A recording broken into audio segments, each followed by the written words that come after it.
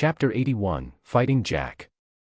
Seeing Byakuya knock Jack to the ground with a single slash, Akiji and Ryzen were both dumbfounded, their eyes nearly popping out of their heads. It would have made more sense if Kaido replaced Byakuya in this scenario.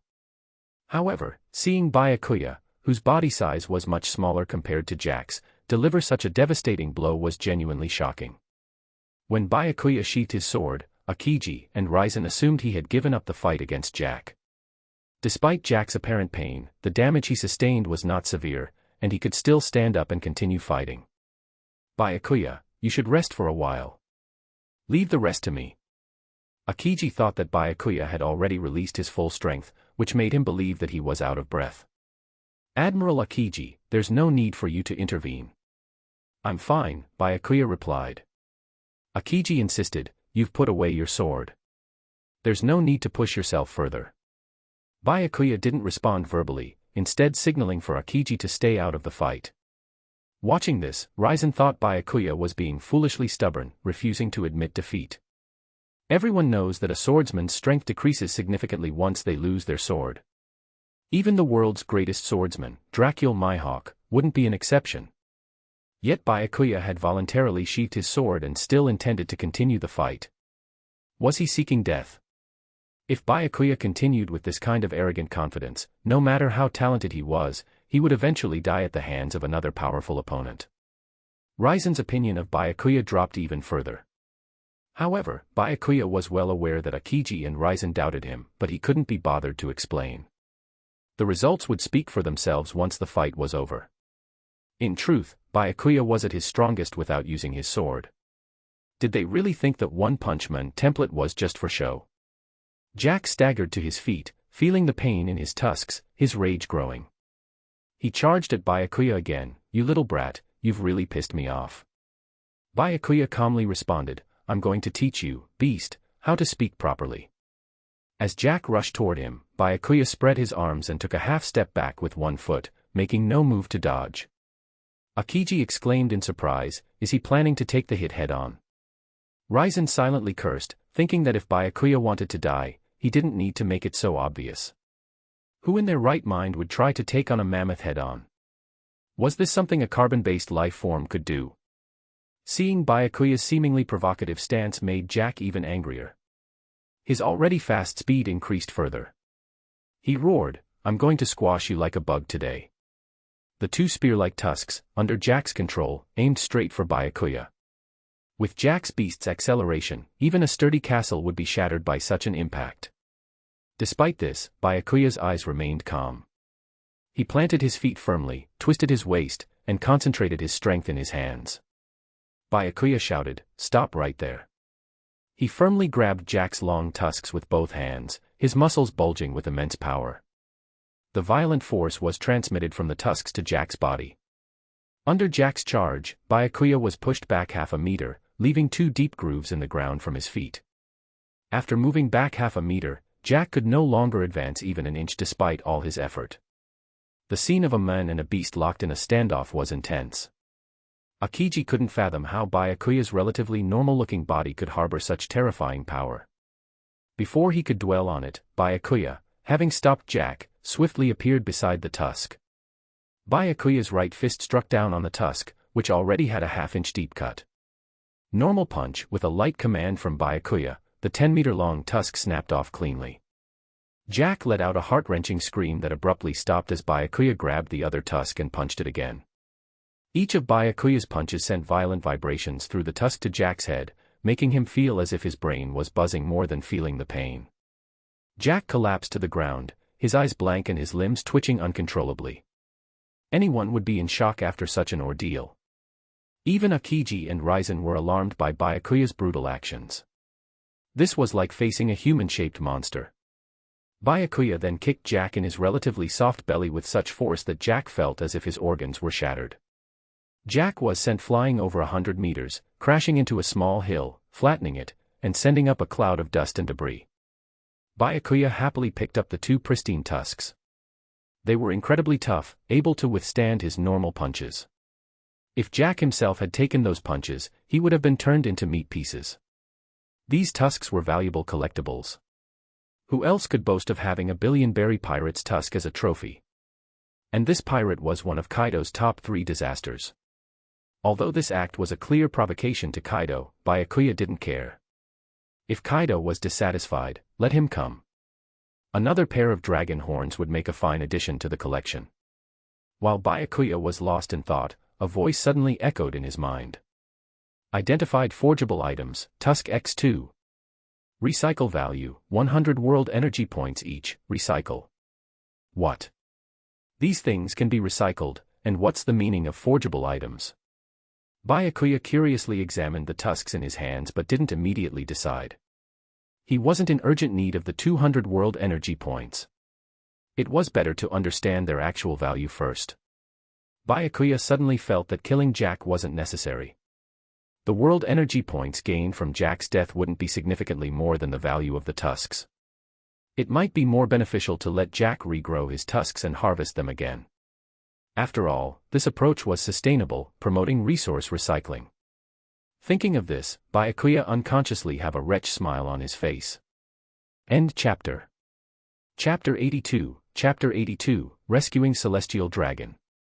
Akiji and Raizen went to check on Jack, while Byakuya suddenly received a message from Sonic. Master Byakuya, the plan succeeded. I'm leaving the island now. Of course, the plan involved Sonic placing the Palace Maple Seashell box onto Jack's ship and mixing it with the other boxes containing the artificial devil fruits. This was why Byakuya delivered that final kick to the nearly unconscious Jack, sending him flying. It allowed Akiji and Raizen to inspect Jack, allowing Sonic to carry out his task. When Akiji and Raizen found Jack, he was buried under rubble.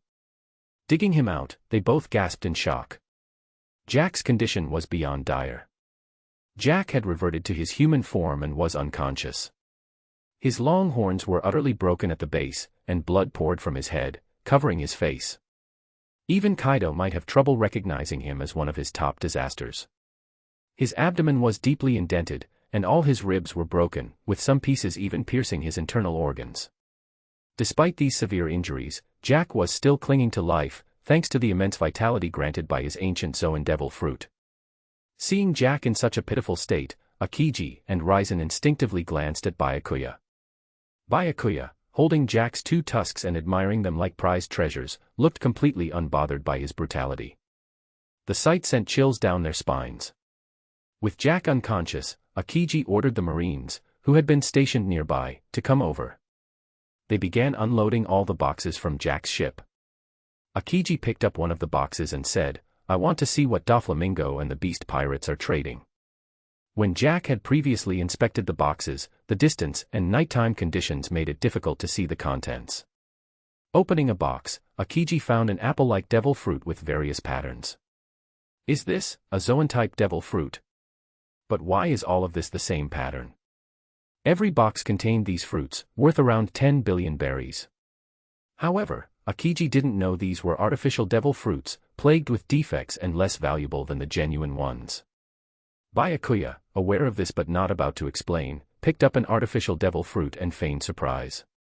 I didn't expect Doflamingo to come up with so many Zoan-type devil fruits. Identified recyclable resource, artificial devil fruit, recycle value, 50 world energy points each. The system's sudden notification almost made Byakuya drop the fruit. These could be recycled. There were 100, equivalent to 5,000 world energy points, enough to equal the value of killing 10 weevils. For a moment, Byakuya considered calling Sonic back and teaming up to steal all the artificial devil fruits. Byakuya was filled with regret. He wouldn't have dragged Doflamingo into the mess if he had known this earlier. Wouldn't it have been better to wipe out the Don Quixote family quietly? But things had progressed to this point, and he could only take it step by step. Even if Doflamingo had to die, Caesar couldn't be allowed to perish. Byakuya had to get Caesar away before the Don Quixote family was eradicated. Looking at the artificial devil fruit in his hand, Byakuya made a decision. Soon, they found a larger box in the pile, immediately catching everyone's attention. If the small boxes contained valuable devil fruits, what could be inside the big one? When they opened it, everyone but Byakuya was shocked. Palace Maple Seashell! Raizen exclaimed. Even Raikyu, who had been sent flying by Jack earlier, staggered over with a look of surprise. Though still unconscious, Pallas Mapplesetial was alive and appeared to be merely in a deep sleep. Ryzen, cautious, decided to send Pallas Mapplesetial back to Marie Joy's immediately for the best medical attention. Unlike Ryzen and the others, who were joyful, Akiji frowned. Finding Pallas Mapplesetial at the trade site between the Don Quixote family and the Beast Pirates indicated that the palace was part of the deal. It confirmed that Doflamingo was behind the kidnapping of the celestial dragon. Understanding this, Ryzen's primary concern was ensuring Pallas Mapplesetial's health, and handling the Don Quixote family wasn't his problem. He told Akiji, "Admiral Akiji, now that we've found Pallas Mapplesetial, our mission is complete. We must return to Marie Joy's to check on the palace's condition." Akiji nodded. "Be careful on your way back. I'll send 2 ships to escort you." "That would be perfect." "Thank you, Admiral Akiji," Ryzen responded. After the world government personnel left, Akiji found the unconscious Diamante among the corpses, placed sea stone cuffs on him, and threw him into the brig on the ship.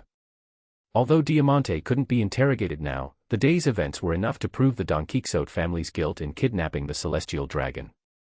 Dealing with the Don Quixote family would be a challenging task. Jack's enormous size made it impossible for the soldiers to move him after cuffing him with sea stone.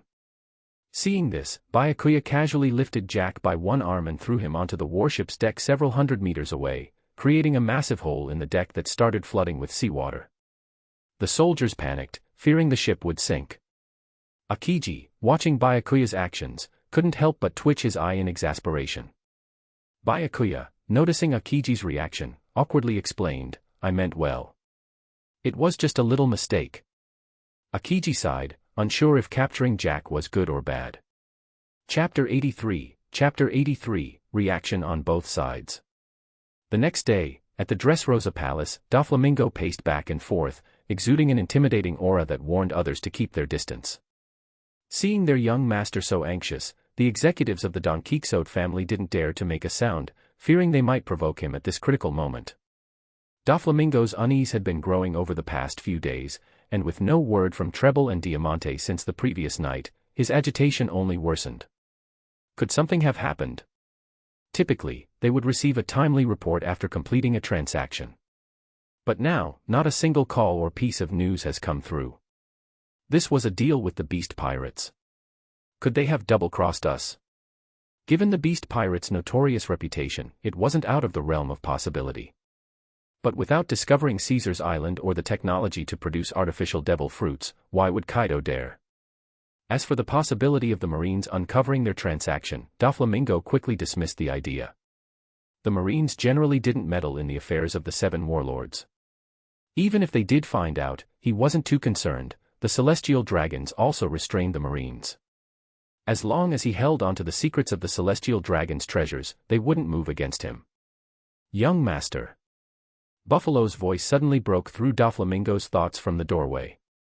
Buffalo, a user of the spin fruit, could fly like a propeller.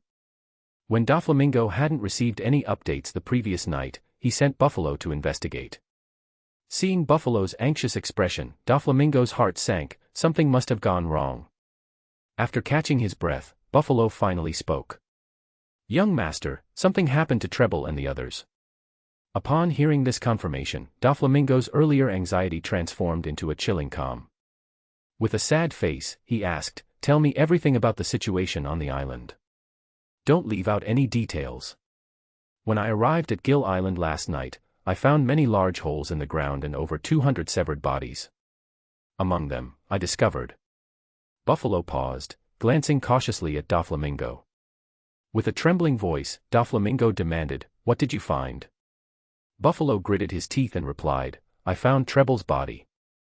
As soon as Buffalo said the words, an invisible pressure erupted from Doflamingo, suddenly causing dark clouds to cover the once clear sky and cast a shadow over Dressrosa. The chairs in the hall cracked under the pressure, some splitting in two. All the executives kneeled, trembling, before Doflamingo. They knew that Treble had been the first to recognize Doflamingo's potential for greatness when he was just a child, willingly becoming his first subordinate at the age of 9 and playing a crucial role in forming the Don Quixote family. To Doflamingo, Treble was not just a trusted lieutenant but a godfather-like figure. But now Treble was dead, cut in half by a single blow. How could Doflamingo not be enraged? With a cold voice, Doflamingo asked, "Was this the work of the beast pirates?" Buffalo, with his head pressed to the ground, replied, "It shouldn't be. Although we didn't find Jack's body, we did discover the corpses of Jinrami and Sheepshead, both cut down by a single blow. If it wasn't the beast pirates double-crossing them, it must have been the Marines."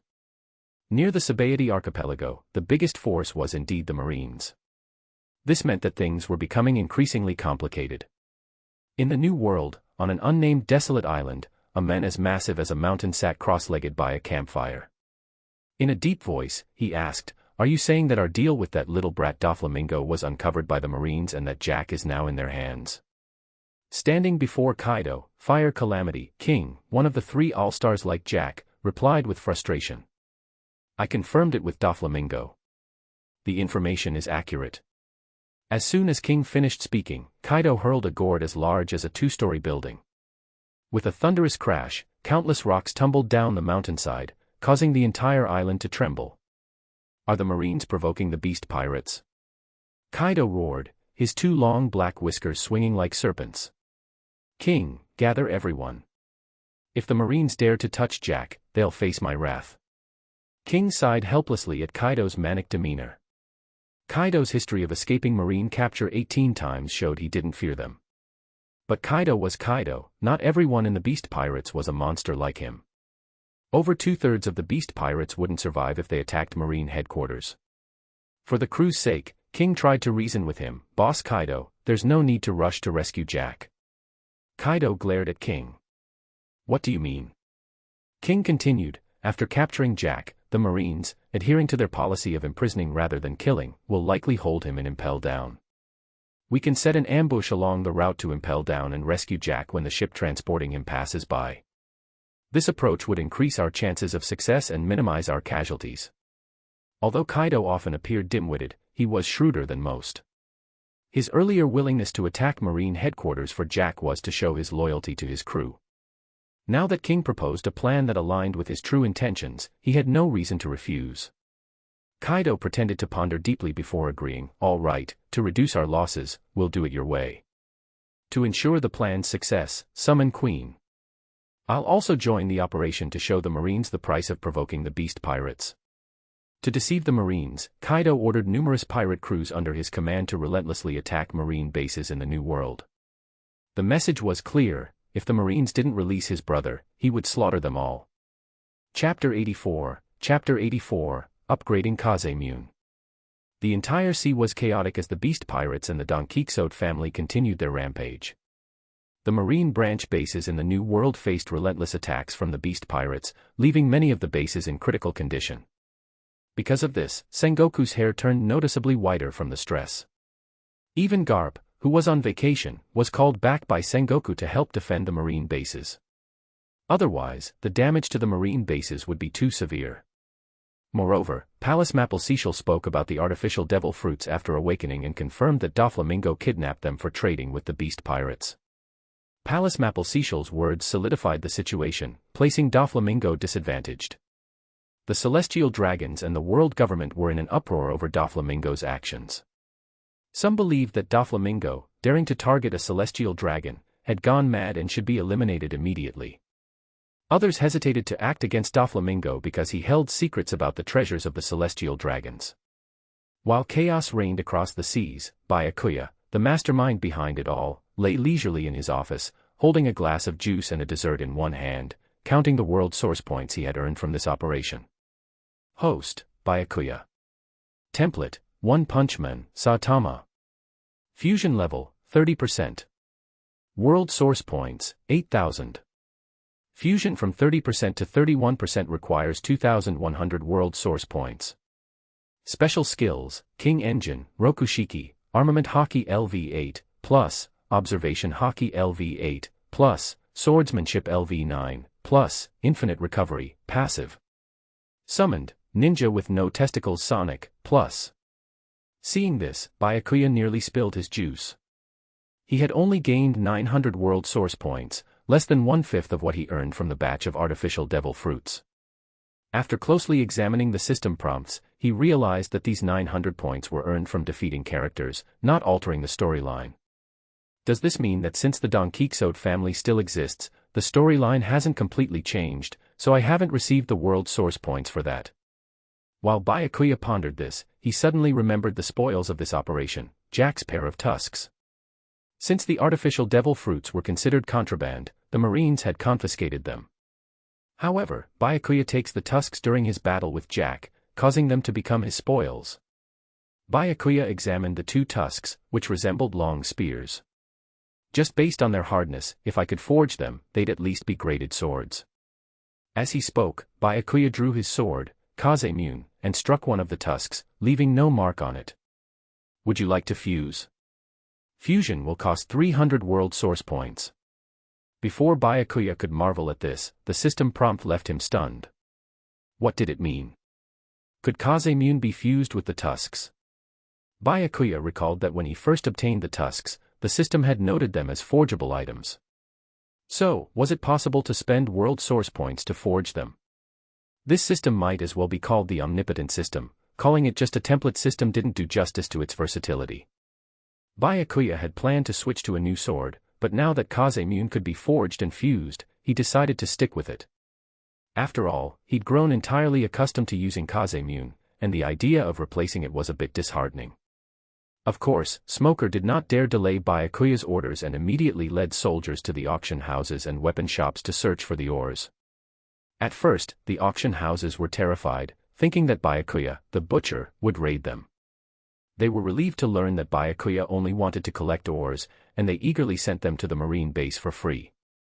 In their minds, this was the first time the butcher was collecting something. By sending their ores, they might curry favor with him. Their offerings were quite extravagant because famous swords on the sea aren't very expensive, and ore prices are even lower. A small mountain of precious ores was amassed at the marine base in just one day. Although the individual ores weren't expensive, their combined value was around 300 to 400 million berries. If a master blacksmith saw this, they would probably faint from excitement. They would have never seen such a scene in their lifetime, where various precious ores were freely available. This was a blacksmith's paradise. Faced with this mountain of ores, Byakuya relied on his system despite not understanding their uses. He picked up a fist-sized piece of red ore. Discovered forgeable item, Walpometal *1, recycle value, 1 world source point. Discovered forgeable item, Liquor iron ore *1, recycle value, 5 world source points. Byakuya's method of distinguishing ores was simple and direct. If the system reacted to it and could be recycled, it was a good item, otherwise, he discarded it. Ultimately, he selected about 5,000 pounds of usable ores from the mountain, totaling around 200 world source points. After sending everyone else away, Byakuya prepared to forge Kazemune officially. With the 2 tusks each over 10 meters long, 5,000 pounds of various ores, and Kazemune by his side, he had enough materials to forge thousands of Kazemune swords based on volume alone. Byakuya enthusiastically declared, "All right, this is it." Although it looked like he had selected a lot, it didn't matter to Byakuya because the system was doing the forging. Proceed with forging. Byakuya immediately chose yes. Kazemune floated in the air, and a red ore the size of a human head was drawn to it. As if being scorched by flames, the ore rapidly shrank until it turned into a single, crystal-clear red drop, which fell onto the sword's blade. A red flash passed over the blade and then disappeared. The process repeated with each one. Eventually, the 2 tusks floated on either side of Kazemune, melting into 12 milky white drops that fell onto the upper and lower parts of the blade. Near the hilt, 2 ivory emblems appeared on Kazemune, marking the completion of the forging.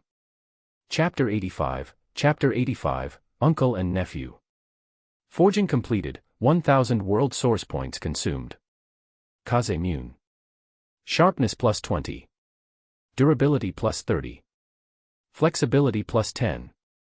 Based on the system's notification, Byakuya wasn't sure of Kazemune's previous stats, but it was stronger now. The newly forged Kazemune looked almost the same as before, except for 2 ivory patterns on the blade, which added a unique beauty.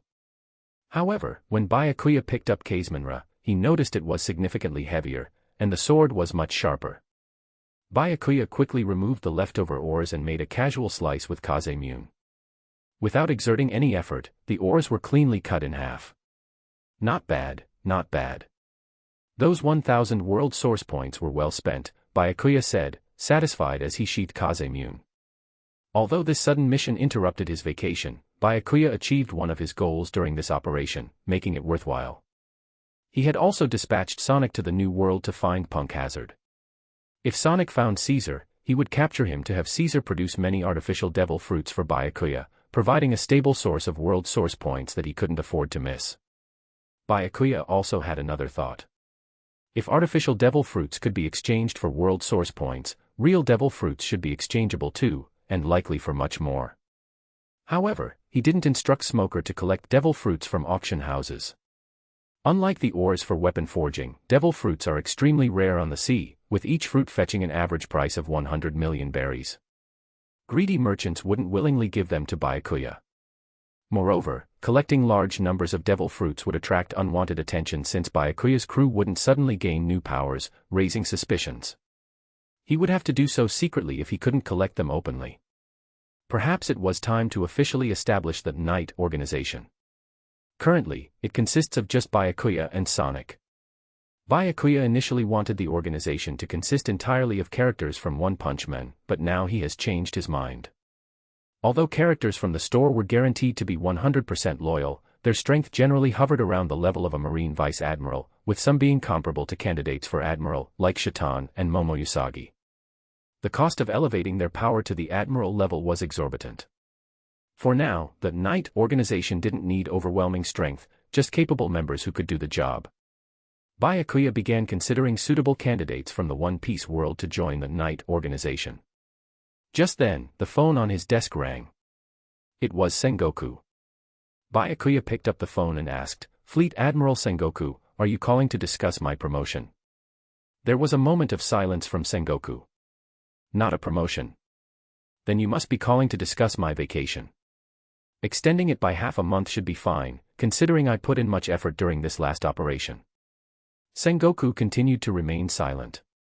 Byakuya got angry. "You're not seriously asking me to work overtime again, are you? Is there no one else in the Marines? You're working me to death. If you don't believe me, I'll file my resignation right now." Sengoku was stunned by Byakuya's outburst. "Who's the fleet admiral here? You or me?" But thinking about it, Byakuya had done a lot recently. Stabilizing the lawless zones, rescuing a celestial dragon, and defeating and capturing Drought Jack, one of the top commanders of the Beast's pirates. Any two of these accomplishments would be enough to make Byakuya a vice admiral. Moreover, Byakuya's demonstrated combat strength was alarming. Defeating Jack without a scratch. That's admiral-level power.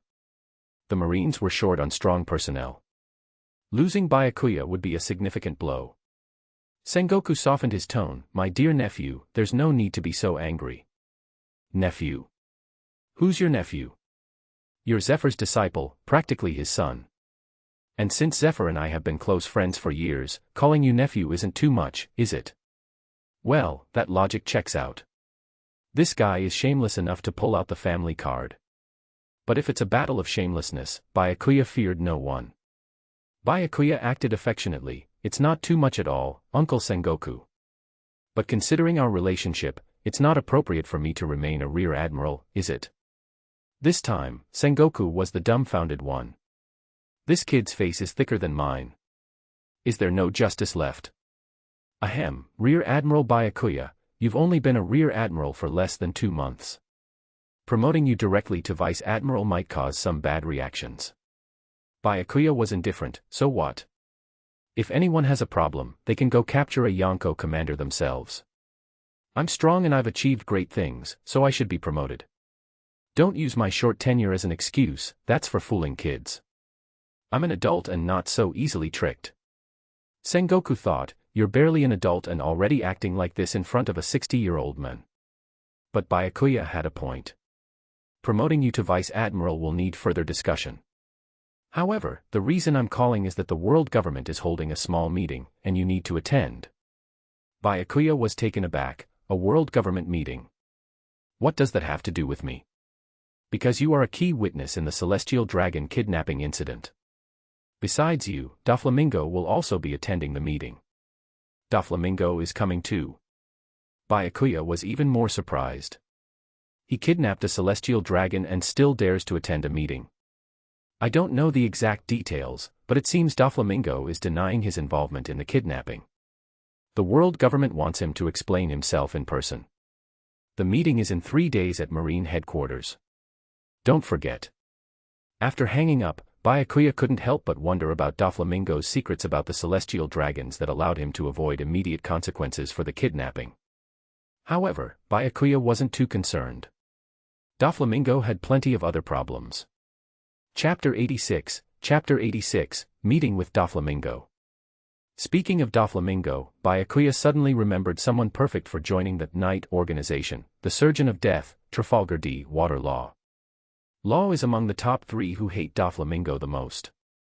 Moreover, Law is fundamentally a good person.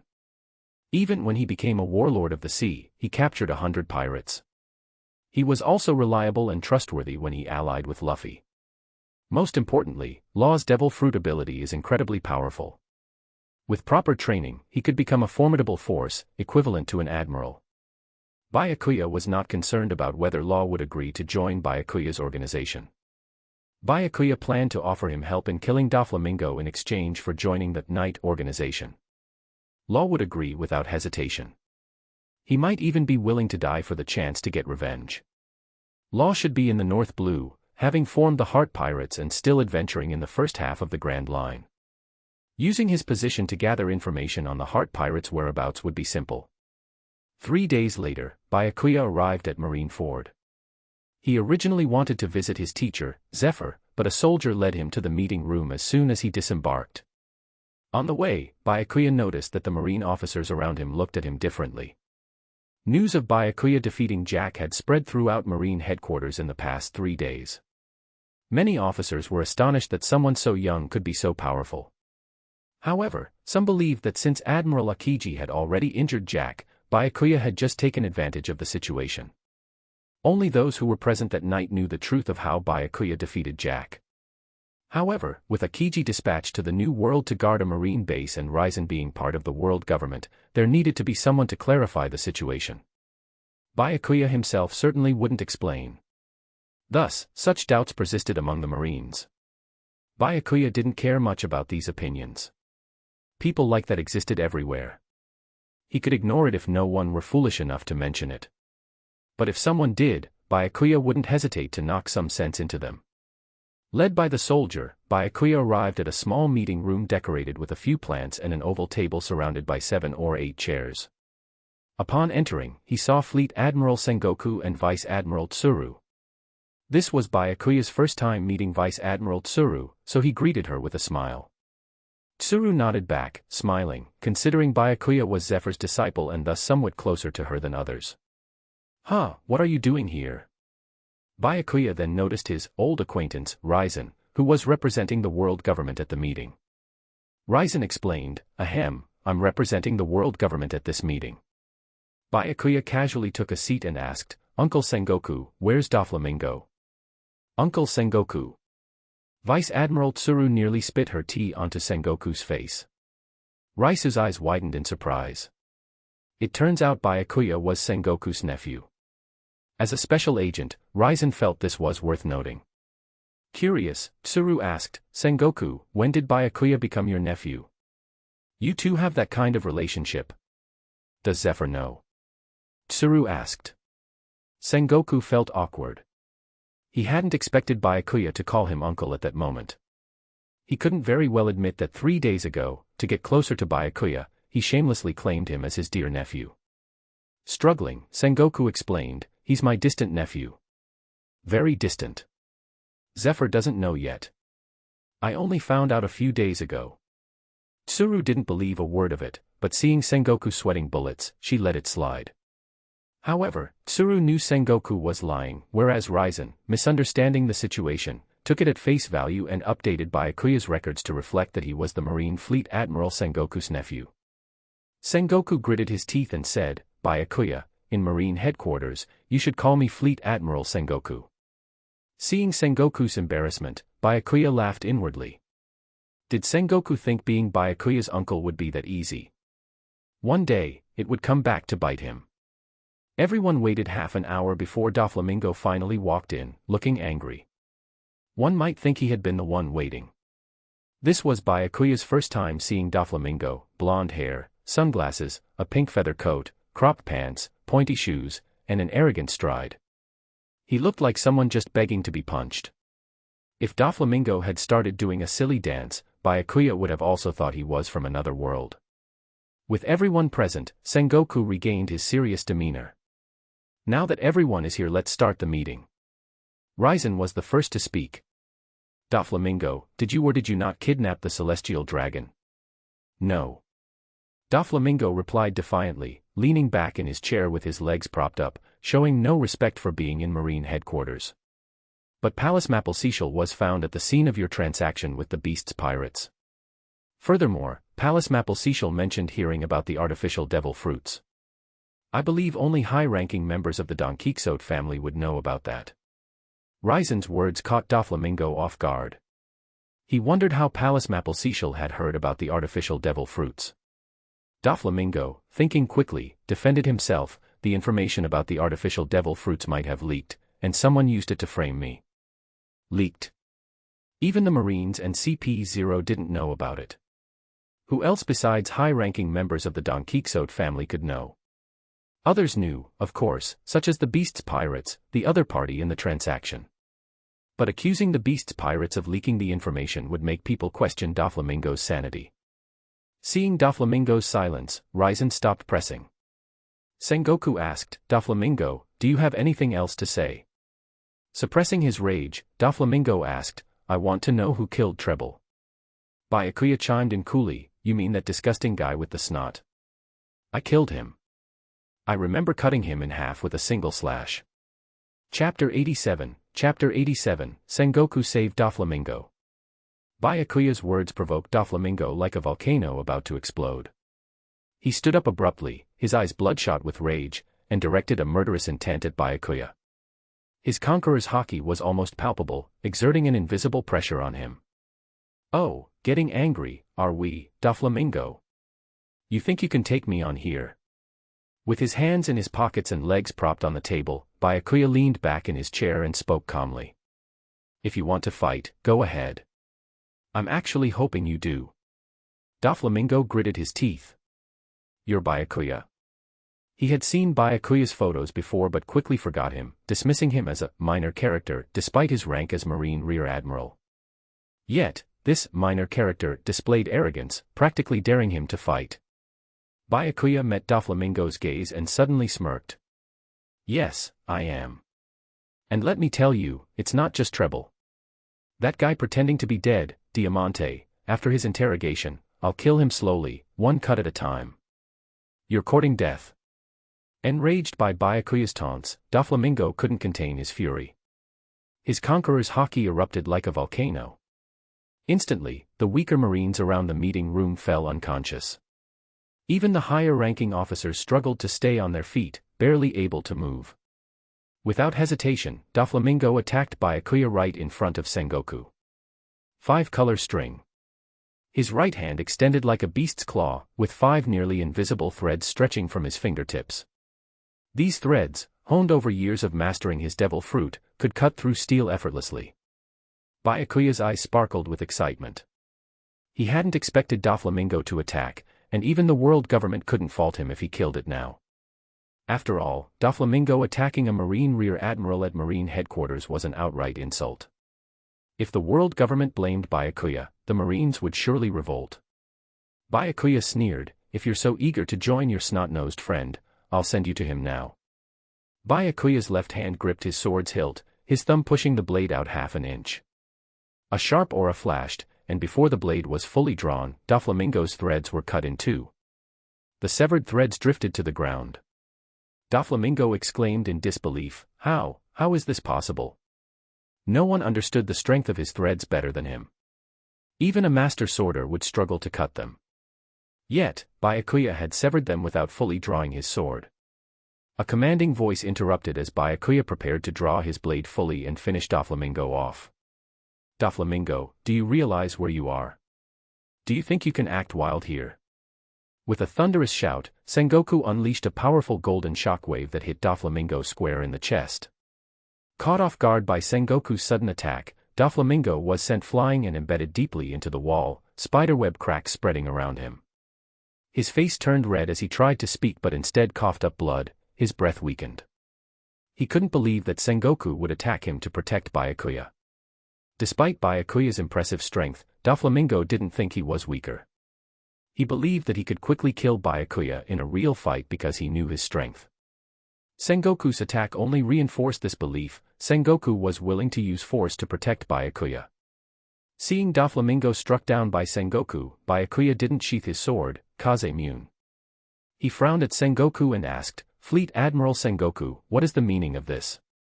Given their proximity, Byakuya was confident he could have killed Doflamingo with a single strike. Sengoku's shockwave had seemingly saved Doflamingo under the guise of protecting Byakuya. Sengoku noticed Byakuya's increasing murderous intent and that he still hadn't put away his sword, hinting that he might even turn it on him. Sengoku cursed inwardly at Byakuya's fickle nature. Just moments ago, Byakuya had been calling him Uncle Sengoku warmly, and now he was ready to fight him.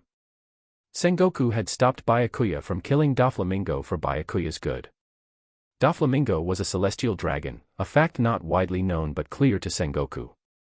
Despite being shunned by the other celestial dragons, his lineage couldn't be denied.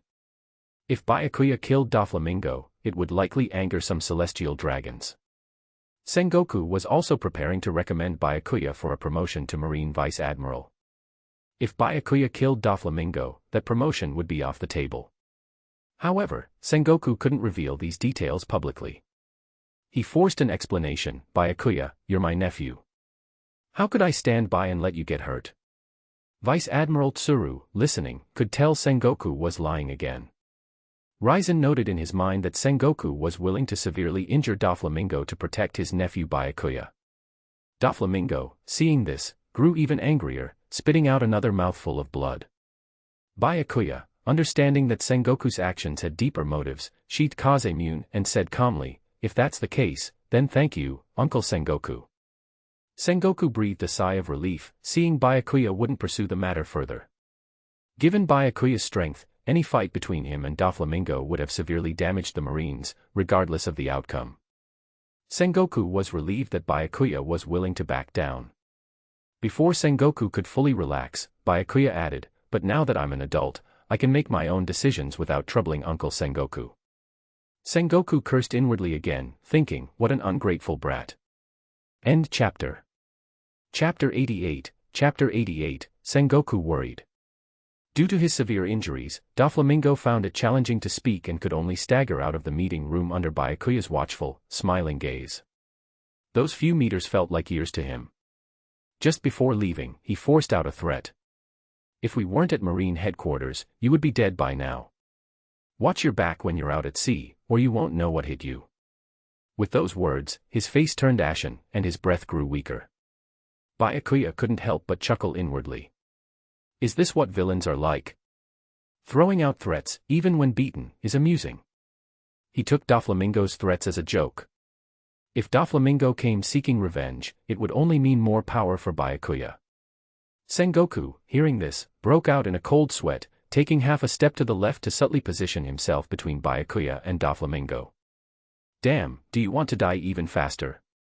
Even in this state, you can't stop threatening people. Do you really think you're that strong? Threatening a Marine Rear Admiral right in front of the Fleet Admiral." If Doflamingo kept going, Sengoku would have sent another shockwave his way without Byakuya lifting a finger. As the meeting concluded, Byakuya saw no reason to stay any longer. "Fleet Admiral Sengoku, I'll go visit Master Zephyr now. Commander Tsuru, see you next time." Sengoku and Tsuru watched as Byakuya walked away. Sengoku sighed deeply. Tsuru, noticing his troubled expression, asked, "What's really going on?" After a moment of silence, Sengoku replied, "Do you believe Byakuya already has the strength of an admiral?" Tsuru, surprised, said, "An admiral? At such a young age?" While she knew Zephyr's pupil was strong enough to defeat Jack the Drought, Sengoku's comparison to an admiral was beyond her expectations. Sengoku nodded gravely, and I don't think that's even his full strength. There's something elusive about that boy. Tsuru, having only met Byakuya for the first time, also felt that enigmatic vibe Sengoku mentioned. His calm smile seemed to suggest he had everything under control, exuding confidence that was anything but blind. Given her years of working alongside Sengoku, Tsuru quickly deduced his concern. You're afraid Byakuya might betray the Marines? Given his nature, it's not impossible, Sengoku sighed deeply. As long as Zephyr is around, Byakuya should remain loyal. But if Zephyr were to disappear, who knows? Hearing this, Tsuru suddenly laughed. What's so funny? Sengoku asked. Sengoku, you're really getting old. I don't think Byakuya will betray the Marines, Tsuru replied confidently. Why not? Sengoku asked. You can see his loyalty in the lengths he went to save Zephyr. He's a good kid who values relationships. He'll remember the kindness shown to him. As long as the Marines don't do anything to harm him, he won't betray us. Sengoku didn't reply immediately. He understood these points and knew Byakuya's character quite well. However, his concern was that circumstances might force the Marines into a position where harm was inevitable. For now, the goal was to strengthen Byakuya's loyalty to the Marines. As Byakuya returned to the Marine training camp, he felt a sense of nostalgia. Though only a few months had passed, his strength had changed dramatically. Byakuya-senpai. He hadn't been standing at the entrance for more than a minute when he heard a sweet voice calling out to him. Turning around, Byakuya saw Ain standing there, her long, wavy blue hair cascading down her back. Teasingly, Byakuya said, "Oh, isn't this little Ain? What brings you here? Master Zephyr mentioned you'd be coming to Marine headquarters for a meeting today. He figured you'd visit the training camp afterward, so he specifically asked me to wait here for you," Ain responded, her face turning red with embarrassment. She snuck glances at Byakuya, eyes filled with admiration. The news of Byakuya defeating Jack the Drought had spread throughout Marine headquarters, and his heroic rescue of Master Zephyr had showcased his immense strength. Many students in the training camp idolized Byakuya. As one of Zephyr's disciples, Ain frequently heard stories about Byakuya and was very curious about him. When she learned he was coming to the training camp, she eagerly volunteered to wait for him at the entrance.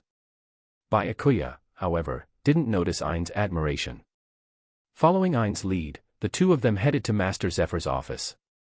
Along the way, Byakuya experienced what it felt like when he and Garp first arrived at Marine headquarters. Every student they passed excitedly greeted Byakuya, respectfully calling him Byakuya-senpai, even those who had once opposed him. Finally, they managed to escape the crowd and reached Zephyr's office. Inside, they found Zephyr leisurely reading a newspaper while sipping tea. Ain knocked on the door and announced, "Master Zephyr, Byakuya-senpai is here." "Master Zephyr, I've come to see you," Byakuya greeted cheerfully. Zephyr glanced up at Byakuya, put down his tea, and returned to his newspaper. Byakuya was puzzled. What did this mean? Was he not welcome?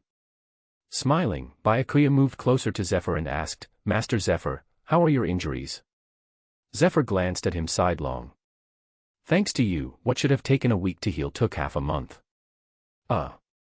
Clearly, Zephyr was still upset about Byakuya encouraging the students to sleep more. Since that incident, morning training sessions have seen numerous late arrivals, and some have not shown up at all, confidently citing Byakuya's advice that one good sleep could make them great swordsmen. Zephyr was almost infuriated to the point of fainting. He had to take drastic measures to correct this bad habit, or else morning training sessions might have been cancelled in favor of more sleep. As Byakuya stood there awkwardly, Zephyr suddenly asked, "I heard you're planning a trip to Water 7. Byakuya quickly replied, "Yes, I'm going to build my own ship. Then take Ain with you." "What? Is there a problem?" "No. No problem at all," Byakuya stammered. Beside him, Ain's face turned bright red as she buried her head in her chest. End chapter. Chapter 89, Planning. Seeing Byakuya agree, Zephyr finally smiled and invited him to sit down. Byakuya sat, looking a bit exasperated. "Master Zephyr, is this the way to ask someone for a favor?" Zephyr's face turned serious. "This is exactly how I ask for favors." "Got a problem with that?" All right, you're the boss, Byakuya conceded. Ain, watching Byakuya's flustered expression, covered her mouth and giggled, her bright eyes narrowing into crescents. Zephyr smiled. Ain scored first place in this training camp's assessment. She's learned everything she needs to know but lacks real-world experience at sea. I thought you could show her the ropes and teach her about the dangers of the world. Great, the old man truly didn't see me as an outsider. He even said that right in front of me. Byakuya wondered if he had "bad guy" written on his face. So, what was discussed at your meeting today? Zephyr asked. Byakuya didn't hide anything and recounted the events of the meeting. When Zephyr heard that Doflamingo dared to attack Byakuya in front of Sengoku, he was so angry that he nearly smashed the table. However, Zephyr's anger subsided after learning that Sengoku had severely injured Doflamingo to save him. With a sigh, Zephyr said, "Don't blame Sengoku. He was looking out for you. Doflamingo's identity is complicated. If you had killed him, it would have brought you big trouble." Byakuya slumped on the sofa, crossing his legs comfortably but in a very inappropriate manner. Ain's lips parted slightly, and she looked at Byakuya in surprise, not expecting such a relaxed posture from someone who exuded such an overwhelming presence outside. "I know. Doflamingo's true identity is that of a celestial dragon." Zephyr was astonished. "You knew, and you still dared to kill him." Byakuya smiled. "Why can't a celestial dragon be killed?" Zephyr and Ain were taken aback. Killing a celestial dragon? They hadn't even dared to think about it, let alone do it. With a serious expression, Zephyr warned, "Byakuya, it's best to avoid saying such things in the Marines. The actions of the celestial dragons are not something that can be changed overnight, and attempting to do so might cost your life." Byakuya nodded. "I know. That's why I'm only saying this in front of you, teacher." Suddenly, he asked, "Master Zephyr, what do you think the formation of the 7 warlords of the sea means for the Marines?" Zephyr, taken aback, responded gruffly, "Do you even need to ask? Any Marine knows that the formation of the 7 warlords is an insult to Marine justice." Byakuya continued, "That's why I want to propose abolishing the 7 warlords system." Zephyr shook his head. "You want to abolish the 7 warlords system? As a Marine Rear Admiral, that's impossible. When the world government demanded the establishment of the 7 warlords, Sengoku, Garp, Tsuru, Akainu, Akiji, and I all opposed it, but it still happened." Byakuya smiled confidently. "Master Zephyr, if I dare to propose this, it means I have some confidence. I'll need your help when the time comes." Seeing Byakuya's determined expression, Zephyr instantly realized that this kid probably already had a plan in mind. Byakuya's visit this time was likely to seek his help specifically. "What kind of help do you want from me?" "I need you to help me connect with other high-ranking officers in the Marines. When I propose abolishing the 7 warlord system, I need their support." Zephyr had been the chief instructor for years, and over 80% of the senior officers in the Marines were his students. With this kind of relationship, they wouldn't refuse. That's a minor issue. The main problem is getting the world government to agree to abolish the 7 warlord system.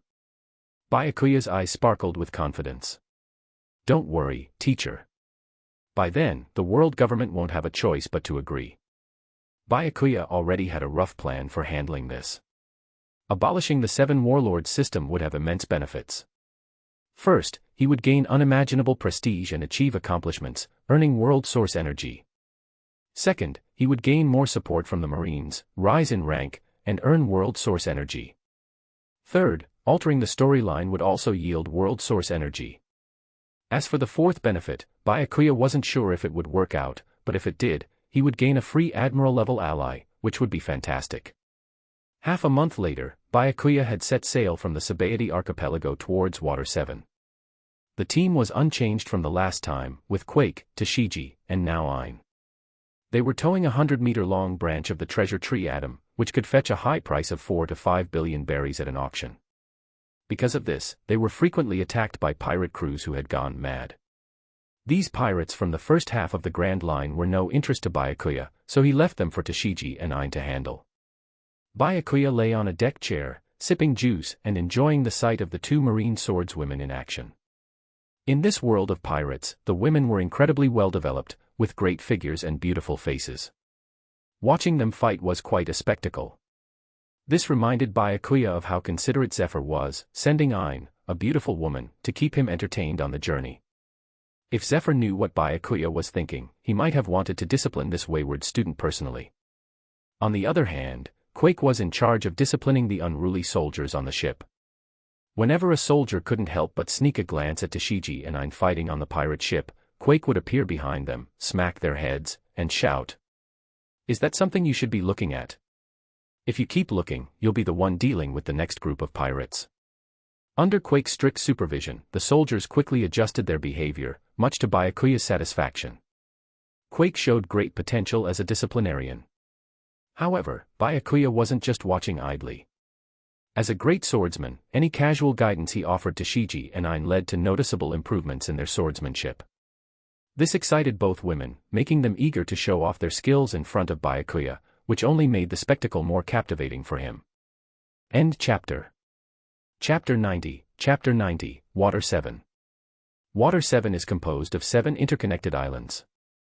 The city is a network of intricate waterways linking each island, making water transportation the primary method for moving around or delivering goods. As Byakuya docked his warship at the shore, he admired the azure beauty of Water 7, with its central 3-tiered fountain that created numerous water channels flowing throughout the city. This was a city one could only see in anime and was even more beautiful in real life.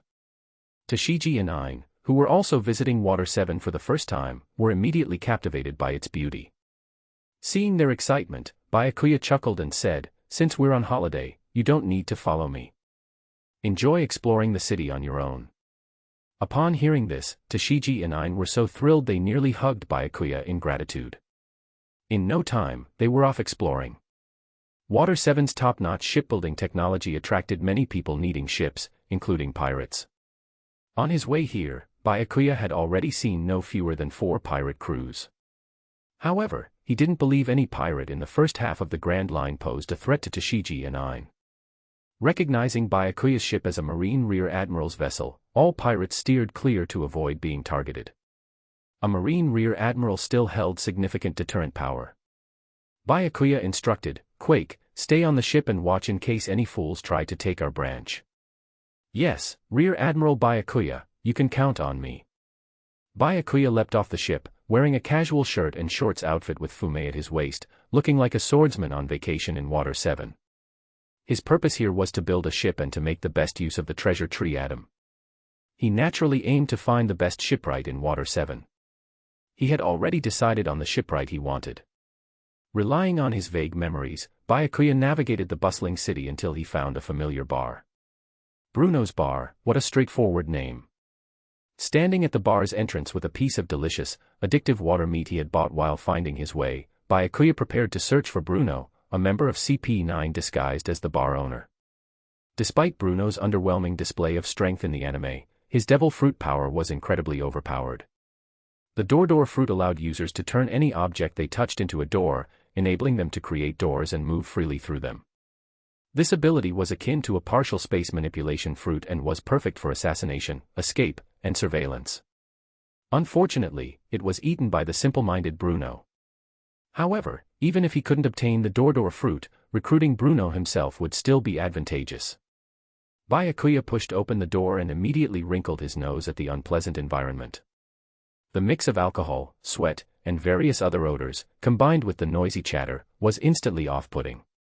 At that moment, even the meat in his hand lost its appeal. At the door, some dancers were lingering around. When they saw Byakuya, such a handsome young man, their eyes lit up instantly. He was so good-looking and well-built that even if they couldn't get money from him, getting his body wouldn't be a loss. Soon, 3 scantily clad dancers approached Byakuya, revealing large expanses of fair skin except for 3 small areas. Thinking she was particularly attractive, one dancer was the first to step in front of Byakuya. She deliberately displayed her ample chest and, in a seductive, sweet voice, said, "Hey handsome, is this your first time at a bar? Want me to show you around?" As she spoke, she tried to wrap her arms around Byakuya and rub against him with her large assets. Byakuya took a half-step back, frowned, and said, "Get lost." The 3 dancers were stunned. They had been in the business for many years and had never encountered someone like Byakuya, who told them to get lost. Nearby, a drunken, sleazy man stood up, displeased, and said, "Kid, treating beautiful ladies like this, are you trying to make everyone angry?" The sleazy man was already upset when he saw the three dancers proactively flirting with Byakuya. He thought about how he would pay extra, but the dancers still weren't willing. Yet, as soon as Byakuya arrived, three dancers approached him willingly, making the sleazy man even more jealous. That's why, when Byakuya rejected the dancers, he stood up, hoping to get the dancers' attention and maybe score a home run tonight. Byakuya was feeling a bit regretful now. He should have brought his subordinates from his ship to clean out these guys. It wasn't very pleasant. Byakuya shouted, "All of you, get out." The terrifying killing intent radiated from him instantly, causing the temperature to drop sharply, making the lively bar fall silent. Everyone in the bar looked at Byakuya in horror. Bruno, who was pouring drinks at the bar, also noticed Byakuya. The sleazy man was intimidated by Byakuya's aura and extremely frightened, but maybe wanting to show off in front of the dancers or drinking alcohol gave him some courage. He gritted his teeth, pointed at Byakuya, and said, "You."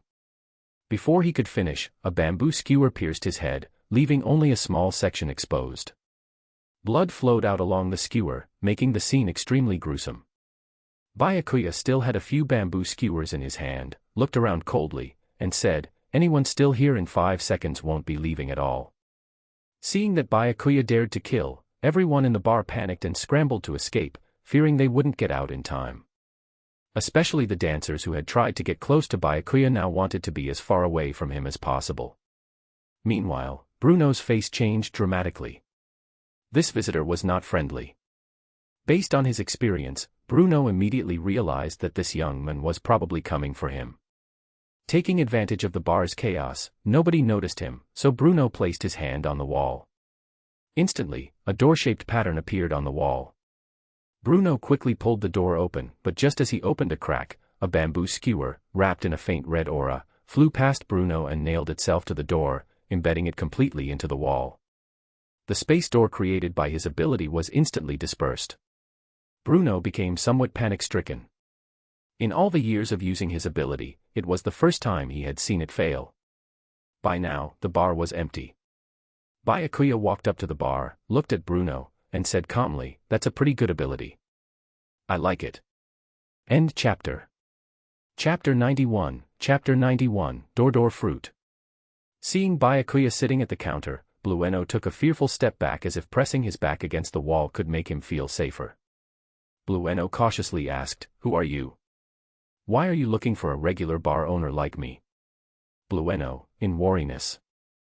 Byakuya smirked and said, "Can a regular bar owner be a door fruit user?"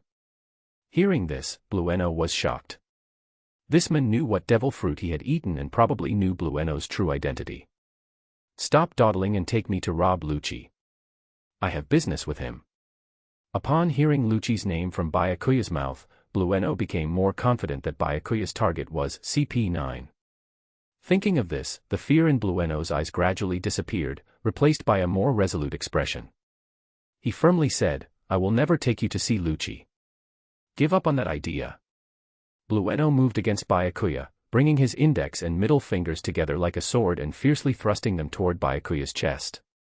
Byakuya, interested, said, "Finger pistol, haven't used that in a while."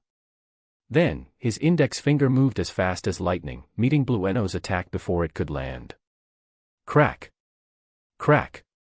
2 crisp sounds of breaking bones were heard.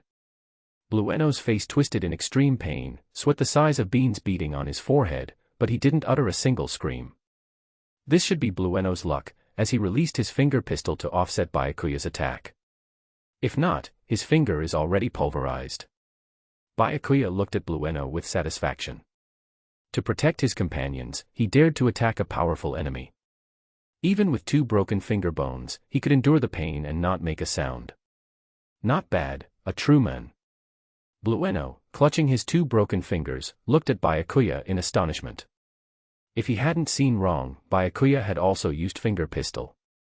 Only Marines and world government agents typically used the 6 powers techniques on the seas. This meant that this guy might not be an enemy. Byakuya smiled calmly and said, "Allow me to introduce myself. My name is Byakuya, and I am currently a Marine Rear Admiral. Byakuya. Marine Rear Admiral. Suddenly, a report popped into Blueno's mind. Marine Rear Admiral Byakuya defeated one of the 3 calamities of the Beast's pirates, Drought Jack. The report had no photo, so Blueno only knew the name. But he hadn't expected the Marine Rear Admiral who defeated Jack to be so young. How did Byakuya, a Marine, know about CP9? Why was he looking for him? Blueno's mind was filled with big questions. Byakuya didn't trouble Blueno further. With my strength, killing you would be easy, and we're not enemies. I'm a Marine, and you're CP9, both part of the world government. I just need to discuss something with Rob Lucci. Honestly, even if you don't take me, it's no big deal. If I remember correctly, Rob Lucci should currently be working as a shipwright at Galley Law, and he's one of the 5 foremen at Dock 1. Tell me, if I were to look for him myself, how long would it take? With each word Byakuya spoke, Blueno felt a chill in his heart. He hadn't expected Byakuya to know so much about them.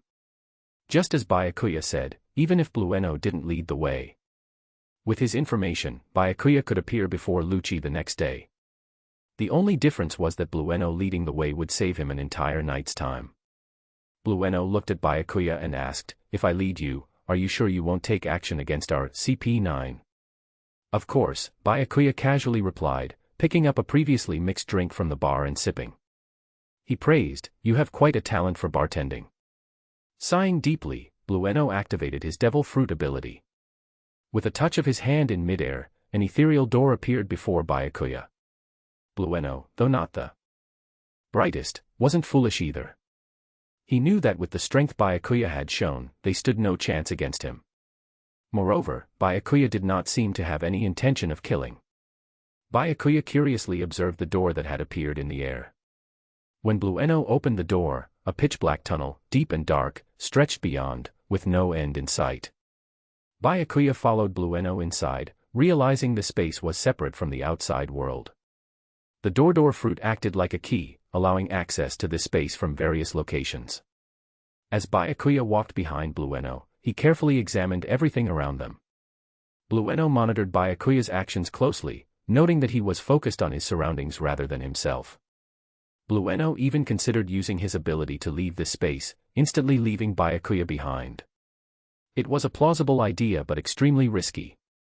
If the plan fails and Byakuya manages to stop him, Blueno must consider whether CP9 can withstand Byakuya's wrath. Blueno abandoned the idea after struggling with this thought and obediently led the way. Seeing Blueno's resigned demeanor, Byakuya smiled slightly. Did Blueno think someone like Byakuya would entrust his life to someone else? From the moment he entered, Byakuya realized that the stability of this space was far inferior to the outside world. With enough force, breaking through this unstable space and returning to the real world would be easy. In other words, if Blueno tried to leave Byakuya here, Byakuya could easily punch through the space and leave. This was why Byakuya remained so relaxed, pretending to allow Blueno to escape. Blueno's decision to abandon his plan saved the entire CP9 lives. To Byakuya, CP9 was helpful but only somewhat. Having them was good but optional. After walking for about 5 minutes, they arrived at a void. Blueno stopped and said, "This corresponds to Lucci's room. I hope you'll keep your word." "Don't worry. I'm Byakuya, and I always keep my promises." Hearing Byakuya's words, Blueno sighed. Just as he was about to use his ability to open the door and leave, he saw Byakuya step in front of him. Byakuya threw what seemed like an ordinary punch into the void. The space before them instantly collapsed, forming a large, deep black hole. Byakuya strode into the black hole, leaving a stunned Blueno behind. He can actually break through space and leave on his own. End chapter. Chapter 92, Chapter 92, All Types of Cup. Late at night, after a long day's work, Rob Lucci finally had time to rest. Having been undercover in Water 7 for 4 years, his skills in building and repairing ships had become more refined, and he had grown from a mere repairman to one of the 5 foremen. Over these 4 years, Lucci had somewhat forgotten his true identity and the mission he carried. The small interactions with his fellow workers and the simple pleasures of daily life were experiences Lucci had never had before. Sitting on the edge of his bed, Lucci looked up at the bright moon and muttered, "It would be nice if things could always be like this." He then shook his head with a bitter smile, knowing such thoughts were mere fantasies. Just as Lucci was about to lie down, he suddenly sensed something unusual about the wall beside his bed. Is this Blueno's devil fruit ability? Lucci frowned. Why would Blueno suddenly come to find him? Did something happen? As undercover agents hiding for years, they wouldn't contact each other unless they received a signal to regroup, which could easily arouse suspicion. Their hidden identities were meant to be separate, with minimal interaction to avoid detection. Blueno was a bar owner, and Lucci was a foreman at Dock 1. Their identities were utterly unrelated, making unauthorized contact risky. Lucci watched as a door shape appeared on the wall. Just as he was about to ask why Blueno had come, the door suddenly shattered, forming a black vortex. Instead of Blueno, a fist went through the vortex. Before Lucci could react, the powerful force struck him, sending him and his bed crashing into the opposite wall. Byakuya and Blueno stepped out, seeing Lucci pinned against the wall by his bed. Blueno, furious, shouted, "Rear Admiral Byakuya, didn't you say you wouldn't attack us?" Ah. Byakuya scratched his head awkwardly. He indeed hadn't intended to attack, but the space had turned out to be more fragile than he expected. He had only intended to use 10% of his strength to break the space but accidentally used 25%, resulting in excess force spilling through the vortex and causing Lucci's plight. Byakuya looked at the angry Blueno and said helplessly, "It was an accident, just an accident. I always keep my word." Seeing Byakuya's genuinely embarrassed expression, Blueno couldn't stay mad. If they provoked Byakuya and he broke his promise, they would be powerless to stop him. "Lucci, are you all right?" Blueno quickly walked towards Lucci to check his condition and explain Byakuya's identity. Crash! The bed covering Lucci suddenly shattered, and a dark yellow figure shot out quickly. Lucci had transformed into his beast form, his arms extended with his fists pressed together, channeling all his power into his fists for a powerful shockwave. Rokushiki secret art, Rokugan. Byakuya couldn't help but smile, this is getting more and more interesting. Looking at the strange man before him, Lucci had a rough guess. This man had likely forced Blueno to find him, so Lucci immediately transformed into his beast form and prepared to unleash his strongest attack. After dealing with this guy, he would ask Blueno for the details. In the relatively small room, Byakuya had little room to dodge, and Lucci's speed was extremely fast. In an instant, Lucci appeared before Byakuya, his shockwave charged to its maximum. With a roar, Lucci shouted, "Die!" Byakuya raised an eyebrow and, in the next moment, sliced his right hand like a blade at Lucci's wrists, nullifying the shockwave. Lucci felt intense pain in his wrists and was sent spinning uncontrollably in midair, landing on his back. Before Lucci could react, Byakuya stepped forward and stomped his right foot onto Lucci's chest, pinning him to the ground with tremendous force. Boom! The ground shook violently, causing lights to turn on in nearby rooms. Thinking it was an earthquake, people rushed out to check the situation. For a moment, the streets were filled with young women in light pajamas, creating a heavenly scene that many young men enjoyed. Even Byakuya glanced out the window several times. If he hadn't worried about Lucci's well-being, Byakuya would have liked to stomp a few more times to see what might happen next. However, Lucci, under Byakuya's foot, didn't share in Byakuya's joy. His wrist bones were broken, and at least 10 of his ribs were fractured. With Byakuya's foot pressing down like a mountain, breathing became a struggle. Blueno watched in shock as the strongest member of CP9 in 800 years, Lucci, went from attacking to being incapacitated under Byakuya's foot in just 3 seconds. This gave him a new understanding of Byakuya's strength. After a moment of stunned silence, seeing Lucci's face turning red, Blueno quickly approached Byakuya, pleading. "Rear Admiral Byakuya, you said you wouldn't attack us." But Byakuya didn't respond, his eyes still fixed on the women outside, muttering, D, E, C, D, F, A. Byakuya couldn't believe it. How could an adult woman with an A cup be in the world of pirates? It didn't make sense. Did she not eat as a child? Blueno didn't understand what Byakuya was saying, but seeing Lucci almost suffocating, he knew he had to act. Gathering his courage, Blueno gently pushed Byakuya. Byakuya frowned in annoyance. What do you want? There were so many girls outside, and he hadn't finished looking. Seeing Byakuya's impatience, Blueno tremblingly pointed at Lucci under Byakuya's foot. Only then did Byakuya remember that Lucci was still under his foot, looking near death. Sorry, it felt so fluffy under my foot, I thought it was a carpet and forgot I was stepping on someone. Byakuya lifted his right foot and wiped it on Lucci's body, enjoying the fluffy feeling again. Lucci spat out blood, nearly passing out. Seeing Blueno's aggrieved expression, Byakuya coughed and said, Lucci attacked me first. I was just defending myself. I told you, I always keep my word. Chapter 93, Forcing. Hey, I'm not your enemy. Why are you all looking at me like I am? Byakuya spread his hands in a gesture of helplessness as he lounged on the sofa, facing the hostile gazes of the CP9 members. Supported by Blueno, Lucci managed to stand up, his breath weak as he questioned. Rear Admiral Byakuya, I don't know how you discovered our hidden identities, but we CP9 agents are carrying out secret missions assigned by the world government. If you forcibly gather us and our mission fails, what then? How will we answer to our superiors? Under the threat of Byakuya's overwhelming strength and his knowledge of all their hidden identities, Lucci had no choice but to make a decision that went against their protocol. He summoned all the CP9 members to figure out what Byakuya wanted. Otherwise, they would have to be on high alert and unable to sleep peacefully. Byakuya placed his hands behind his head and calmly replied, even if blame comes down, it'll fall on you guys, not me. As soon as he finished speaking, the CP9 members were infuriated by his shameless words. They had never encountered someone so brave. They glared at Byakuya angrily, especially Califa, who was grinding her teeth. If she could, she might have bitten a piece out of him. Byakuya casually glanced over the CP9 members, unconcerned by their anger. The anger of the weak was meaningless in the face of the strong. But when his gaze landed on Califa, he paused. Damn, a secretary outfit with long legs in fishnet stockings and high heels. Who wouldn't be captivated? Under Byakuya's gaze, Califa lost her earlier fierce demeanor and shyly looked away, hiding behind the others as if Byakuya might take her right then and there.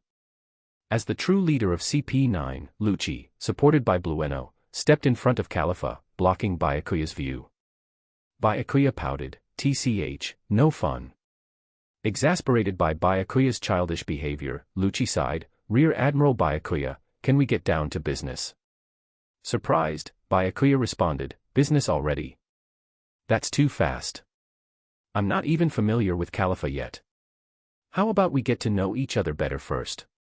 For a moment, Lucci nearly spat blood in frustration. What kind of Rear Admiral is this? Can we have a normal conversation? Blueno, supporting Lucci, could feel him trembling more violently, struggling to breathe. Gritting his teeth, Lucci demanded, Rear Admiral Byakuya, what do you want from us? Seeing Lucci's weak state, Byakuya decided to stop teasing him. Here's the deal. I'm here to recruit you all as my subordinates to work for me in the future. Byakuya's straightforwardness left no room for misunderstanding. Stunned, Lucci asked, you want us to join the Marines? But we belong to a special intelligence organization. We know too much. The world government would never allow us to join the Marines. Byakuya shook his head, not the Marines.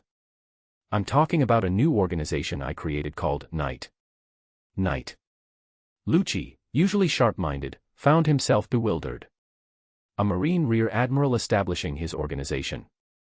Byakuya spoke calmly, you have two choices, join or be forced to join. The CP9 members collectively rolled their eyes. You could have just said we had no choice at all. Lucci took a deep breath and asked in a low voice, what if we choose to refuse? Byakuya replied matter-of-factly, then it's a one-way ticket to the afterlife. You all heard my secret, after all. The CP9 members were furious. It's not like we wanted to hear it, you forced it on us. Despite their anger, they knew they had no choice. If they refused, Byakuya could kill them all in an instant. Everyone looked at Lucci, the true leader of CP9. Whatever choice he made, they would follow. Faced with this non-choice, Lucci quickly decided, we are willing to join the Knight organization. Good, but saying it isn't enough to prove your sincerity, Byakuya said, clapping his hands.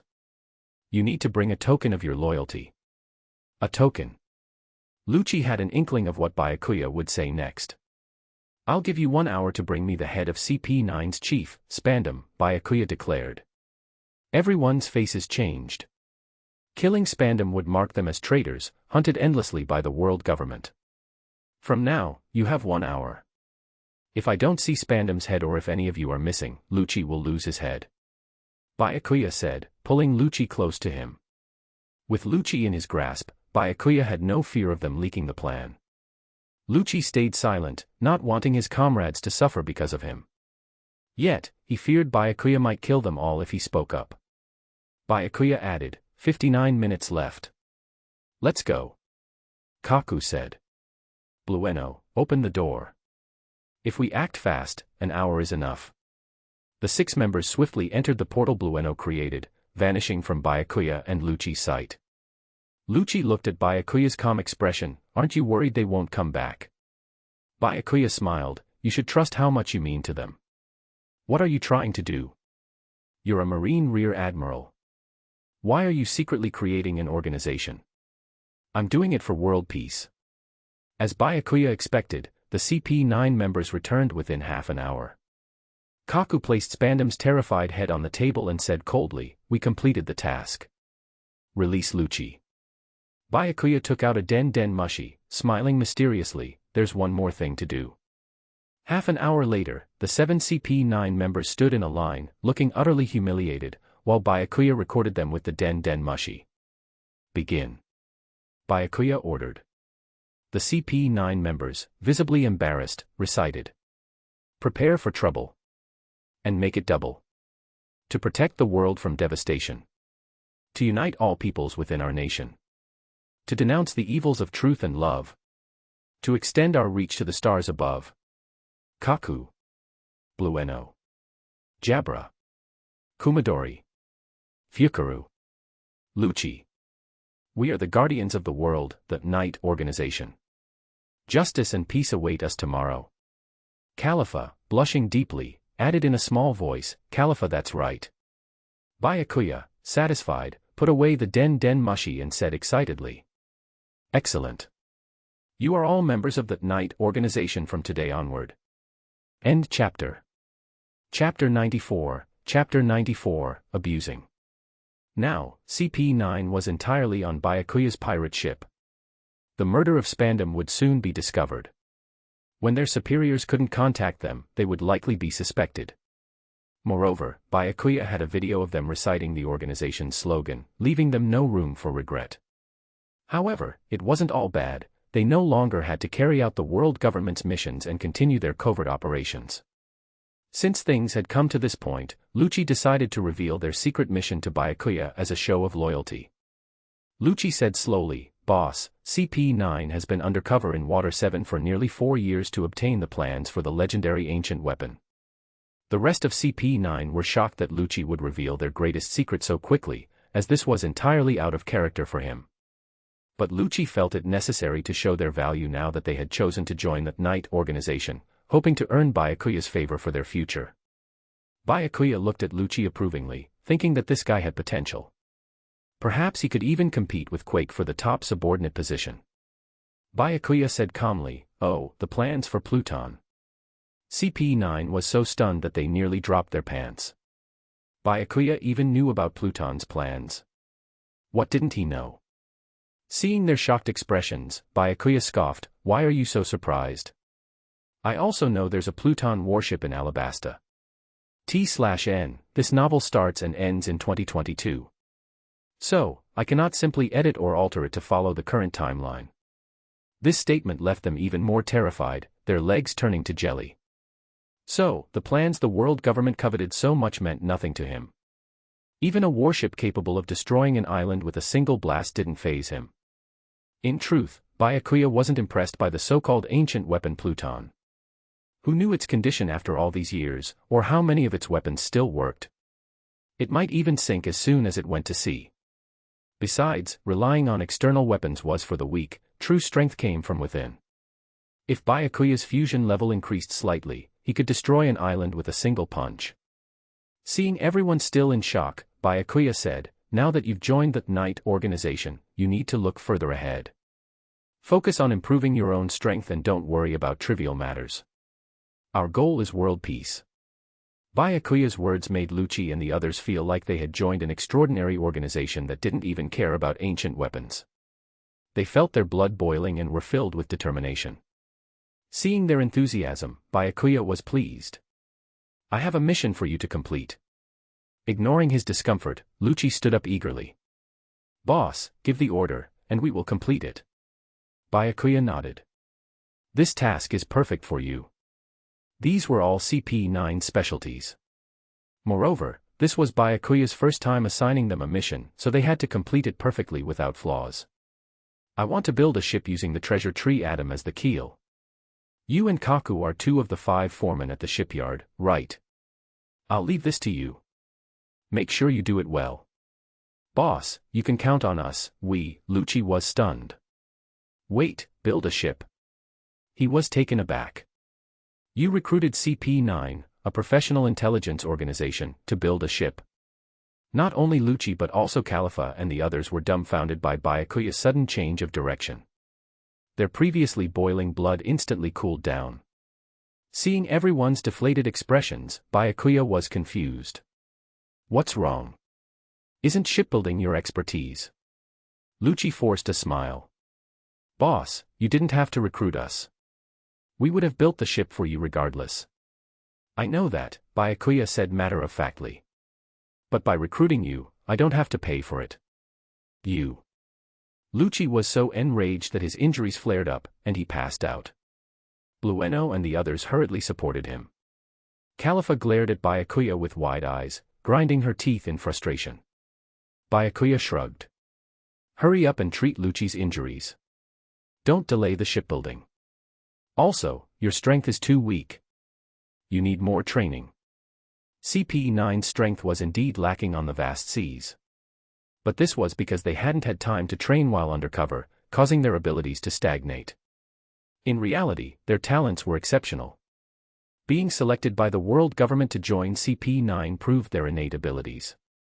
With proper training, their strength would undoubtedly improve significantly. "Oh, there's one more thing I need you to do." Half an hour later, with Blueno's assistance, Kaku and Jabra successfully brought Iceberg and Frankie to Byakuya. When Iceberg and Frankie regained consciousness, they were alone in a room with Byakuya. CP9 had already left. Byakuya hadn't hidden his identity from CP9, letting them know that Marine Rear Admiral Byakuya was the founder of the Knight organization. This was because, after betraying the world government, CP9 would face relentless pursuit. Even if CP9 wanted to betray Byakuya, no one would believe the words of traitors. Moreover, Byakuya was not just any Marine Rear Admiral, he was part of Marine Headquarters.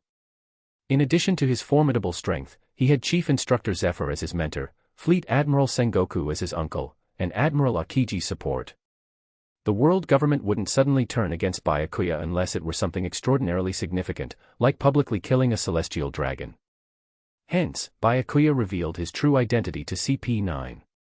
End chapter. Chapter 95, Blackmailing.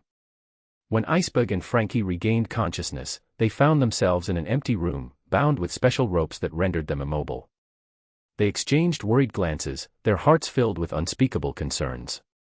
It wasn't their lives they were worried about but the fear that their deepest secret might be discovered. Their mentor had protected this secret with his life. If it were to be lost from their hands, they wouldn't be able to face their mentor even in death. Frankie whispered, "Iceberg, what's going on? Do they know everything?" Iceberg shook his head. "I don't know who captured us, but they will unlikely know the secret. It's been over 10 years. If they don't know, why would they capture both of us? Let's not think too much about it now. If they ask, we deny everything." "Got it." While discussing, a cough echoed through the empty room, causing Iceberg and Frankie to break out in cold sweats. "Holy crap! Is this room haunted? How can there be a sudden cough?" Unbeknownst to them, Byakuya was sitting behind them, watching the overly cautious pair. The room was pitch dark in the middle of the night, and clouds obscured the crescent moon. Byakuya was right behind them, yet they failed to notice his presence. They continued discussing openly as if they were afraid Byakuya didn't know about the Pluton blueprints they were hiding. Hey, when discussing such confidential matters, could you at least check if someone else is in the room? Byakuya's voice cut through the darkness. They turned towards the sound and could vaguely make out Byakuya's silhouette. Realizing someone was in the room, they felt incredibly foolish for their earlier actions. Frankie thought about how he had lived under a false identity for years to avoid being linked to Iceberg. Yet here he was, spilling the secret himself. He might have wanted to bang his head against the wall if he weren't bound.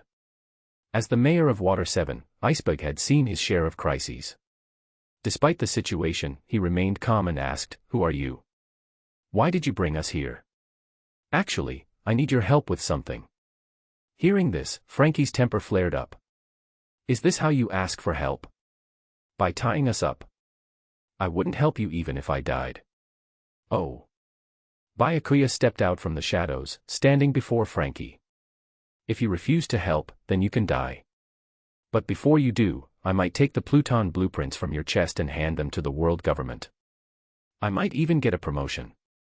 Upon hearing this, Frankie stopped struggling and lay still as if he were indeed dead.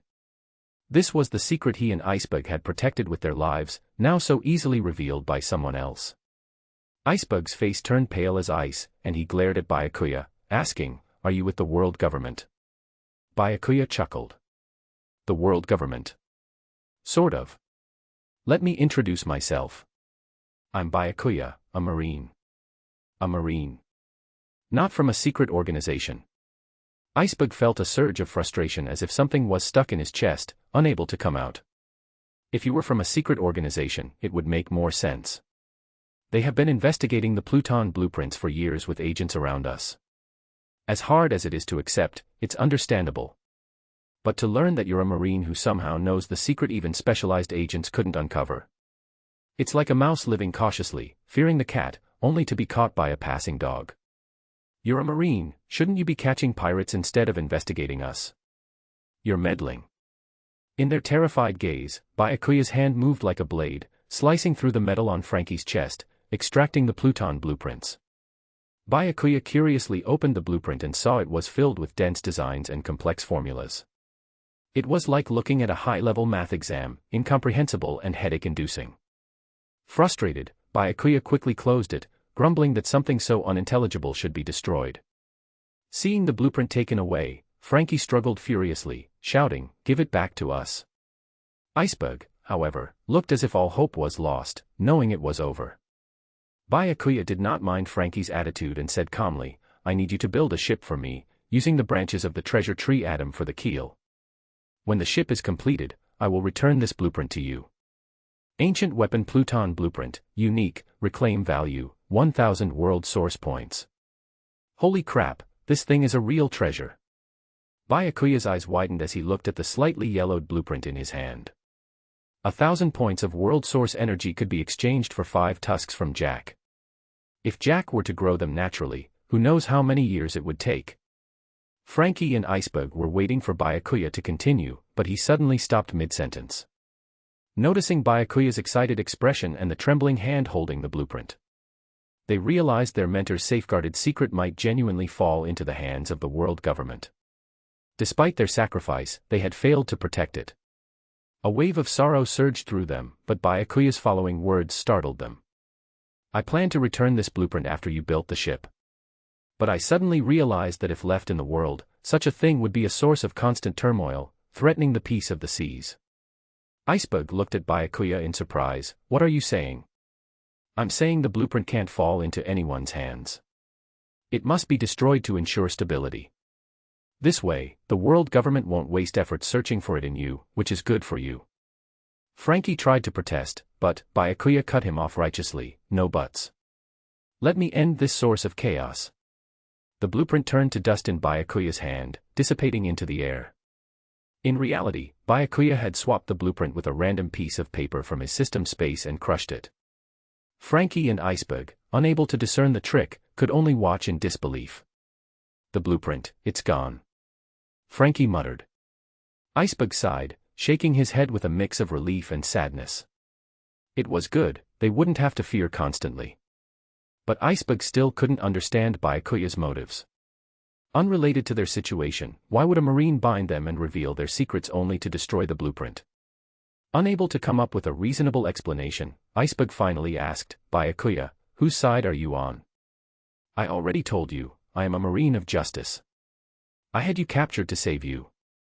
Save us, they questioned in confusion. Byakuya nodded solemnly, you might not realize it, but the world government's secret organization has been lurking around you for years. Their goal was, of course, the Pluton blueprints hidden in Frankie's chest. Iceberg and Frankie did not doubt Byakuya's words, knowing the world government's methods well. And as I said, the Pluton blueprints must not fall into their hands. If they succeed, the entire sea will be thrown into chaos.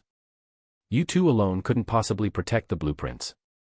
As a marine of justice, I had to destroy the Pluton blueprints to prevent that outcome. Now, even if the world government continues their investigation, they will only find the mysterious person who captured you. You are safe now. At first, Byakuya's words seemed reasonable, but upon further thought, they didn't quite add up. Well, the truth is, it's all about interest. Byakuya himself internally declares that he is justice and a hero of interest. So, he had to improvise, making up a seemingly logical story.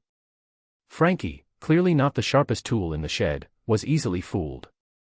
He looked like he had an epiphany.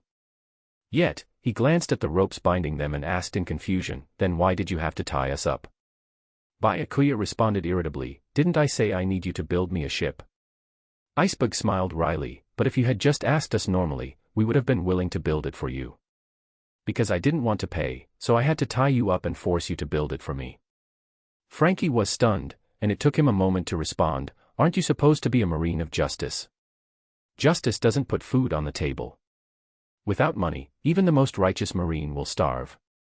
So, I had no choice but to do this. Now, will you build it or not? We'll build it. Iceberg quickly answered before Frankie could speak. Unlike his less brainy junior, Iceberg had become the mayor of Water 7 due to his cleverness. He gradually developed the 7 fishing villages into what is now Water 7. After hearing Byakuya's explanation, Iceberg detected some inconsistencies in his logic but chose not to point them out. Instead, he kept these thoughts to himself. He knew that even if Byakuya's story was full of lies, one thing was true, they were indeed safer with the Pluton blueprints destroyed. If an investigation occurred, it would focus on the mysterious figure who had kidnapped them, diverting the world government's attention to Byakuya. They would no longer have to live under constant surveillance. Iceberg was even willing to build Byakuya's ship for free, using the treasure tree atom for the keel. The favor Byakuya had done for them was too great to ignore. Although Frankie didn't fully understand the situation, he trusted his senior. Since Iceberg agreed to build the ship, Frankie had no objections. Without the Pluton blueprints, they no longer feared the world government's investigation. As Iceberg and Frankie left, they looked at Byakuya with a hint of gratitude. They even promised to handle all materials needed for the ship, telling Byakuya to return in 2 months to inspect the final product. Byakuya was pleased with Iceberg's attitude, preferring to deal with intelligent individuals. By the end of the night, Byakuya had accomplished several things.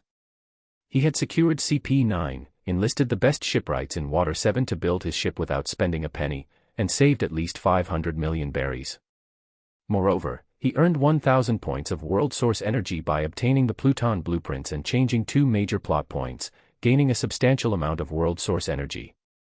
Congratulations, host, for successfully altering the Water 7 and Eni's Lobby arcs, earning 10,000 points of world source energy. World source energy, 18,000 points. When Byakuya saw that increasing his fusion rate to 40% required 25,500 points of world source energy, he put all his plans on hold. With the ship needing 2 months to complete, he was still 7,500 points short.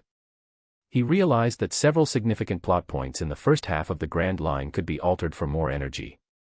He also had a plan that he could implement during these 2 months. End chapter. Chapter 96, Chapter 96, Teasing. Under Byakuya's instructions, Iceberg and Frankie arrived at Dock 1 the next day. Following Byakuya's orders, Quake brought the warship into Dock 1, with a 100-meter-long branch of the treasure tree atom tied to its stern. Moving such a massive branch solely by manpower would have been extremely difficult, even with Quake's devil fruit abilities. Look, that's the keel, Byakuya pointed. Iceberg and Frankie followed his direction and first noticed the Marine Rear Admiral's standard warship. They were both amazed by Byakuya's rank. Such a young Marine Rear Admiral was a rare sight on the seas. If they had paid more attention to the news, they would have known that Byakuya was the Marine who defeated Drought Jack. However, their surprise at Byakuya's youth was quickly overshadowed by the sight of the 100-meter-long branch of the treasure tree atom. Their eyes gleamed with excitement, almost tangible in its intensity. They dashed towards the branch, running their hands over it as if caressing a new bride they hadn't touched yet. Drool nearly dripped from their mouths. Their reaction was understandable. Just as every great swordsman yearns for a supreme-grade sword, top shipwrights like Iceberg and Frankie dream of building ships from the branches of the treasure tree atom. Years ago, their mentor, the world's best shipwright, Tom, had used an atom branch to build the Oro Jackson for Pirate King Roger. That ship reached Raftel with Roger, leaving a significant mark on history. Since then, building a ship from the atom branch had been their long-cherished dream. Now, they finally had the chance to make it a reality. Watching Iceberg and Frankie's excitement, Byakuya couldn't help but smile wryly. He wouldn't have needed to tie them up if he had known they would react like this.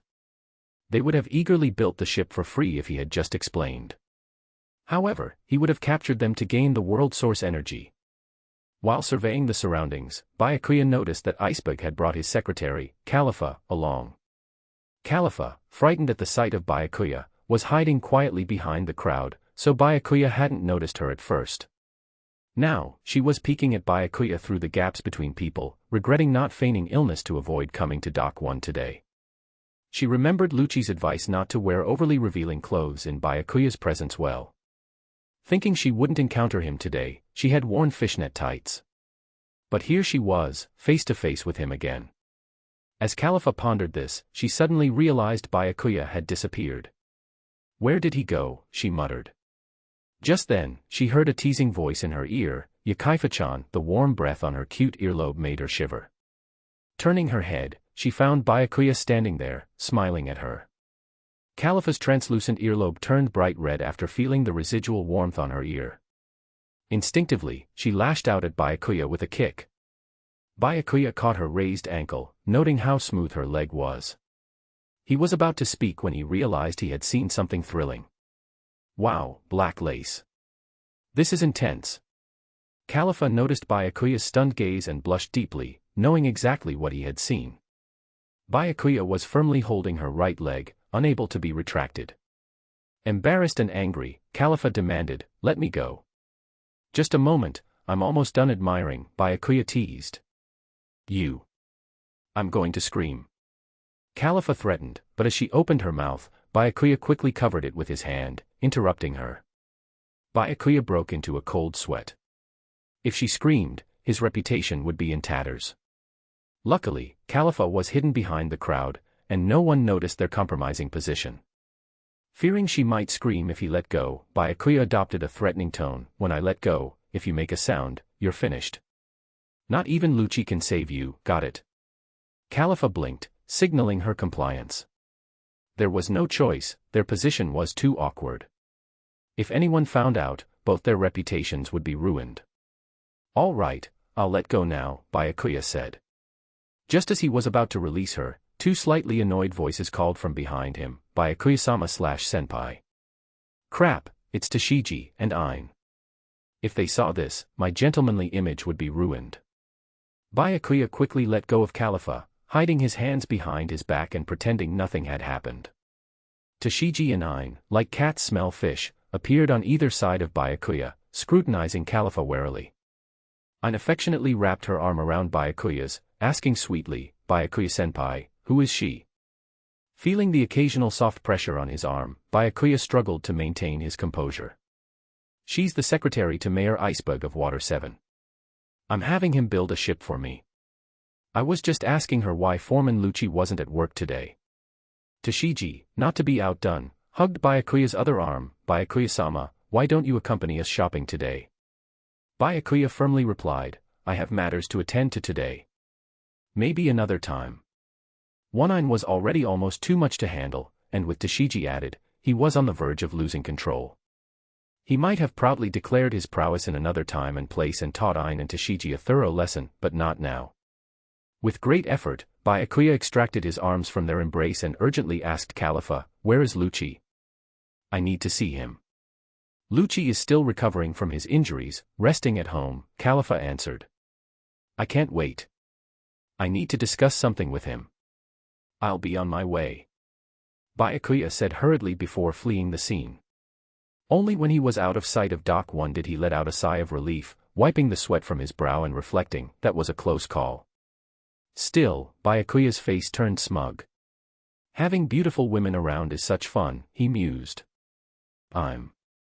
Chapter 97, Genuine Pig. As Byakuya walked to Lucci's house, a thought suddenly occurred to him. Since he was planning to expand the night organization, having a uniform outfit for everyone would be best, making it easier to spread their reputation. Additionally, since Lucci and his team were now fugitives hunted by the world government, they couldn't easily show their real faces. Wearing masks during missions would help avoid recognition. Hey, this is just like the Akatsuki in the world of Naruto. This could work. Having decided, Byakuya decided not to handle these tasks himself but to delegate them to Khalifa and the others. After all, as the leader, he shouldn't have to do everything personally. When Byakuya arrived at Lucci's house, he saw Bruno caring for him. Lucci was wrapped up like a mummy, covered in dense white bandages, leaning against the bed. Byakuya was a bit surprised. "You're not healed yet. It's been a whole day, and you is AF*** King Zoan user." In Byakuya's view, Lucci had a strong physique and was a Zoan-type devil fruit user, meaning he had excellent recovery abilities. But now, Lucci looked like he was struggling to move, let alone fight. Hearing Byakuya's words, Lucci replied somewhat resentfully, "Your strength is just too overwhelming. Even a casual kick from you is more than I can bear. It takes a long time to recover." Byakuya responded with an awkward smile and then searched through the system shop. His eyes lit up when he found what he was looking for, and he shot back at Lucci, "I didn't expect that you're this weak. A casual hit from me, and you need a long time to recover, so I brought you some medicine." Byakuya pretended to pull a syringe from his pocket, the green liquid inside it exuding vitality. Rapid Healing Serum, developed by the Hero Association, this serum can quickly restore bodily function damage without leaving any lasting ailments. Price, 5 world power points. This was Byakuya's first discovery that the shop even sold such items. It made sense since he hadn't been injured since activating the system, so he'd never looked for healing items before. If he hadn't seen Lucci wrapped up like a mummy, he wouldn't have thought to search for one now. Lucci examined the serum curiously and asked skeptically, "Byakuya-sama, does this stuff really work?" Byakuya replied nonchalantly, "I've never used it, so how would I know?" Lucci's face darkened. "You've never used it, yet you say it's specifically for healing me. Are you using me as a guinea pig? What if I die immediately after injecting it?" Bruno, standing nearby, silently thought to himself that he knew Byakuya wouldn't be so kind as to bring healing medicine just for Lucci. Seeing Lucci hesitating with the serum, Bruno didn't dare say anything, only silently wishing him luck. Byakuya grinned mischievously, "Just go ahead and inject it. If the serum backfires and kills you, I'll take good care of Khalifa for you." Byakuya knew the serum was effective since he spent 5 world power points to get it from the shop, and it had to be good. But he didn't tell Lucci that, wanting to see if Lucci would inject it. As the saying goes, someone under someone else's roof must lower their head. Under Byakuya's watchful gaze, Lucci gritted his teeth, inserted the syringe into his arm, and injected all the green liquid into his body. Sure enough, within 3 seconds, Lucci felt his entire body tingling and swelling as if thousands of ants were crawling inside him. These ants seemed to be biting his flesh, causing intense pain all over his body. The waves of pain crashed into Lucci's brain repeatedly. Lucci's body thrashed wildly on the bed, veins bulging on his forehead and arms, his face flushed, and his waist arching like a boiled shrimp. His bandages were soaked with sweat. Damn, this stuff isn't poison. If it kills Lucci, the entire CP9 will be as good as done. Byakuya quickly asked the system what was going on. Rapid Healing Serum. The healing process is rapid so that the user may experience discomfort. Seeing Lucci look like he was about to die, Byakuya thought, this is some discomfort. Not some poison torture. However, Lucci's suffering didn't last long. The pain receded like the tide in less than 5 minutes, and Lucci's mind gradually cleared. Lucci rasped, I survived. That wasn't poison. Of course not, it's a healing serum I specifically brought for you. Try getting up and see if you're fully healed. Lucci stood up and felt an indescribable comfort throughout his body. All his previous injuries were gone, with no damage left. Not only were Byakuya's inflicted injuries healed, but even the hidden injuries from his excessive training as a child had disappeared. With those old injuries gone, Lucci even slightly increased his strength. Looking at Byakuya, who seemed to know this would happen, Lucci felt a deep gratitude. During his years with the world government, he had never heard of such a miraculous serum, let alone had the chance to use one. Such a serum must be precious and would indeed cause chaos if its existence became known. Every strong person on the seas, who had accumulated hidden injuries from countless battles, would go to any lengths to obtain it. Yet Byakuya was willing to use this precious serum on him. He had doubted Byakuya, thinking he was being used as a guinea pig. He had hesitated to use the serum, and now he felt ashamed. Thus, to Byakuya's astonishment, Lucci knelt on one knee before him and said respectfully, Byakuya-sama, thank you for the serum.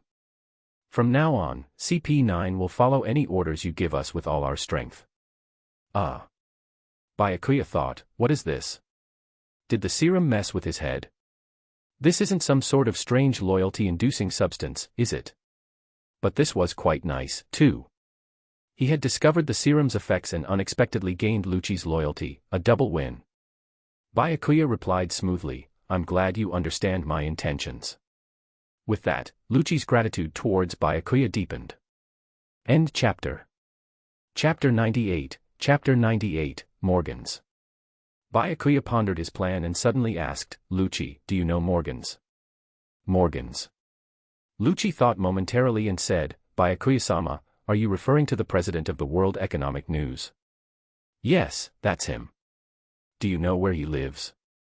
Lucci was part of an intelligence organization and knowledgeable in gathering information, but he didn't know Morgans' location.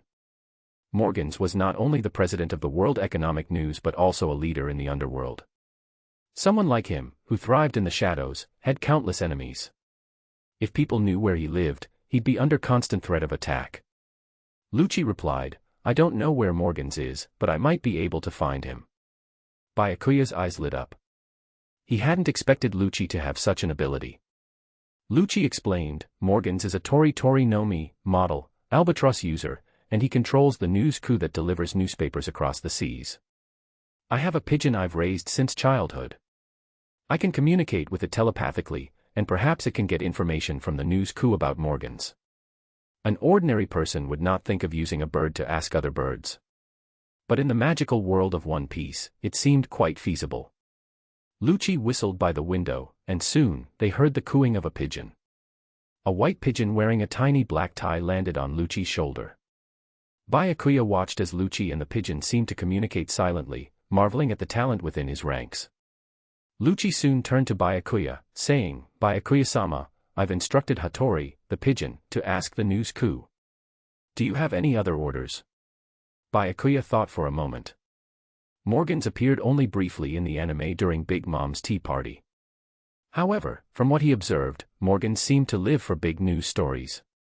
He even risked his life documenting events during Big Mom's hunger pangs. Byakuya considered this and said, tell Hattori to inform the news crew that we have big news that we can share with Morgans. But we need to meet him first. He can choose the location, but the meeting should be within a week. Lucci didn't know Byakuya's next step, but he understood that contacting Morgans meant Byakuya was planning something big. The seas might soon be in turmoil. 3 days later, Lucci approached Byakuya. Byakuya-sama, we've received a message from Morgans. Byakuya was surprised. So soon? What did he say? He wants to meet in 2 days on Gyoan Island, near Water 7. He also said that our group should not exceed 3 people. If more than 3 come, the meeting will be cancelled. 3 people, huh? Morgans is cautious, worried it might be a trap, Byakuya said thoughtfully.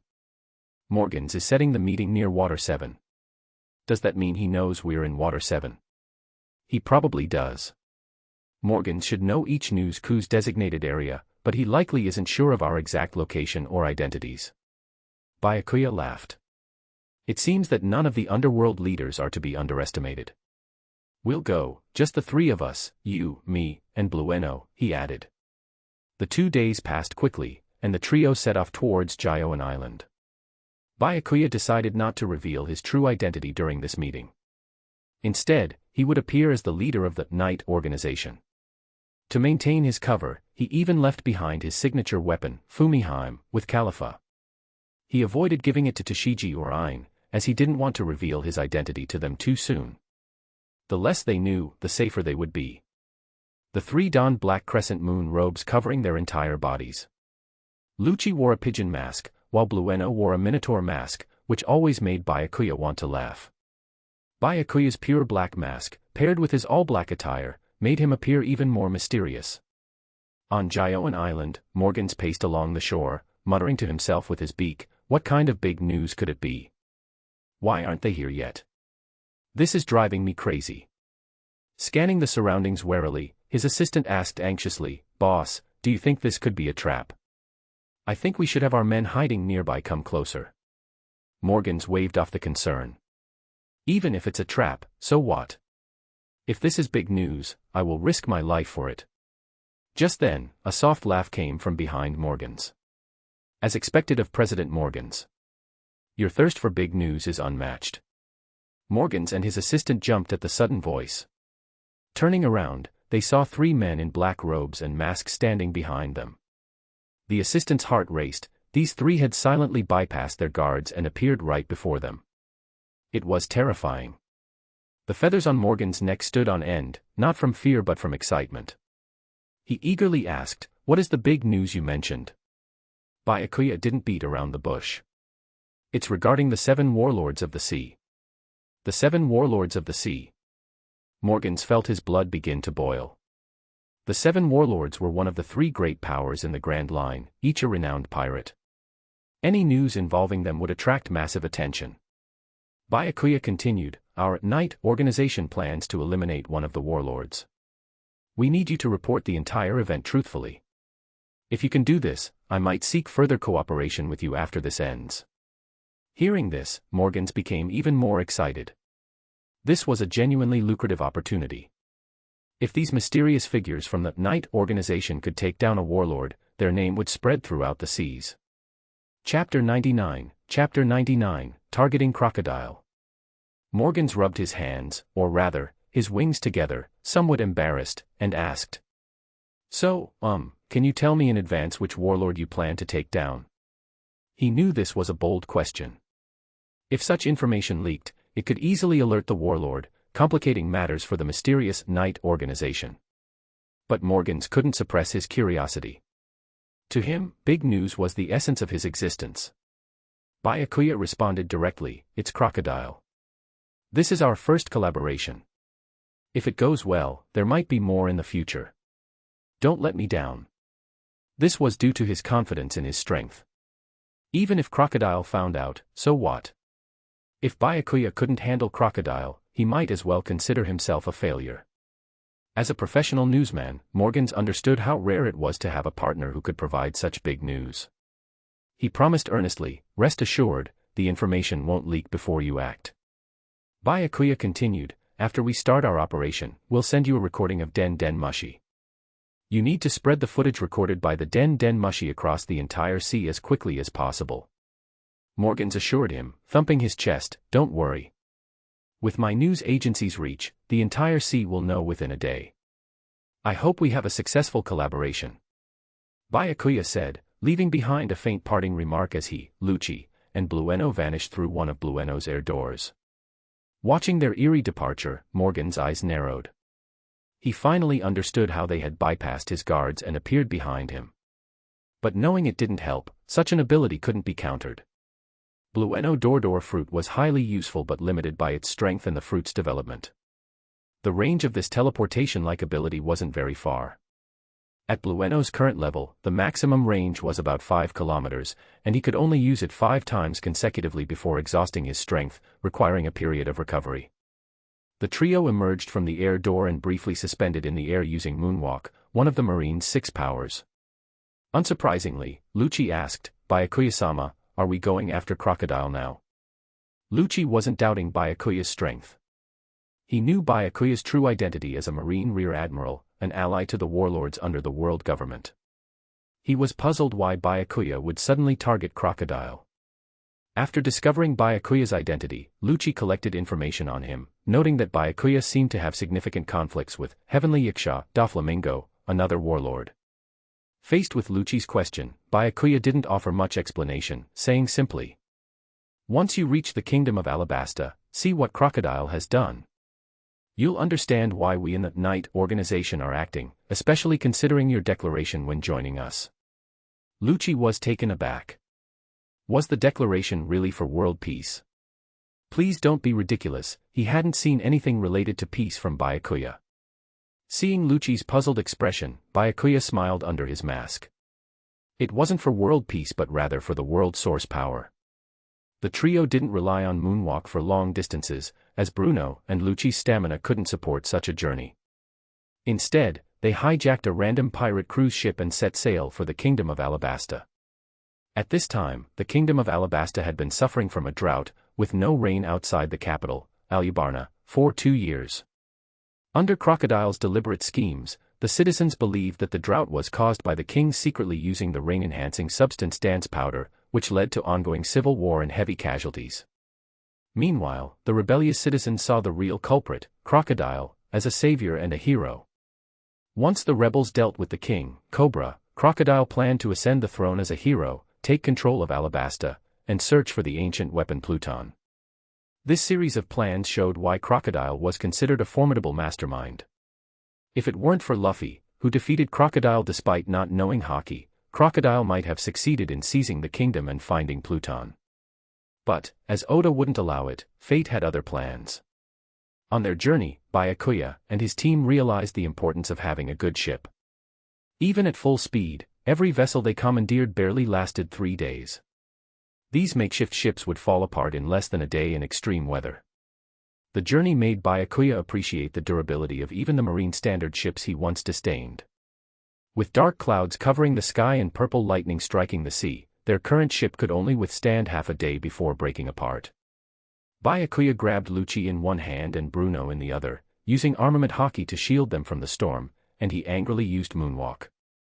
"Damn it, when I see Crocodile, I'm going to crush him. Making me suffer like this." If any expert saw Byakuya's actions, they'd likely be scared witless. Using armament hockey as if it were free, covering his entire body to block the rain. Carrying 2 people while flying through the storm without breaking a sweat. Even the toughest workhorse wouldn't dare to push itself so hard. Seeing Byakuya's furious demeanor, Lucci and Bruno didn't dare breathe too loudly, fearing they might provoke him. Because of their lack of stamina, Byakuya had to carry them. Both were devil fruit users, and they knew if Byakuya got angry and let go, they'd end up drowning. "Look at you 2 weaklings," Byakuya scolded, "how can you call yourselves agents with such pitiful stamina? After this mission, all of CP9 will undergo rigorous training." Lucci and Bruno nodded frantically, terrified of displeasing Byakuya. They knew if he let them go out of frustration, they'd end up as fish food in the sea. End chapter. Chapter 100, Chapter 100, I Love Party. Whiskey Peak is a small island formed by the convergence of 4 hills. In the center of the island stands a small tavern, brightly lit and filled with the sounds of laughter and revelry. Inside, a burly man raised his glass and downed its contents in one gulp, speaking heartily, "I tell you, we welcome pirates like you who chase their dreams. Whatever you want to eat, just let me know. We have a chef who will cook it for you." The pirates, who were initially skeptical of the man's hospitality, soon felt joyous. Typically, island residents shunned pirates, but here, they were warmly welcomed, offered good food and drink, and even treated to a bonfire party where the residents sang and danced in their honor. One pirate, grinning widely, said, "This place is amazing, a paradise for pirates. If we didn't need to head to the Grand Line to find One Piece, I'd want to stay here forever." The burly man laughed and replied, "If you really want to stay, then go ahead." Sensing a shift in the atmosphere, the pirate noticed the man's formerly friendly smile turn sinister. "You," the pirate exclaimed, but before he could react, he felt dizzy and collapsed to the ground. Like the domino effect, the other pirates who had been eating and drinking also fell unconscious. The burly man's expression turned contemptuous as he pulled a dark yellow bounty poster from his pocket and compared the picture with the pirate. A bounty of 12 million berries for Mad Dog Mori, and we got him so easily. Such poor vigilance.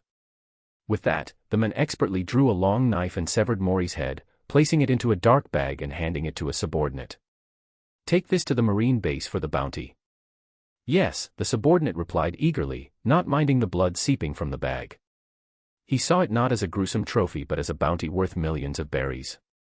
The burly man looked at the fallen pirates with disdain, ordering, "Cut off their heads and toss their body into the sea to feed the fish." To him, pirates whose heads didn't bring a bounty were worthless. At that moment, another subordinate rushed over and reported. "Officer Hubert, 3 strangely dressed men have arrived on the shore and are heading this way." Hubert frowned and asked, "Can you identify them?" "They don't seem to have a ship." "They might be survivors of a shipwreck," the subordinate replied. "Never mind," Hubert said coldly. "Clean this place up. We can't let them see these pirates." Under Hubert's orders, the residents swiftly cleaned up the scene. In no time, the area looked as if nothing had happened. After everything was set, Hubert smirked, saying, "Let's go welcome our new guests." To Hubert, it didn't matter who these 3 people were, what mattered was how much Belly could make off them. Behind the crowd, a sweet-looking girl frowned as she watched Hubert and his men leave, muttering, "I can't let those 3 innocent shipwreck survivors meet the same fate as the pirates." Igaram, with his peculiar curled hair, approached the girl and whispered, "Princess Vivi, we shouldn't get involved. If Hubert discovers your true identity, Crocodile won't let you off. For the sake of the Alabasta kingdom, we must endure and not reveal ourselves." The girl was Princess Vivi, who had infiltrated Baroque Works under Crocodile's command to gather evidence of his plot against Alabasta. She aimed to use this evidence to convince the rebels to stop shedding innocent blood. Igaram, the captain of the royal guard, had secretly followed Vivi from the palace to protect her. "There has to be a way to ensure our identities aren't exposed and to save those shipwrecked people from Hubert and his men," Vivi insisted. Meanwhile, Hubert saw 3 individuals as easy prey, Byakuya and his companions, Lucci and Blueno, who had flown through the storm. Byakuya looked relatively fine, albeit a bit fatigued, while Lucci and Blueno resembled drenched rats, their cloaks soaked and clinging uncomfortably to their bodies. Despite the discomfort, neither of them was affected by illnesses like fever or colds. This island was the first place Byakuya had found to rest after the storm, so he brought his companions ashore. They only took a few steps toward the island's center when they encountered Hubert and his men. Seeing them, Lucci's expression turned serious under his mask. He whispered, "Byakuya-sama, these guys don't seem like good people. Should we take them out?" Blueno, eager to prove his worth, was also ready for action. Although Byakuya didn't know the exact situation, he didn't care. He chuckled, "Who do you think looks more like bad guys, them or us? Don't act yet. I want to see what tricks they have up their sleeves," he added. Lucci had to agree, compared to Byakuya, even the 4 emperors seemed more kind. As Hubert approached, he noticed the 3 wearing matching outfits and different masks, making them appear mysterious and definitely not ordinary shipwreck survivors. His experience told him these were prime targets. Excitement flashed in Hubert's eyes as he addressed Byakuya and his companions. "You 3 must have been shipwrecked, right? You seem to have had a tough time at sea. We're holding a bonfire party in our town with plenty of food. Why not join us and celebrate on your survival?" Byakuya removed his mask, revealing a delicate face with the most innocent and naive smile. "Sure, I love parties." End chapter. Chapter 101, Chapter 101, Free Food and Drink. Seeing Byakuya remove his mask, a cold glint flashed in the eyes of Lucci and Blueno. They then quietly removed their masks and followed Byakuya toward the tavern in the town center. This time, they were acting under the identity of the Night Organization, which is why they needed to wear masks to conceal their true identities. Byakuya's decision to remove his mask signaled that for everyone on this island who had seen his face, there was likely only one fate, death. Lucci and Blueno found nothing wrong with Byakuya's actions. Both had survived brutal training as agents, with hands stained by countless lives. Hubert, still unaware of the grim reality, cheerfully introduced Byakuya to the local speciality of Whiskey Peak, whiskey. He had no idea that the 3 fat sheep he was leading were, in fact, 3 harbingers of death, and that he was walking further down the path to his demise. When Byakuya and his companions sat down, the tavern quickly returned to its previous lively and noisy atmosphere. Hubert brought out steaming roasted meat and fragrant whiskey, placing them in front of Byakuya, Lucci, and Blueno. "Go ahead, eat up. This was all freshly prepared by our chef, the taste is top-notch. And this whiskey is our specialty, you won't find it anywhere else," Hubert enthusiastically recommended, his expression full of expectation. Byakuya picked up the glass of whiskey in front of him, sniffing it. The aroma was indeed enticing. As Hubert watched eagerly, Byakuya was about to take a sip when suddenly, a fragrant breeze brushed by. The glass in his right hand was knocked, spilling the drink all over the place and even splashing some onto his cloak. "I'm so sorry, so sorry. I spilled the drink on you, let me wipe it up for you," apologized a girl with long, sea-blue hair that reached her waist. She quickly pulled out some napkins to help Byakuya wipe his cloak and then handed him a few more to dry his hands. As Byakuya took the napkins, he immediately sensed that something was off. While Hubert was scolding the girl, Byakuya unfolded the napkin and saw a message written in delicate handwriting. "The food and drink are drugged. Please do not eat or drink them. These people are not what they seem, you need to leave here immediately." A barely noticeable smile appeared on Byakuya's lips as he crushed the napkin into powder with a slight movement. By the time Hubert had finished scolding the girl, he turned back to Byakuya with a sheepish smile. "Sorry about that, the people in our town are a bit clumsy. She didn't mean to bump into you." As he spoke, Hubert refilled Byakuya's glass. "It's a shame about the last one. Go ahead, try this one, the taste is really good." Princess Vivi, who had retreated to a corner, was anxiously watching Hubert and Byakuya from a hidden spot. She had done her best to warn the young man, hoping he had noticed her message. There was nothing more she could do. Byakuya, however, acted as if he hadn't seen the note at all. He picked up the refilled glass, brought it to his lips, and was about to drink. Both Hubert and Vivi held their breath as they watched. But just at that critical moment, Byakuya suddenly put the glass down and looked at Hubert with a sly grin. "Why are you being so kind to us? There isn't something like a sedative in this, is there?" Hearing Byakuya's question, Hubert instantly broke into a cold sweat, forcing a strained smile onto his face. "How could that be? The people of our town are always warm and welcoming to every visitor," Hubert replied, wiping away the beads of sweat forming on his forehead as he spoke. Byakuya feigned a look of realization and said, "Oh, I see. My apologies for the misunderstanding." Hubert waved it off, his hand discreetly wiping the sweat from his brow, and said, "It's no big deal. Everyone here is good-hearted." With that, Byakuya, in front of both Hubert and Vivi, downed the entire glass of whiskey in one gulp. Smacking his lips, he remarked, "This is quite good." Seeing Byakuya drink, Lucci and Blueno also raised their glasses and drank. The moment Byakuya finished his drink, Hubert finally relaxed, convinced that these 3 fat sheep were now trapped. Vivi, on the other hand, grew increasingly anxious as she watched. She had just warned this young man, how could he still have drunk the whiskey? "Vivi, let it go," Igaram whispered as he approached her. "Your actions earlier have already made Hubert suspicious. We've done what we can." Vivi sighed deeply and said, "Let's see if there's any chance to save them later. After all, these are 3 lives at stake, we can't just give up." Seeing the determination on Vivi's face, Igaram chose not to push the matter further. Princess Vivi had always been so kind-hearted, treating even her servants with great care. This kindness made the royal guards willing to lay down their lives to protect the royal family. Now that Hubert was certain of his victory, his demeanor became even more friendly. He continued to pour drinks and serve roasted meat to Byakuya and his companions. The 3 of them accepted everything offered without hesitation.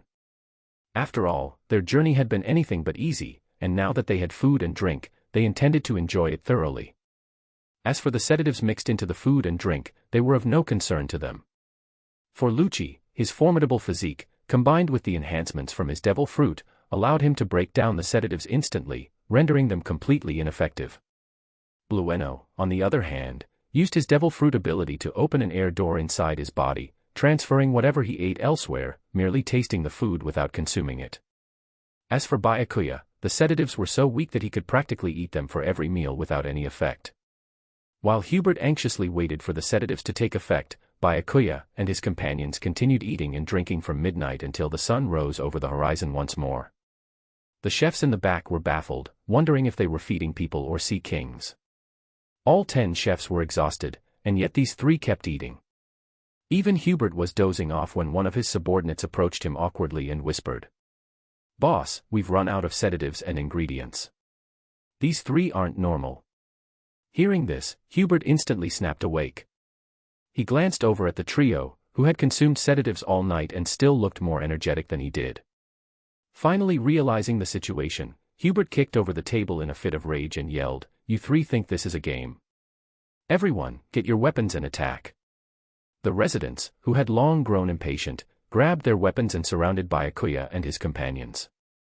The angriest of them all were the chefs, who had been cooking all night. They were so furious that they even brandished their frying pans.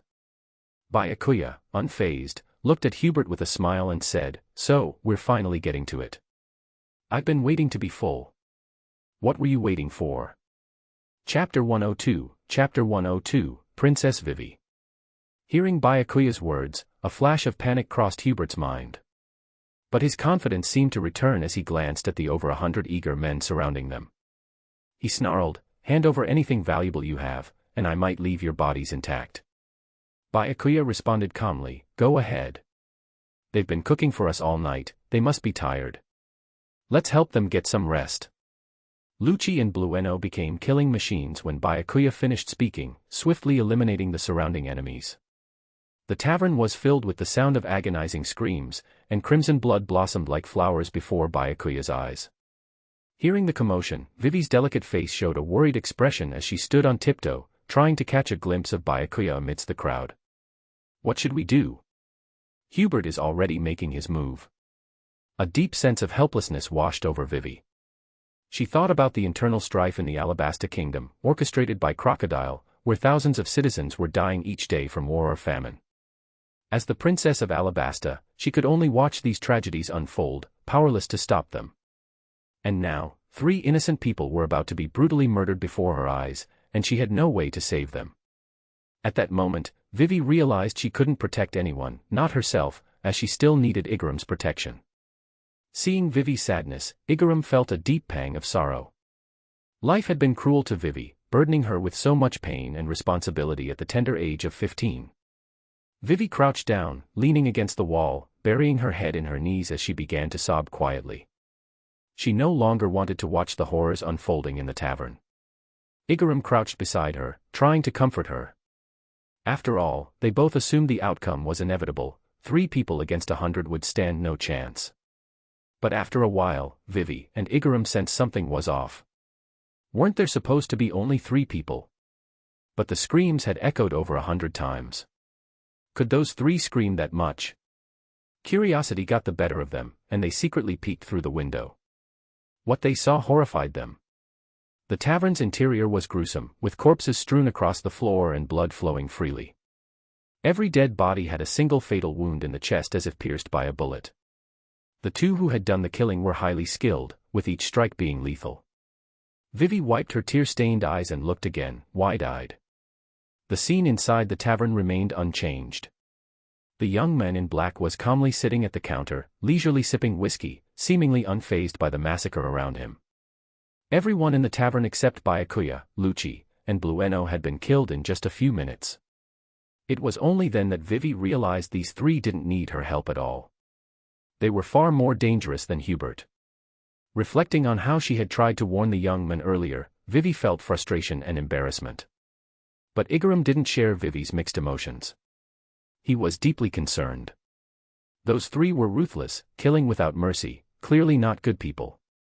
Moreover, the 2 who had done the killing were incredibly strong, easily slaughtering Hubert's professional bounty hunters.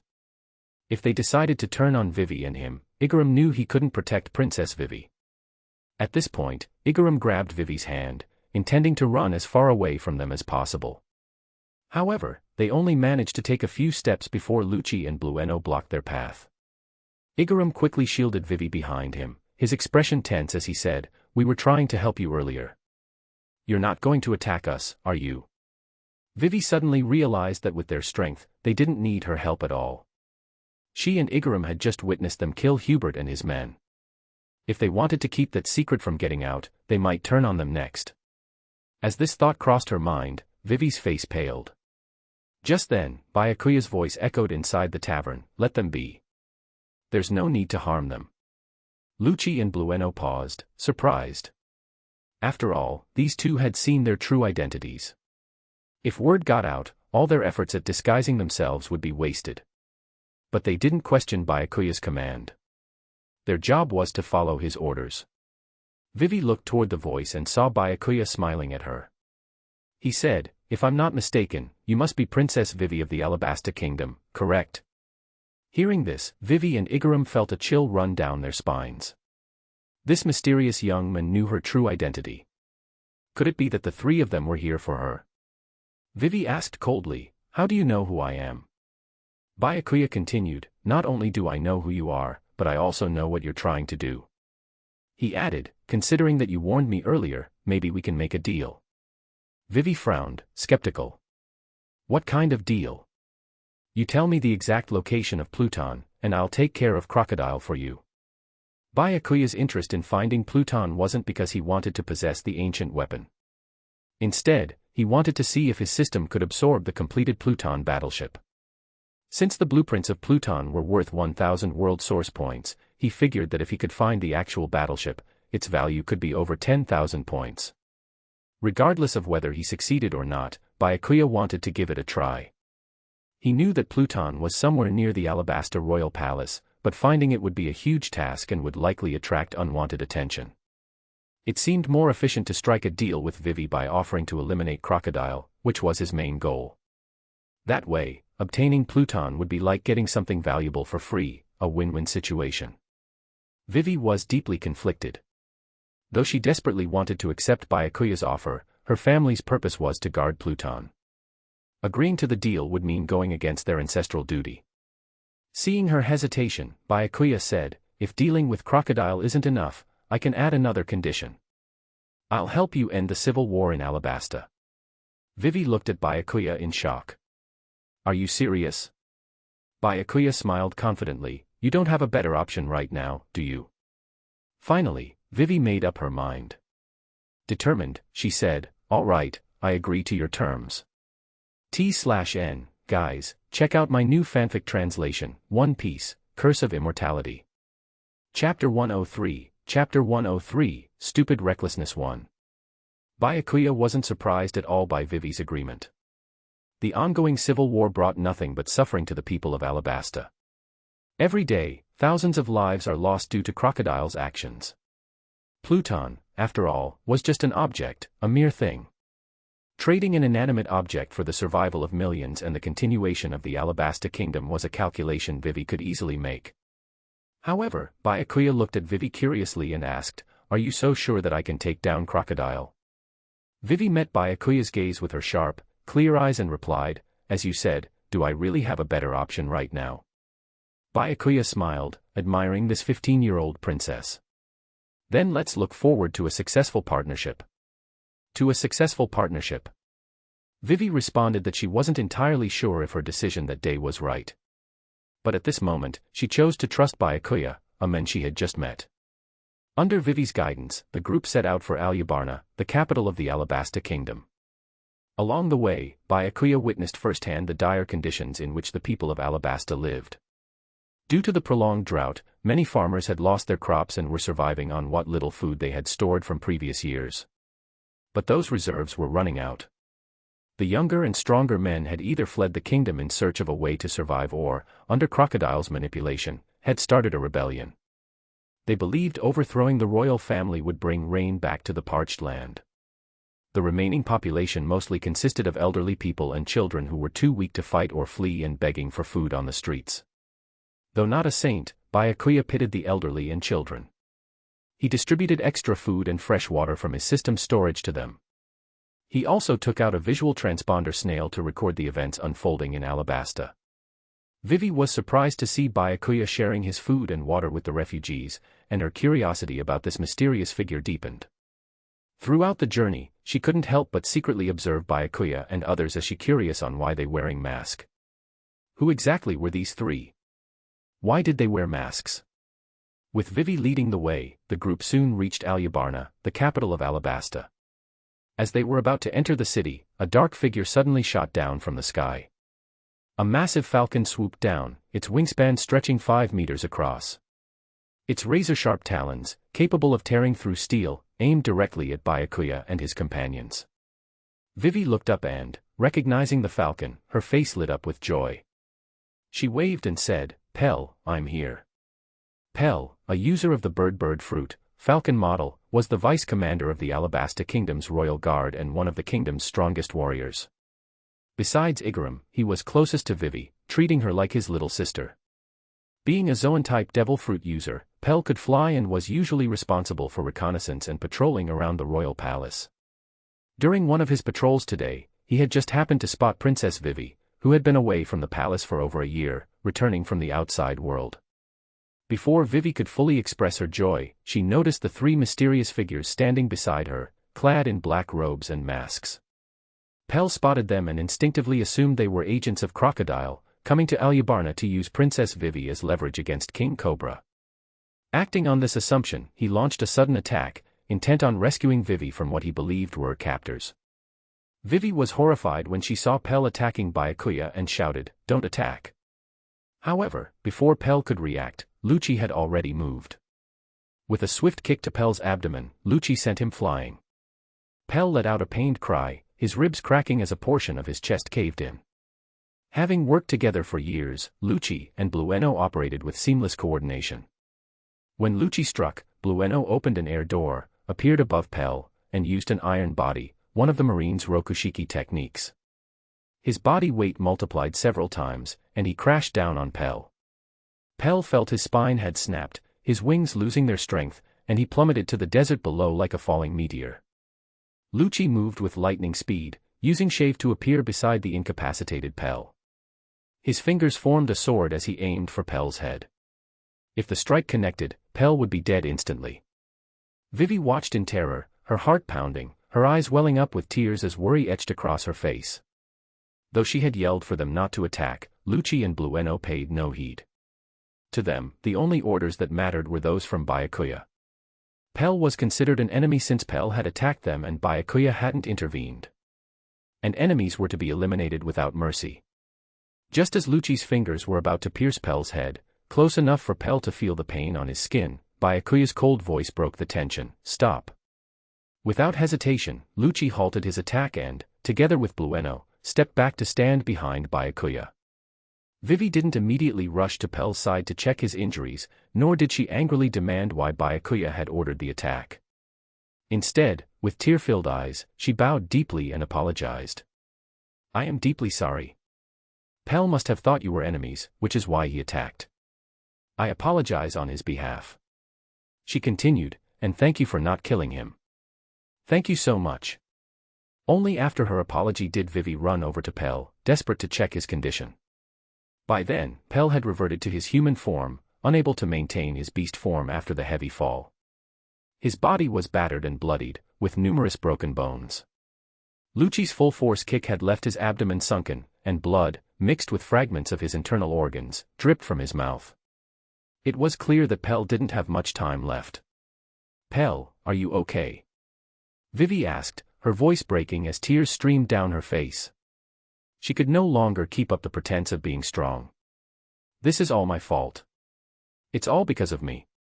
Realizing his mistake, Pel understood that the three mysterious figures were not enemies. Summoning his little strength, he whispered, "It's not your fault, Princess Vivi. The important thing is that you're alive and safe. The king, he misses you so much." Chapter 104, Lucci's Bad Thought. Hearing Pel's words, Vivi cried even harder, her hands frantically wiping away the blood at the corners of his mouth. She didn't care about the blood staining her hands and clothes.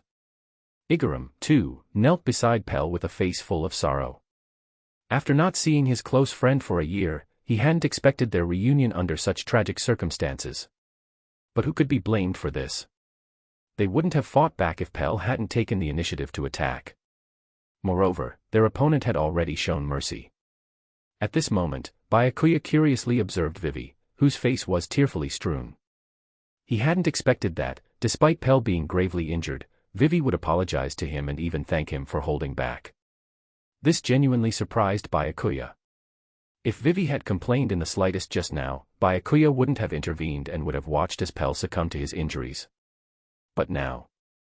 Byakuya stepped forward and took a vial from his pocket that he had just exchanged from the system store. Inject this into him, and his life will be saved. The wounds will gradually heal. Vivi looked up, her tear-stained eyes meeting Byakuya's cold, emotionless gaze behind his mask. In this situation, to save Pell's life, she had no choice but to trust Byakuya. Holding back her sobs, she bit her lip, looking delicate and pitiful as she accepted the vial from Byakuya, softly saying, "Thank you." Since Vivi had yet to experience such things, she handed the vial to Igaram to administer. Not far away, Lucci saw the familiar syringe, green liquid, and injection process. He couldn't help but shudder. It was a painful memory he could never forget. As he watched Pell, there was a look of shared suffering in Lucci's eyes. "Brother, once that injection is in, you'll experience what it means to wish you were dead. If I had the choice, I would have preferred to die on the spot." Under Lucci's somewhat sympathetic gaze, Pell's body twitched slightly after the injection. Lucci thought to himself, it's coming, it's coming. The most painful part is about to begin. But to Lucci's shock, Pell's body showed no further reactions after the twitching stopped. His external wounds began to heal, his complexion gradually returned to normal, and within 5 minutes, Pell could even stand and walk, albeit with some difficulty.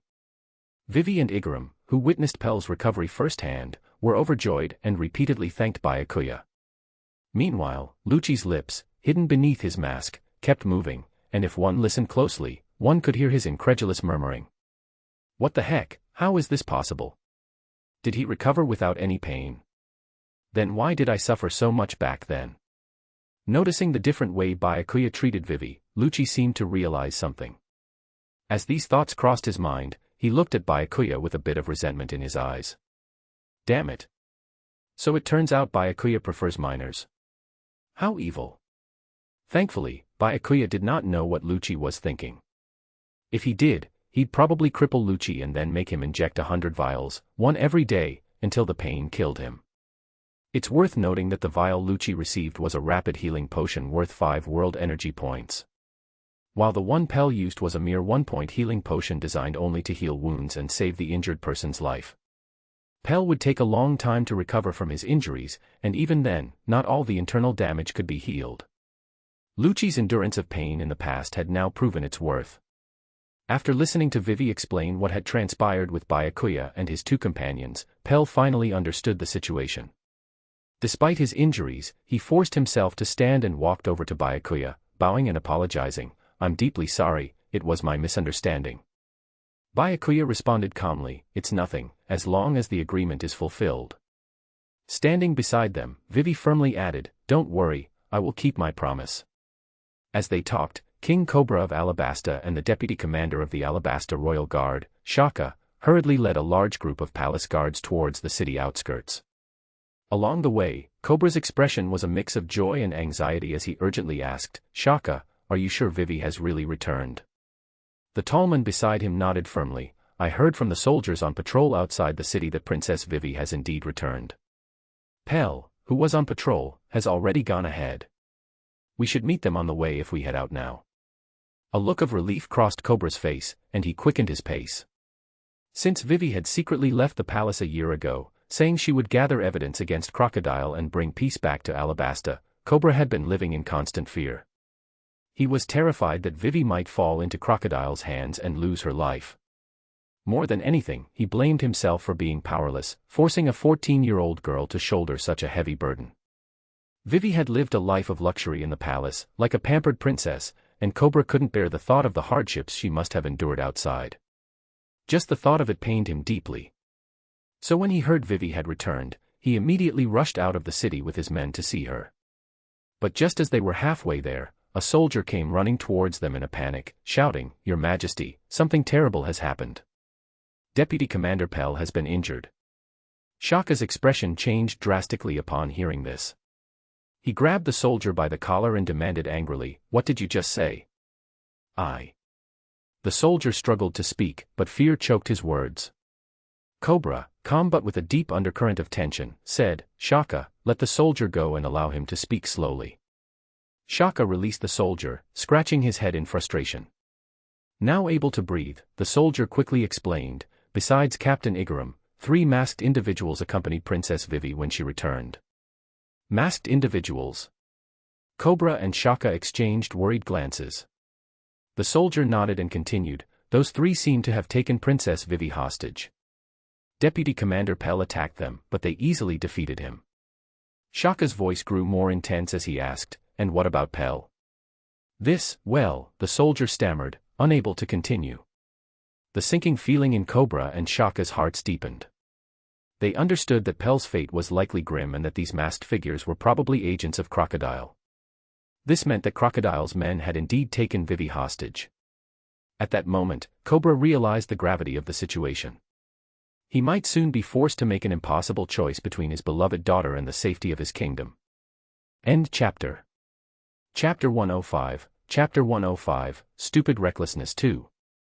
Cobra and Shaka rushed to the city gates, where they saw 3 mysterious figures dressed in black robes and wearing masks.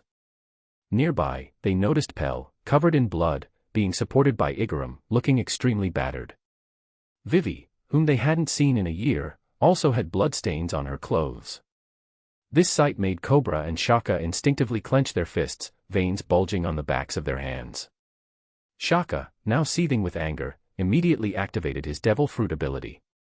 Thick black fur sprouted from his head, and his ears became pointed and elongated as he stood upright behind his head. His nose protruded forward, and his limbs transformed into black, clawed appendages, making him resemble a humanoid jackal. With a powerful leap, Shaka launched himself toward Byakuya, who was closest to Vivi. "How dare you harm Princess Vivi and Pell? This is unforgivable." Drawing a black blade from his waist, Shaka swung it down at Byakuya with all his might. "Not again." Lucci and Blueno were about to intervene, but Byakuya stopped them. The two knew that Lord Byakuya was probably angered by the repeated provocations and intended to take matters into his own hands. They could only wonder how many lives would be lost if Byakuya truly decided to act. Byakuya coldly watched Shaka leap toward him, and a menacing killing intent surged from him.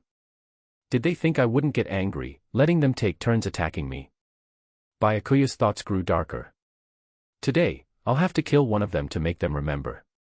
And if killing one isn't enough, I don't mind slaughtering everyone in the Alabasta royal palace." Standing beside Byakuya, Vivi immediately felt a chilling coldness, like she had fallen into an icy abyss. She suddenly realized that this young, mysterious man was the leader of the 3. Although he hadn't made a move so far, the strength displayed by the other 2 suggested that this boy was extremely powerful. Otherwise, he wouldn't have struck a deal with her, promising to kill one of the 7 warlords of the sea, Crocodile. If this boy did decide to act, wouldn't Uncle Shaka be doomed? And if they angered him further, these 3 alone could bring a catastrophe to the kingdom of Alabasta. Realizing this, Vivi decided she couldn't escalate the situation. She suddenly spread her arms wide and stood before Byakuya, closing her eyes and shouting, "Uncle Shaka, they aren't our enemies. They're here to help us." Shaka's blade was about to strike Byakuya, and Byakuya was just as seriously about to throw a punch. Seeing this unfold, Cobra was as anxious as a cat on a hot tin roof and shouted, "Vivi, get out of the way." Pell and Igaram wished they could rush forward to pull Vivi away. Lucci and Blueno were equally shocked, watching Vivi step before Byakuya. Does this girl have a death wish? If Byakuya hit her, she would be reduced to dust. From the air, Shaka saw Princess Vivi suddenly appear before him. He thought that if I let this sword fall, I might not even touch the mysterious man before accidentally cutting the princess in half. Clenching his teeth, Shaka forcefully redirected the blade, striking the ground instead and leaving a several-meter-long crack.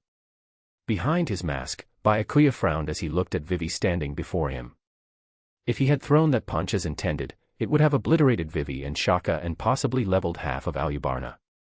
However, when Byakuya remembered the note Vivi had given him back at the tavern, he hesitated, feeling a pang of guilt. The punch he had thrown passed just beside Vivi's ear, striking the area to the left of Alubarna instead. A loud explosion erupted before anyone could breathe a sigh of relief that Vivi was unharmed. The desert in the left front direction was blown apart, creating a massive crater several kilometers deep, as if countless bombs had detonated simultaneously, sending sand flying everywhere. The punch's force carried a deep trench stretching over 10,000 meters across the desert.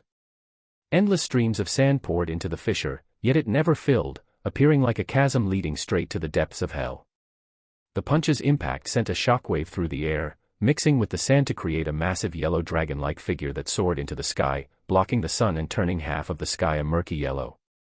Everyone stared in stunned silence at the devastation caused by Byakuya's punch. The sheer power of it was beyond anything they had ever imagined. Shaka, his hand now trembling, could barely hold onto his sword as he compared the small crack he had made to the vast abyss created by Byakuya. The difference between them was like that between a worm and a dragon. The thought that he, a mere worm, had dared to challenge a true dragon sent cold sweat pouring down his back. Cobra looked at Vivi and then at Byakuya, wondering how his daughter had managed to find such a powerful individual. The men before him seemed to possess strength equal to, or even greater than, that of the 3 Marine admirals, the strongest forces in the Marines. Even Lucci and Blueno, traveling with Byakuya, witnessed the true extent of Byakuya's power for the first time. Only now did Lucci fully realize how lenient Byakuya had been with him. If Byakuya had added just a bit more force to the kick he'd given Lucci earlier, he wouldn't be alive and well. Vivi turned around, her eyes wide with shock, her hand covering her slightly open mouth. She had seen Byakuya's true face before, and he didn't seem much older than her. Yet, his strength was terrifyingly overwhelming. Vivi couldn't help but feel a sense of relief, realizing she had made the right decision earlier. If she hadn't intervened, the kingdom of Alabasta might have been destroyed by his hand. Looking at Vivi, Byakuya spoke in a calm but chilling tone. "This is the second time you've attacked me. Did your royal family always stupidly rush to attack before knowing or asking what the situation is?" Byakuya is not voicing to Vivi but to all the Netafari royal family and guards. "Thanks to your bravery, you saved this stupid guard of yours. But this is the last time. If there is a third time, I'll make sure you, your country, disappear along with Crocodile." Hearing this, Vivi's face filled with panic. She quickly patted her chest to assure him, "Don't worry. As long as I'm here, I promise no one from the Alabasta Royal Palace will ever attack you again." Vivi hesitated momentarily, continuing, "Our family has guarded the Pluton for over 100 years. Even though I agreed to trade the Pluton with you, I still need to discuss this with my father." Fearing that Byakuya might think she was trying to break their deal, Vivi hurriedly added, "Don't worry, I'll convince my father. Our agreement still stands, it just needs a bit more time." As Vivi anxiously awaited his response, Byakuya finally spoke, "I'll give you until tomorrow morning. Give me your answer then." Surprised, Vivi glanced at Byakuya from the corner of her eye, not expecting him to be so understanding. End chapter. Chapter 106, Chapter 106, Compromise. Yesterday, after witnessing Byakuya's terrifying strength, Cobra quickly arranged for the 3 to rest in the palace's finest rooms. The next morning, as Byakuya was just waking up, he heard a knock on the door. Opening it, he found Vivi looking graceful in a sky-blue, elegant gown. Her long, sky-blue hair cascaded down to her waist, accentuating her figure and giving her the appearance of a true princess. She looked quite different from their first encounter when she was dressed like a refugee, making it hard to believe she was the princess of a great kingdom. When Vivi saw Byakuya at the door, a faint blush appeared on her flawless skin. Nervously, she asked, "Would you like to join us for breakfast?" "No need," Byakuya replied. "It wouldn't be good for you if more people saw our faces." "Oh, that's all right then. I'll have breakfast brought to your room," Vivi said, turning to leave. But after a few steps, she turned back, tilting her head, "By the way, I still don't know your name." "You can call me Yoru." Yoru. That didn't sound like a real name, which made sense. After all, they wore masks and cloaks to conceal their identities, so it was natural that he wouldn't reveal his true name. Vivi didn't mind. Instead, she gave Byakuya a bright smile and said, "Nice to meet you again. My name is Nefertari Vivi, but you can call me Vivi." Byakuya merely nodded, saying nothing more, leaving Vivi feeling slightly disappointed. She turned to leave again, but then Byakuya suddenly called out, "Wait a moment." Vivi, hopeful, turned back and asked, "Is there something else you wanted to say?" Byakuya's voice came from behind his mask, calm as ever, "Didn't we agree that you'd give me an answer this morning?" Vivi's mood sank a little after hearing this, but she still smiled. "Oh, I almost forgot. I discussed it with my father last night, and he agreed." "That's good. Our agreement stands," Byakuya said before retreating into his room and closing the door. Now, the issue of the Poneglyph containing Pluton's location has been resolved. The next step was finding someone to read the Poneglyphs, the devil child, Nico Robin. After Byakuya returned to his room, a hint of sadness flashed in Vivi's eyes as she quietly walked away. In the desert, inside a luxurious casino, Crocodile sat in his chair. His slick back hair, black fur coat, and the long scar across his face gave him a menacing look. He wore an earring in his right ear, and his left hand was a golden hook. He puffed on a cigar and listened to his subordinates report. "You're telling me that all our members at Whiskey Peak are dead?" "Not all of them. The bodies of Mr. 8, Igaram, and Miss Wednesday, Vivi, are missing." Hearing this, Crocodile suddenly slammed the table before him, breaking it in half.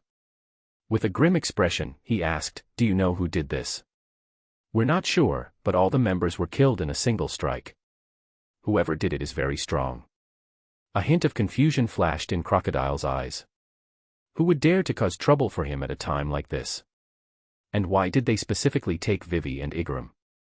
In truth, Crocodile had known from the moment Vivi joined Baroque Works that she was the princess of the kingdom of Alabasta.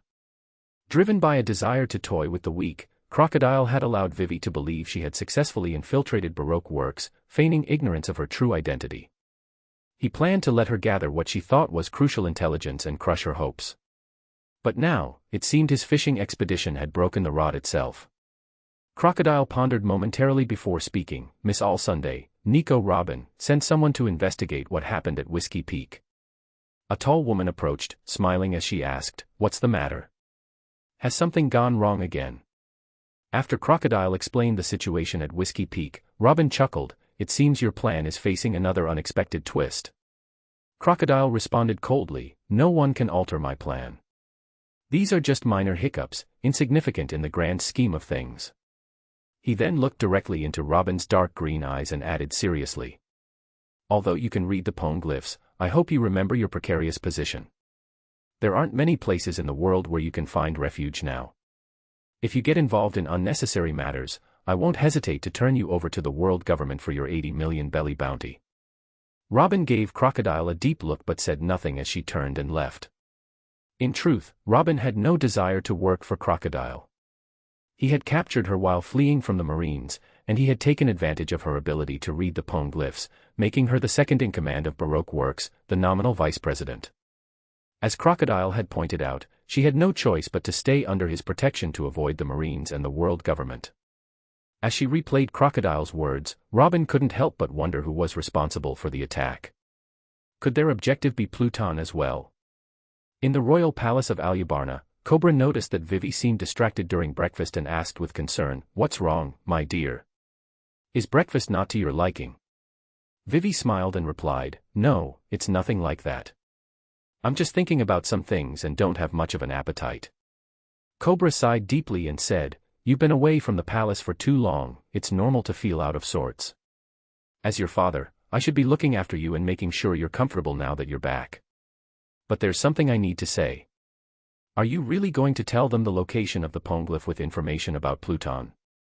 Vivi nodded seriously. "It's the only way to defeat Crocodile and save the kingdom from destruction." Cobra hesitated, but Vivi walked over to her father, hugged his arm, and playfully said, "Oh, father, don't worry. I believe that Yoru isn't a bad person. He won't use Pluton to harm the world. He's not like Crocodile." Cobra gave his daughter a look of mild frustration but didn't argue further. he couldn't help but think of how Vivi had spent the entire night persuading him to agree. A thought suddenly crossed his mind: was she doing all this just for the kingdom? End chapter. Chapter 107, Chapter 107, Peeping Eyes. As a member of Baroque Works, Vivi knew well that Crocodile's base of operations was in Rain Base, the City of Sand. Their journey from Whiskey Peak to the capital, Alubarna, was necessary because reaching Rain Base required passing through Alubarna, and Vivi needed to discuss Pluton with Cobra. Once these issues were resolved, Vivi and Byakuya prepared to depart for Rain Base to confront Crocodile. Around midday, Byakuya asked Vivi, "When do we leave?" With a hint of concern, Vivi replied, "If possible, I hope we can leave now. Every minute we delay could result in more casualties." "Let's do as you suggest," Byakuya agreed without hesitation. After all, they had been away from Water 7 for nearly a month. Besides dealing with Crocodile, Byakuya had other plans he wanted to pursue during this time, so he needed to pick up the pace. Hearing Byakuya's response, Vivi smiled sweetly and turned to Belle, asking, "Uncle Belle, how is your injury?" "It's fine. I've almost fully recovered. As long as I don't push myself too hard, there shouldn't be any problems," Belle answered, then gratefully turned to Byakuya. "It's thanks to your potion that I've healed so quickly." Byakuya waved it off, not paying much attention. Vivi continued, "In that case, Uncle Belle, could you use your devil fruit ability to take us to Rain Base? It would be much faster than riding camels and would save us a lot of time." Belle hesitated, glancing nervously at Blueno. Byakuya immediately understood Belle's concern and explained, "Yesterday, his weight was due to using his ability. Now, he's back to normal." Relieved by Byakuya's explanation, Belle nodded, "All right, let's head out now." With that, Belle transformed into his falcon form, towering 3 meters high with a wingspan of 5 meters. "Climb on," he said. Igaram initially wanted to join them, but Vivi insisted he stay behind. "Uncle Belle is still recovering, and carrying too many people would strain him and slow us down. A few of us will be enough," Vivi said with a smile. "Besides, with them around, I'll be fine." Cobra stepped forward and said, "Please, be careful." Then, turning to Byakuya, he added, "Mr. Yoru, I entrust my daughter to you." Byakuya replied calmly, "Don't worry, I always keep my word." Hearing Byakuya's familiar phrase, Lucci and Bruno exchanged strange looks beneath their masks. "Always keep my word?" "Yeah, right." They were thankful for their masks, otherwise, Byakuya might have noticed their reactions and given them a good thrashing. The four climbed onto Belle's back, barely finding enough room to stand. The space was tight, so Vivi stood beside Byakuya at the front to help navigate while Lucci and Bruno stood quietly at the back. Belle kicked up a swirl of sand with a powerful flap of his wings and took off into the sky. As they took off, the sudden jolt caused Vivi to lose her balance, making her lean against Byakuya. Feeling the warmth of his body, Vivi immediately blushed, her face turning red from her ears down to her neck. She quickly stood upright, avoiding eye contact with Byakuya out of embarrassment. However, during the flight, the shifting air currents required Belle to adjust his flying position constantly. This posed no problem for Byakuya and the other two, as they stood firmly on Belle's back, their feet seemingly rooted in place regardless of how Belle flew. But it was a struggle for Vivi, who was not as strong. She wobbled back and forth like someone walking on a tightrope, trying to keep her balance. One glance down at the tiny city below and the ant-sized people made her realize that falling from this height would be disastrous. Seeing her pale face, Byakuya said, "If you're having trouble standing, you can hold onto my clothes." When Byakuya finished speaking, Vivi clung to his arm as if it were a lifeline, holding on as if her life depended on it. She was terrified.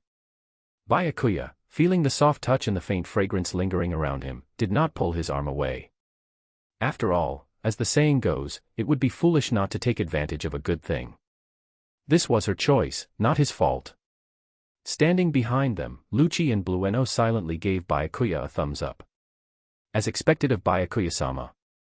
No matter where he goes, he never fails to charm. They were in awe, thinking that Byakuya was like a walking embodiment of male pheromones. Throughout the flight, Vivi held onto Byakuya's arm. Even when they arrived at their destination, Sandora, Vivi didn't realize she should let go. It wasn't until Bell returned to his human form and noticed Princess Vivi clinging to Byakuya's arm that his expression became shocked. Pointing at Byakuya's arm, he stammered, "This, could it be, you too?" I. Seeing Bell so shocked that he couldn't even speak, Vivi quickly let go and, blushing furiously, awkwardly explained. "Uncle Bell, don't overthink it. I was just unsteady on your back and afraid of falling, so I held onto Byakuya for stability." Listening to Vivi's explanation, Bell was even less convinced. "Come on, I'm not blind. You say you were unsteady on my back, but we've already landed, and you were still holding onto him. And that blush. Anyone can tell something's up. Could this be a sign of a major change in the kingdom?" As they landed, several white arms suddenly emerged from a nearby hidden spot in the desert. The hands opened up, revealing dark green eyes in the palms, staring intently at Byakuya and the others. Byakuya immediately sensed this feeling of being watched. With his observation haki, he quickly located the 5 hidden arms and the eyes in their palms. With a knowing smirk, Byakuya looked at the eyes in the palms, his expression beneath the mask tinged with excitement. He hadn't expected to encounter one of his targets, Nico Robin, so soon. He couldn't afford to let her escape now. Capturing her later would be much more troublesome. 5 small streaks of armament haki shot out from Byakuya as he considered his options, shattering the eyes and arms into dust. Meanwhile, Robin, hiding not far outside the city, suddenly felt a sharp pain in her eyes. She opened them wide, tears streaming down her cheeks. Her delicate face was filled with disbelief as she muttered, "He was able to detect me. Just who is this man?" Chapter 108, Chapter 108, Nightmare Come True. "Byakuya-sama, just now?" Lucci asked, puzzled. Although Lucci hadn't sensed Robin's surveillance, he had noticed Byakuya's sudden action without any attempt to hide it. Byakuya chuckled softly, "We've already been discovered. It won't be long before they all come out." Feeling anxious, Vivi asked, "Shouldn't we hide first? They're really strong." "No need," Byakuya replied confidently. "We'll just wait for them here. If they all come out, it'll save me the trouble of hunting them down one by one." Hearing Byakuya's assured tone, Vivi's unease began to fade. After all, with Byakuya's strength, they did not need to hide or sneak around. A direct approach would be much simpler. Meanwhile, inside Sandora, Robin was unsure about the man's identity in the black mask, but she recognized Vivi and Bell standing beside Byakuya. Vivi was the princess of Alabasta, and Bell was the deputy commander of the royal guard, 2 of the kingdom's most important figures. Robin quickly deduced that they were likely here to seek revenge on Crocodile. Without wasting any time, she rushed to the casino to find Crocodile. As Robin bursts through the doors, Crocodile asks in surprise, "So, you've already found traces of that group?" "Found them. There's nothing to find. They're right at our doorstep," Robin replied, panic evident in her voice. "If I'm not mistaken, the ones responsible for killing the members at Whiskey Peak are now at Sandora's entrance." "What?" Crocodile almost jumped out of his chair. These people dared to come directly to the doorstep of a warlord of the sea. Did they think he was easy prey? Though Crocodile was furious, he didn't lose his composure. If they dared to confront him head-on, they must either be well-prepared or highly confident in their strength. The unknown nature of their identities and intentions made Crocodile reconsider his approach. Instead of going out himself, he told Robin, "Gather all the members inside Sandora and call back all the officers from outside." "Yes." Robin quickly contacted the officers outside using a den mushi, instructing them to return immediately and ordered all the members in Sandora to gather at the casino entrance. While chaos reigned inside Sandora, Byakuya calmly pulled a large, luxurious tent from his system space and set it up just outside the city. The tent had comfortable lounge chairs, soft blankets, and various rare fruits, perfect for the desert environment. These were items Byakuya had stored in his system space, where time had no effect, so there was no worry about food spoiling. Since they had time to kill while waiting for Crocodile to gather his forces, Byakuya decided to make himself comfortable rather than wait idly. Seeing Byakuya pull out so many things simultaneously as if performing magic, Bruno muttered, "Byakuya-sama, is your devil fruit power related to space?" Byakuya didn't hide the truth, replying, "You could say that. But it's not particularly useful, just handy for storing things." Come on, sit down and eat. Don't just stand there gawking. Setting up a tent and eating fruit right at the enemy's doorstep, are you here to fight or to have a picnic? Though Bell acknowledged Byakuya's great strength, he couldn't help but feel a bit uneasy. After all, crocodiles are challenging opponents to deal with. I think I'll patrol outside, just in case that sly crocodile tries anything, Bell said. Byakuya didn't stop him. With Bell gone, it would be easier for him to enjoy his food. After all, Bell had never seen Byakuya's true face. Nearby, Lucci and Bruno also felt that setting camp at the enemy's doorstep was too outrageous. They requested that Bell join them in guarding the entrance in case Crocodile tried to escape. As the three left, Byakuya scoffed, "TCH, they don't know how to enjoy life." With just Byakuya and Vivi left in the tent, the atmosphere gradually became more intimate. Byakuya picked up a fruit that resembled an apple and handed it to Vivi. "I bought this on the Sabaody archipelago.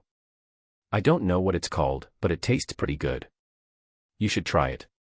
"Thank you," Vivi said, her face flushing as her fingers accidentally brushed against Byakuya's when she took the fruit. For a moment, she even started thinking about what to name their future children. Little did Byakuya know that this young girl, despite her age, had quite the imagination. He continued eating his fruit, oblivious to her thoughts. Meanwhile, Crocodile sat upright in his chair, a cigar between his lips, repeatedly asking, when will they be back? Fortunately, they didn't go far. They should all be back by tomorrow, one of his subordinates replied. Hearing that his men would return by the next day, Crocodile felt more at ease. Most of the people in Sandora had gathered at the casino entrance. He planned to lead them out and care for the intruders at the gate as soon as his men returned. Thinking of this, Crocodile asked, "By the way, are the people at the entrance making any moves?" "They're just letting us gather our forces." "Ah." The person questioned looked at Crocodile awkwardly and said, "They've set up a tent at the entrance. It seems like they're having a party inside." "A party?" Crocodile was dumbfounded. What kind of strategy is this? Instead of stopping him from gathering his forces and attacking while he's at his weakest, they set up a tent at his doorstep and started a party. They're just letting him gather his scattered subordinates. Are they out of their minds? This situation only had two possible explanations: either the enemy was foolish, or they were intentionally doing this, waiting for Crocodile to gather all his men so they could eliminate them all at once. Although Crocodile prided himself on invincibility in the first half of the Grand Line, the enemy's actions made him deeply uneasy. Crocodile fell into thought, wondering if he should make some additional preparations. The next day, Byakuya suddenly woke up from his sleep, his eyes wide open as he muttered with lingering fear. "That scared me. I dreamed that a woman was trying to rape me. That's just ridiculous. It must be because too many women have been eyeing me lately. Even someone as strong as me can break out in a cold sweat from that." He reflected on recent times when women like Tashigi, Ain, Khalifa, and Vivi surrounded him. No wonder he was having such dreams. Just as Byakuya was lost in thought, a slender, snow-white leg suddenly draped across his abdomen, and a delicate arm wrapped around his neck. Turning his head, Byakuya realized Vivi was practically asleep while hugging his body. Startled, he exclaimed, "What the?" So it wasn't just a dream. End chapter. Chapter 109, Chapter 109, Facing Off. When Byakuya emerged from the tent after getting dressed, he saw that Bell was blocked by Lucci and Bruno, who were close to the entrance. It looked like a fight was about to break out. Bell was furious. If looks could kill, Byakuya would have been vaporized. Confused, Byakuya asked, what's going on here?" Seeing Byakuya, Bell shouted angrily, "Where is Princess Vivi? What have you done to her? Don't think that just because you're strong, you can take advantage of our princess. Even without you, we can still drive Crocodile out of Alabasta." Bell would have stormed into the tent if it weren't for his injuries. Even though he knew he wasn't a match for Byakuya and his companions, he couldn't just stand by and watch Vivi be dishonored. Lucci and Blueno, however, dutifully guarded the entrance, firmly blocking Bell's attempts to get inside, refusing to let him pass. This only fueled Bell's suspicion that Byakuya had done something to Vivi, making him even angrier. Byakuya finally understood what was happening. Unbelievable. Last night, I was the one who nearly got raped by Vivi, and now you're accusing me. Who would have thought that Vivi has a low tolerance for alcohol? Thankfully, Byakuya knocks her out before his brother gets out of control. If Byakuya hadn't kept reminding himself that she was only 16 and resisted the urge to take advantage of her, the royal family might have already called him Prince Consort by now. Hearing the commotion outside, Vivi was so embarrassed that she wished she could disappear. When she woke up, Vivi remembered being on top of Byakuya. She wanted to find a hole to crawl into to prevent the situation from escalating further. Vivi, her face still red, walked out of the tent. Belle saw Vivi emerge and breathed a sigh of relief but then nervously asked, "Vivi, last night?" Vivi kept her head down and whispered, "Uncle Belle, nothing happened last night." Nothing happened. Belle looked suspiciously at Byakuya and the others. If nothing happened, why did they stop me from going in? But since Vivi said nothing happened, it must be true. "Boss, the Baroque Works members have mostly gathered," said a tall, muscular man who approached Crocodile. The speaker was Mr. 1, Das Bones, a top agent of Baroque Works and a Paramecia-type devil fruit user who had the powers of the dice fruit. This fruit is quite powerful. If a skilled swordsman had eaten it, the seas would probably see another great swordsman rise. Unfortunately, Das Bones didn't have much talent in swordsmanship, which wasted the potential of the dice fruit. Crocodile, wearing a cape, smoking a cigar, and with his slick back hair, stood on the roof of the casino, looking every bit the mafia boss. From his vantage point, he could faintly see the tent that Byakuya had set up outside the city. Crocodile muttered, "They really don't take me seriously at all." Then, he turned and asked, "Can we confirm the identities of those people?" Robin appeared behind Crocodile and shook his head, saying, "The opponents are wearing black robes and masks. They seem to be part of an organization. But we've never heard of any organization dressed like that appearing on the seas before. Is there no way to identify them?" Crocodile's unease grew stronger, a feeling he had rarely experienced before. However, recalling the contingency plans he had set in place, his anxiety eased slightly. Crocodile looked at the 344 members of Baroque Works gathered below.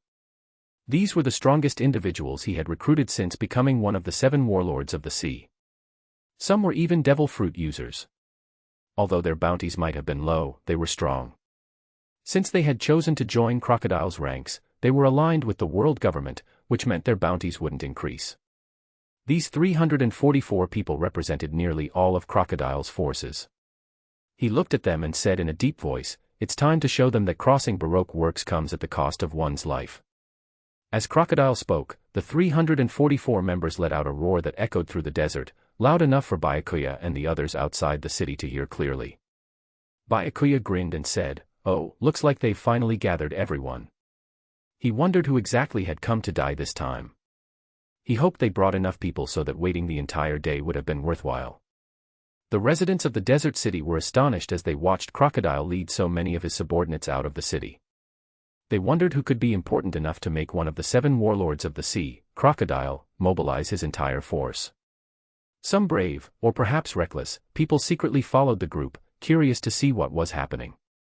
As the city's gates opened, Crocodile, leading Baroque Works, appeared before Byakuya and his group. Byakuya smirked, "Oh, this will be a good harvest." Looking at the faces in the crowd, though some were vaguely familiar, he recognized that these characters had appeared in the anime. Under his mask, Byakuya's grin stretched from ear to ear. The day's wait had indeed been worth it. Crocodile first looked at Vivi and Belle, quickly recognizing them. "Miss Wednesday," he sneered, "you managed to escape from Baroque Works, but instead of hiding safely in your palace, you came here to die." Vivi glared at Crocodile with hatred in her eyes and replied coldly, "The one who's going to die is you. I've come here today to kill you and avenge the citizens who died because of you." You had to admire Vivi's courage to speak such words before Crocodile. Her words might have carried more weight if she hadn't clung tightly to Byakuya's arm. Crocodile's eyes flashed with contempt as he chuckled, "You think you can kill me? I'm standing right here. You could spend a lifetime trying, and you still wouldn't be able to kill me. If I hadn't been toying with you before, seeing how far you'd go, I would have killed you the moment you joined Baroque Works. And now, you stand before me, boasting about killing me. How naive." Crocodile then shifted his gaze to Byakuya, whom Vivi was clinging to, and said coldly, Don't you know that in this sea, meddling in other people's business usually leads to an early death? End chapter. Chapter 110, Chapter 110, Negotiation. Crocodile didn't sense any threat from Byakuya, who seemed as ordinary as a passerby on the street, with nothing unusual about him. However, this very normalcy made Crocodile even more uneasy, indicating that Byakuya's strength was likely immense. Responding to Crocodile's words filled with killing intent, Byakuya calmly asked, "Are you threatening me?" Crocodile, his murderous intent unyielding, replied, "I'm simply reminding you of the rules you should follow on the seas. I don't know what organization you belong to, but making an enemy of me is an extremely foolish decision." Byakuya had initially intended to kill Crocodile on the spot, but recalling his original plan, he decided there was more he needed to do. "Oh. I'm quite curious, what gives you, Crocodile, the right to make such claims?" A light breeze swept through, lifting small grains of sand into the air between the two groups. Byakuya suddenly exerted tremendous force with his right foot, launching a powerful kick into the sand.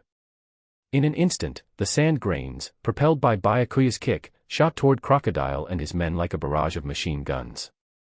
Crocodile's face darkened as he quickly used his devil fruit ability to transform his body into sand, reappearing at a distance and reforming into his human shape, his expression grave. While Crocodile could escape using his powers, his subordinates were not so fortunate. A single grain of sand piercing the body might only cause minor pain, something they could endure. But when thousands of grains of sand penetrate the body, it would turn anyone into a sieve.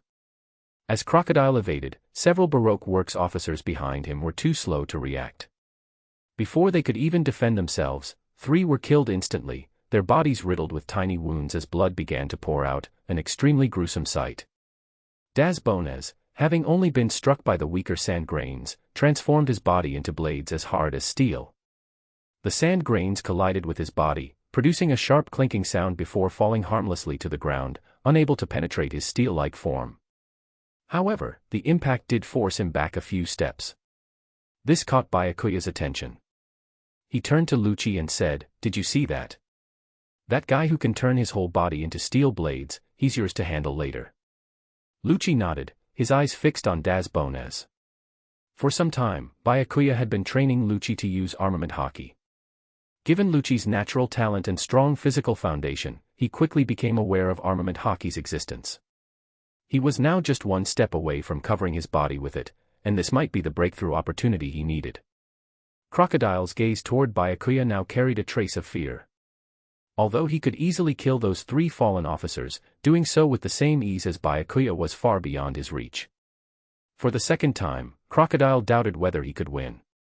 Crocodile first felt this way when he entered the New World and challenged the strongest man in the world, Whitebeard.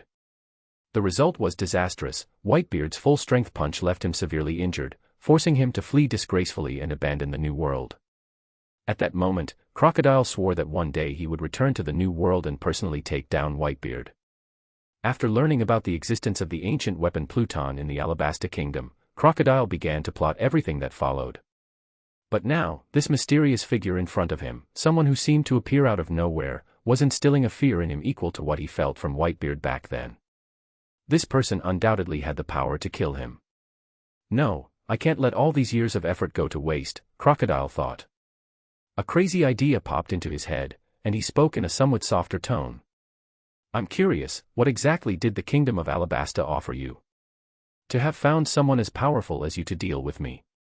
"Sorry, that's classified information. I can't tell you," Byakuya replied.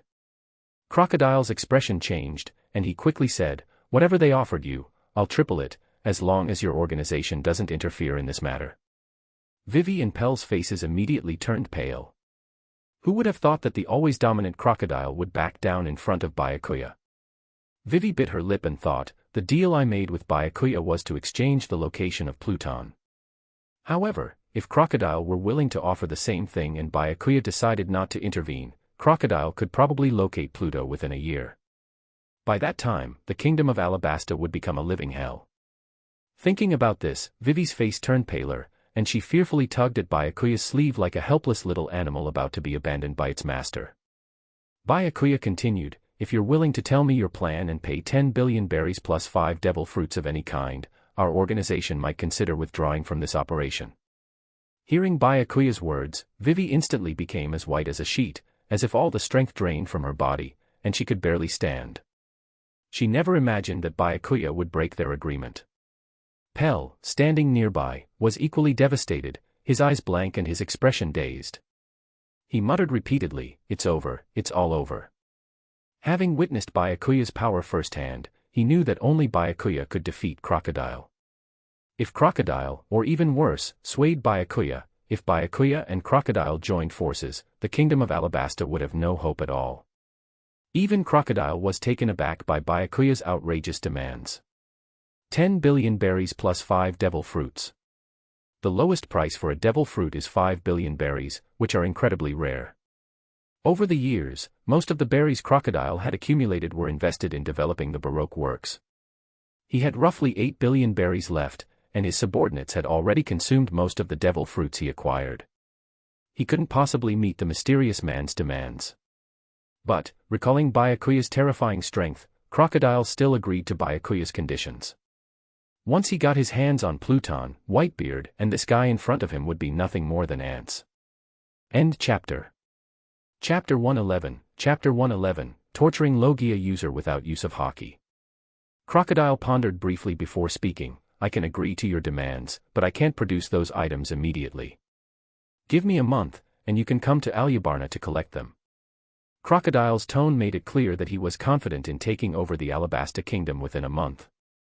Byakuya replied, "You're asking me to withdraw now without giving me anything up front. That doesn't seem fair, does it?" Crocodile hadn't intended to deceive the mysterious man, knowing that without finding Pluton, he didn't have the means to confront him directly.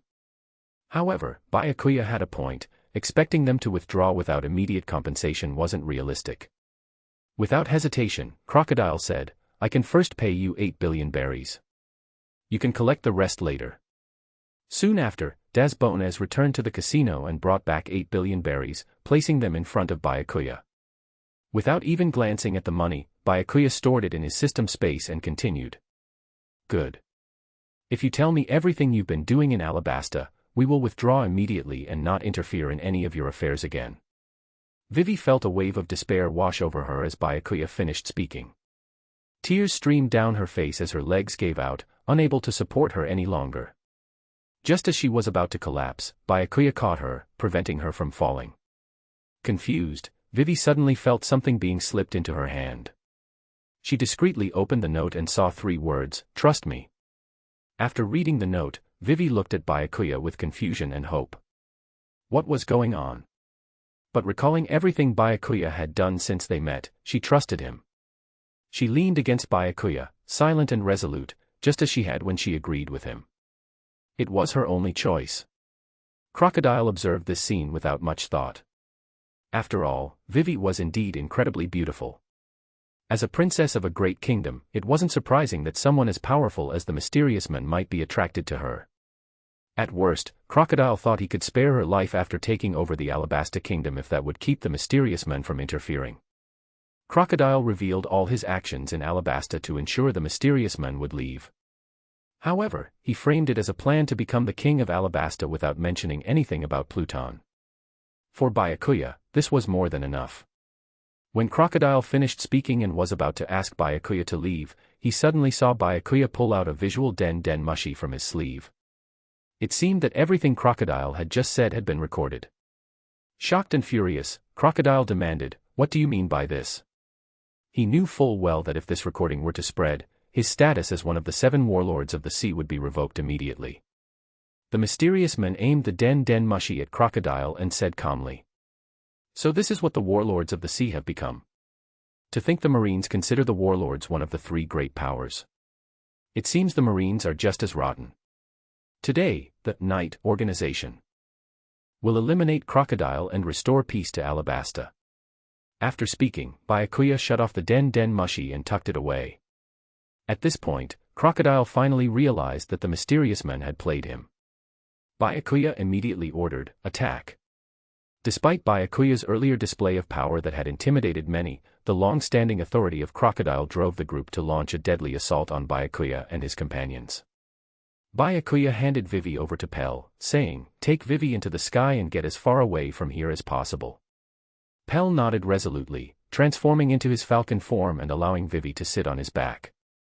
With a worried expression, Vivi said, "Please be careful." Byakuya wiped away the remaining tears from Vivi's face and smiled, "Don't worry. Crocodile is nothing I can't handle." No sooner had he finished speaking than a massive fist of sand hurtled toward him from behind. "I'm a warlord of the sea. Are you underestimating me?" Crocodile's angry voice echoed from behind. Without turning his head, Byakuya extended one hand behind him, and a faint red armament haki surged out, forming a curved protective shield. The sand fist collided with the shield but was instantly shattered, unable to make even a dent. What incredible armament, haki! Crocodile thought, startled. Once Pell had taken Vivi away, Byakuya turned and said calmly, "If I call you trash, you better believe it because in front of me, that's exactly what you are. A coward who hides after losing a battle and thinking that a shortcut can rule the world. What a stupid guy," Byakuya said with a sneer. Even with the help of the system, Byakuya did not believe he could conquer this world. "You," Crocodile began to retort, but before he could finish, Byakuya suddenly appeared. A huge fist rapidly filled Crocodile's vision, moving so fast that he had no time to react. A deep sense of dread gripped Crocodile's heart. "This is it. I'm going to die," was the last thought that flashed through Crocodile's mind. Byakuya's punch exploded Crocodile's head into countless grains of sand. However, a few seconds later, the sand on the ground reformed into a head and returned to Crocodile's body. "I'm still alive," Crocodile muttered in disbelief. "Of course, you're not dead," Byakuya said coolly. "I didn't use armament haki just now." "What do you mean by that?" Crocodile wondered if this man had decided not to kill him. Before he could think further, his body was blown apart into yellow sand again. Byakuya paused after the attack, allowing Crocodile to reform his body. When Crocodile's body was fully reformed, Byakuya shattered him with another punch. It was then that Crocodile realized what the mysterious man was doing. Although Byakuya wasn't using armament haki and thus couldn't inflict lasting harm, each time Crocodile's body was shattered, the pain he experienced was all too real. Every time he reformed, it felt like he was dying again, creating an endless cycle of mental torment. The agony was relentless and intensified with each cycle. After countless blows, 99 plus, Crocodile's ability to reform his body slowed dramatically, and his mind grew foggy. Taking advantage of the brief pause before Byakuya's next attack, Crocodile, now in deep pain, asked, "What kind of grudge do we have that you feel the need to torment me endlessly?" Byakuya responded coldly, "You have no idea how many storms I had to face just to get here and kill you." T/N, in case you don't know, his shipwreck was due to a storm before he arrived at Whiskey Peak. Crocodile was bewildered. "You're blaming me for the hardships you endured on your journey to kill me?" As Crocodile was lost in confusion, he was blown apart into a cloud of sand once more. "Fine, I give up." Crocodile, a ruthless man, chose not to use his devil fruit powers, allowing Byakuya to land a fatal blow. When Byakuya saw the bloody mist before him, he was momentarily stunned. Did he just die like that? End chapter. The battle between Byakuya and Crocodile had the undivided attention of everyone present. The outcome of their fight would determine the overall victory of the entire conflict. Naturally, Lucci and Blueno were confident that Byakuya would emerge victorious. However, when they saw Crocodile, one of the 7 warlords of the sea, utterly powerless against the mysterious man, he was mercilessly beaten to the point of nearly committing suicide by abandoning his devil fruit powers and allowing himself to be killed. It was a shocking sight for the members of Baroque Works. For them, this was a devastating blow. If even their leader was no match for the opponent, there was no point in continuing the fight. Within moments, most lower-ranking Baroque Works members began to flee like frightened animals, terrified that the mysterious man might target them next if they didn't escape quickly enough. Watching their retreat, Byakuya let out a contemptuous laugh. "Trying to run? If I let you all escape, wouldn't that make this whole day a waste of time?" In an instant, Byakuya turned into a blur, and it seemed to each fleeing member that he appeared right in front of them simultaneously. Before they could even scream, they were struck down by a cherry blossom-like wave of haki that pierced through their heads, killing them instantly. During this time, Byakuya was pleasantly surprised to find that using a combination of shuriken, finger gun, and Ryuo, Flowing Sakura, was remarkably effective for dealing with this small fry. Under Byakuya's almost ghostly speed, the fleeing members fell like wheat being harvested, collapsing in droves. In just a few breaths, the Baroque Works agents were reduced to only Das Bones, who was fighting Lucci, and a few high-ranking officers tangled with Blueno. Where's Robin? Byakuya scanned the area, realizing he hadn't seen her among those he had just taken down. Having spent years evading the world government's pursuit, Robin had honed her skills in hiding and escaping to perfection. When she saw that Crocodile was no match for Byakuya, she had already planned her escape. While Byakuya repeatedly defeated Crocodile, Robin slipped away through a secret passageway known only to her, leading back to the casino. When Robin emerged from the passage, there was no sound from outside, which made her breathe a sigh of relief. That mysterious man was truly terrifying. Crocodile had been driven to the point of choosing suicide. Their battle had been a one-sided slaughter. If that man had set his sights on her, death would be her only option. However, since she hadn't participated in the fight, Robin hoped she wouldn't draw the mysterious man's attention. Deciding quickly, she thought it best to leave the desert while he was still occupied with the remaining Baroque Works agents. Despite this, Robin felt no ill will toward the mysterious man. If anything, she owed him gratitude. After all, Crocodile's coercion forced her to join Baroque Works in the first place. Moreover, she knew Crocodile's true objective was the ancient weapon, Pluton, but she had no desire to see such a dangerous weapon fall into the hands of a power-hungry man like him. In a way, Byakuya's intervention had allowed her to break free from Crocodile's control. However, she knew that her life would likely return to a cycle of endless running and hiding. Robin couldn't help but let out a self-mocking smile but quickly pushed aside her gloomy thoughts. She returned to her room to gather her belongings, but as soon as she stepped out of the casino, she froze, her eyes filled with unspeakable terror. The mysterious man who had easily defeated Crocodile stood at the entrance as if he had known she would appear there. Even though she knew she was no match for him, Robin wasn't one to surrender without a fight. Crossing her arms in front of her, she softly said, "Cease fleur, clutch." This was the strongest attack she could muster at the moment. 6 pristine white arms sprouted from Byakuya's body. They gripped his neck, arms, and legs, trying to bend them backwards and snap his bones. TSK, Robin is still a bit reserved. She won't go for the vital spots on a man, Byakuya remarked. The 6 arms exerted all their strength, trying to twist Byakuya's limbs. But despite Robin's effort, which flushed her face red, she couldn't make Byakuya budge even a little. Byakuya calmly said, "Your strength is too weak, it's not even enough for a massage." With that, his body shook slightly, and the 6 arms shattered instantly. Seeing that Robin wanted to continue her attack, Byakuya stopped her. "Don't waste your energy. I'm not going to kill you right now. If I wanted you dead, do you think you'd still be standing here?" Hearing this, Robin lowered her arms and let out a bitter smile, saying, "Is this the sorrow of the weak?" Byakuya bluntly replied, "For someone as weak as you, at least you have some value, which allows you to survive in the chaos of the seas. Most weaklings don't even have the right to survive." Robin immediately understood why the mysterious man hadn't killed her on sight. She could read the Poneglyphs, the ancient texts that the world government had been hunting her for all these years. This was why she had survived for so long. "Let's go. The battle over there should be over by now." Byakuya turned and began walking out of the city, and after a moment of hesitation, Robin hurriedly followed. Faced with a choice between life and death, she decided that any rational person would. As Byakuya emerged, he saw Lucci, whose hands were now covered in the jet-black armament haki, delivering a powerful rokugan that shattered the steel blades Das Bones had been using for defense. The impact sent Das Bones flying several dozen meters away, where he collapsed, coughing up blood, and died on the spot. After finishing off Das Bones, Lucci didn't rest. He quickly rushed over to assist Blueno in removing the remaining Baroque Works officers. With Lucci's strength and his newly mastered armament haki, dealing with these officers was as easy as slicing through vegetables. The two of them swiftly eliminated all the remaining officers. In other words, except for Robin, the entire Baroque Works organization, including Crocodile, had been completely wiped out in a single day. Robin looked gravely at the corpses scattered around her. Although she had no affection for these people, they had all worked together at Baroque Works for years.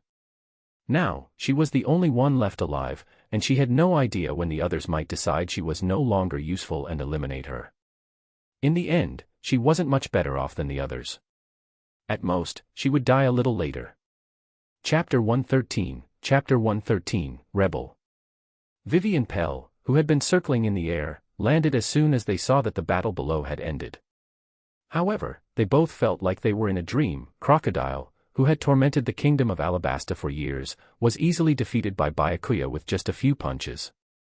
Pell, overwhelmed with emotion, almost kneeled before Byakuya. "Thank you so much. You've saved millions of citizens, you're a great benefactor to the kingdom of Alabasta," Pell said with heartfelt gratitude. He then suddenly thought, if Princess Vivi were willing, having an influential person like Byakuya as her husband wouldn't be bad. Who would dare to cause trouble in Alabasta with someone like him around? Besides, Pell wasn't blind, he could tell that Princess Vivi had developed feelings for Byakuya during their journey. Vivi was also filled with excitement, finally feeling a sense of relief. However, she knew that now wasn't the time to completely relax. Although the main villain had been eliminated, the hundreds of thousands of rebels Crocodile had misled were still unaware. As Vivi walked over to Byakuya to speak, she suddenly noticed Robin standing behind him. As a former member of Baroque Works, Vivi recognized Robin immediately. She knew Robin's identity as the vice president of Baroque Works and Crocodile's right-hand woman. Vivi was surprised that Byakuya had kept her around. She looked at Robin, whose beauty was no less than her own, combined with a mature aura that radiated from within. Vivi couldn't help but wonder about Byakuya's true reason for keeping Robin. However, Vivi wasn't a foolish woman.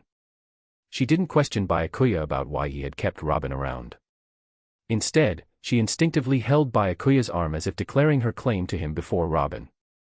Robin simply smiled at this and didn't mind at all. After all, there was nothing between her and Byakuya. The only reason Byakuya had kept her alive was because she could read the Poneglyphs, the ancient texts. To Robin, Vivi's childlike gesture was endearing. At that moment, Robin seemed to remember something and suddenly said, "Last night, Crocodile appeared to have contacted Koza, urging him to launch a full-scale attack on Alubarna as soon as possible. If we estimate the timing, Koza and the rebel army should already be attacking Alubarna." Hearing this, Vivi and Pell's expressions changed drastically. If what Robin said was true, defeating Crocodile wouldn't mean much. Byakuya curiously asked, "Who is this Koza? I don't recall hearing that name before." Vivi explained with a bitter expression, "Koza was my childhood friend. Now, he's the leader of the rebel army." The leader of the rebel army? Byakuya instantly understood. Even in his final moments, he hadn't expected Crocodile to pull such a dirty trick. Crocodile planned that even if he died at the hands of the mysterious person Vivi brought, by that time, the rebel army would have already successfully captured the capital, Alubarna. Koza and the rebels would likely kill the pro-royal faction leaders, including King Cobra. It would be too late if Vivi arrived in Alubarna with the truth. By then, Vivi would be powerless to stop the fighting between the pro-royal forces and the rebels because both sides would be too blinded by bloodshed. Even if Koza realizes his actions were wrong, having killed Cobra, there's no way the pro-royal faction could forgive him. The two sides would inevitably fight to the death, leading to a complete split in the kingdom of Alabasta. It's a testament to Crocodile's cunning that even in death, he managed to cause so much chaos. Byakuya asked, "So, is there still time to go back and stop this?" Robin shook her head. "At this point, the war has probably already started. Even if we rush back, who knows how many lives have already been lost in this unnecessary conflict." Vivi, determined, said, "No, I have to go and stop this war." Pell immediately transformed into his falcon form, equally unwilling to see the war occur. His family, friends, and the king he was loyal to were all in Alubarna. He didn't want to be the only one left, living a life of regret like a deserter. Just as Vivi climbed onto Pell's back, Byakuya followed, saying softly, "Stopping the rebellion was part of our agreement, wasn't it?" Despite her worries about Alubarna, Vivi felt a warmth in her heart at Byakuya's words, and she leaned affectionately against him. Only Byakuya could give her the unprecedented sense of security she needed. To reach Alubarna as quickly as possible, Lucci and Blueno didn't accompany Byakuya. Instead, they followed Byakuya's orders to take Robin to Alubarna by land. Meanwhile, outside the walls of Alubarna, a force of over 500,000 rebels surrounded the city. King Cobra anxiously watched the massive rebel army outside, feeling as desperate as an ant on a hot stove. Cobra had never imagined that on the second day after Vivi and Byakuya left for the desert, such a large number of rebels would decisively attack Alubarna. Some surrounding cities hadn't even had a chance to send a message before being occupied by the rebels. At that moment, Shaka walked up to Cobra with a grave expression and said in a deep voice, "Your Majesty, perhaps it's best if you retreat for now." Cobra sternly replied, "Retreat? This is the capital of Alabasta. As the king, where could I possibly retreat to? Shaka, tell me honestly, what is the situation now?" Shaka hesitated, but seeing Cobra's resolute expression, he could only sigh and say, "There are nearly 500,000 rebels on the other side, while we have only a little over 20,000 troops in Alubarna. The ratio is nearly 25 to 1.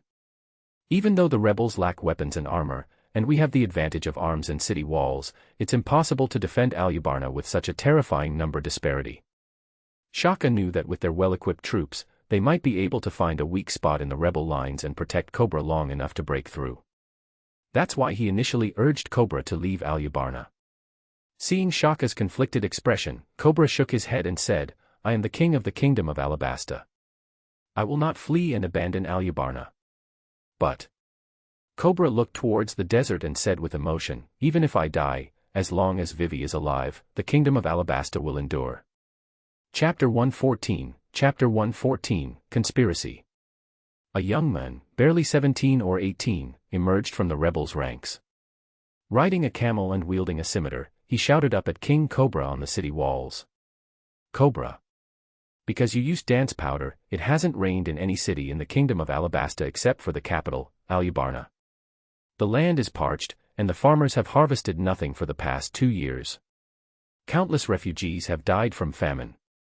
Now, you've fallen to being surrounded by us, the rebel army, and it's all because of your actions as king." Seeing King Cobra being berated by a boy who had just come of age and in front of an army of over 500,000, Shaka couldn't hold back any longer. He shouted at the rebels, "You immature brat, what do you know? You believe Cobra is responsible just because Crocodile used some simple tricks. Use your brain and think carefully. Before Crocodile arrived in the kingdom of Alabasta, did anything like this ever happen?" Hearing Shaka's words, Koza hesitated. Regarding intelligence and strategic vision, Koza far surpassed others his age. Otherwise, at the age of 18 or 19, he wouldn't have been able to lead an army of over 500,000 and successfully trap the king in the capital, Alubarna. What Shaka said wasn't something Koza hadn't considered. It was after being shot by a soldier from the king's guard that Koza gradually dismissed these doubts and shifted his suspicion onto King Cobra. While Koza was still uncertain, King Cobra stepped forward and spoke.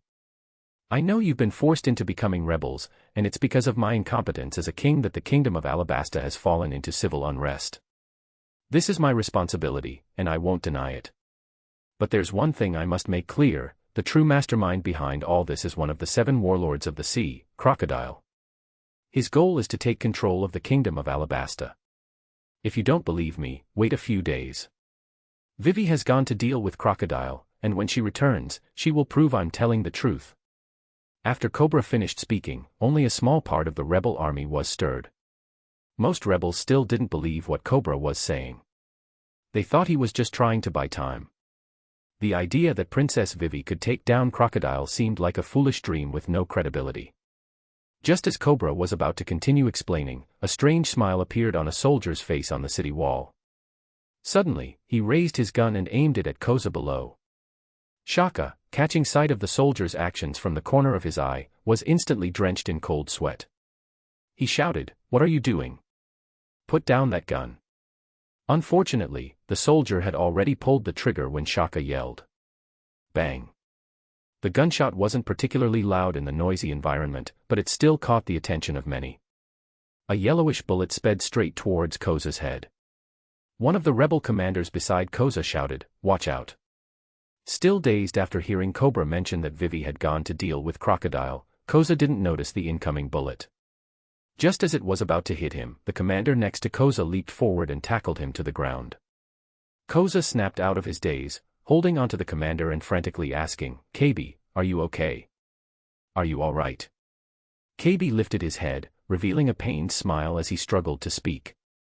"Koza, don't forget our childhood dream." The bullet hadn't hit Koza, but it had struck KB in the back.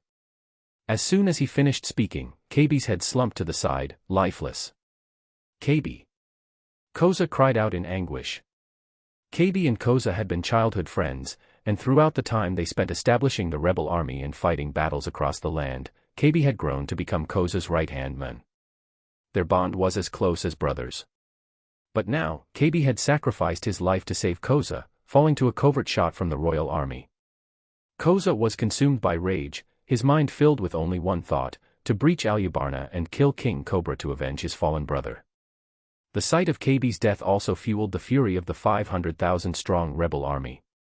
Their resolve hardened, and their morale surged. Koza placed KB's body on the back of his camel. With hands stained with KB's blood, he drew his sword from his waist and shouted, "Brothers, charge with me. Kill King Cobra. Avenge the innocent victims of the disaster. Avenge KB."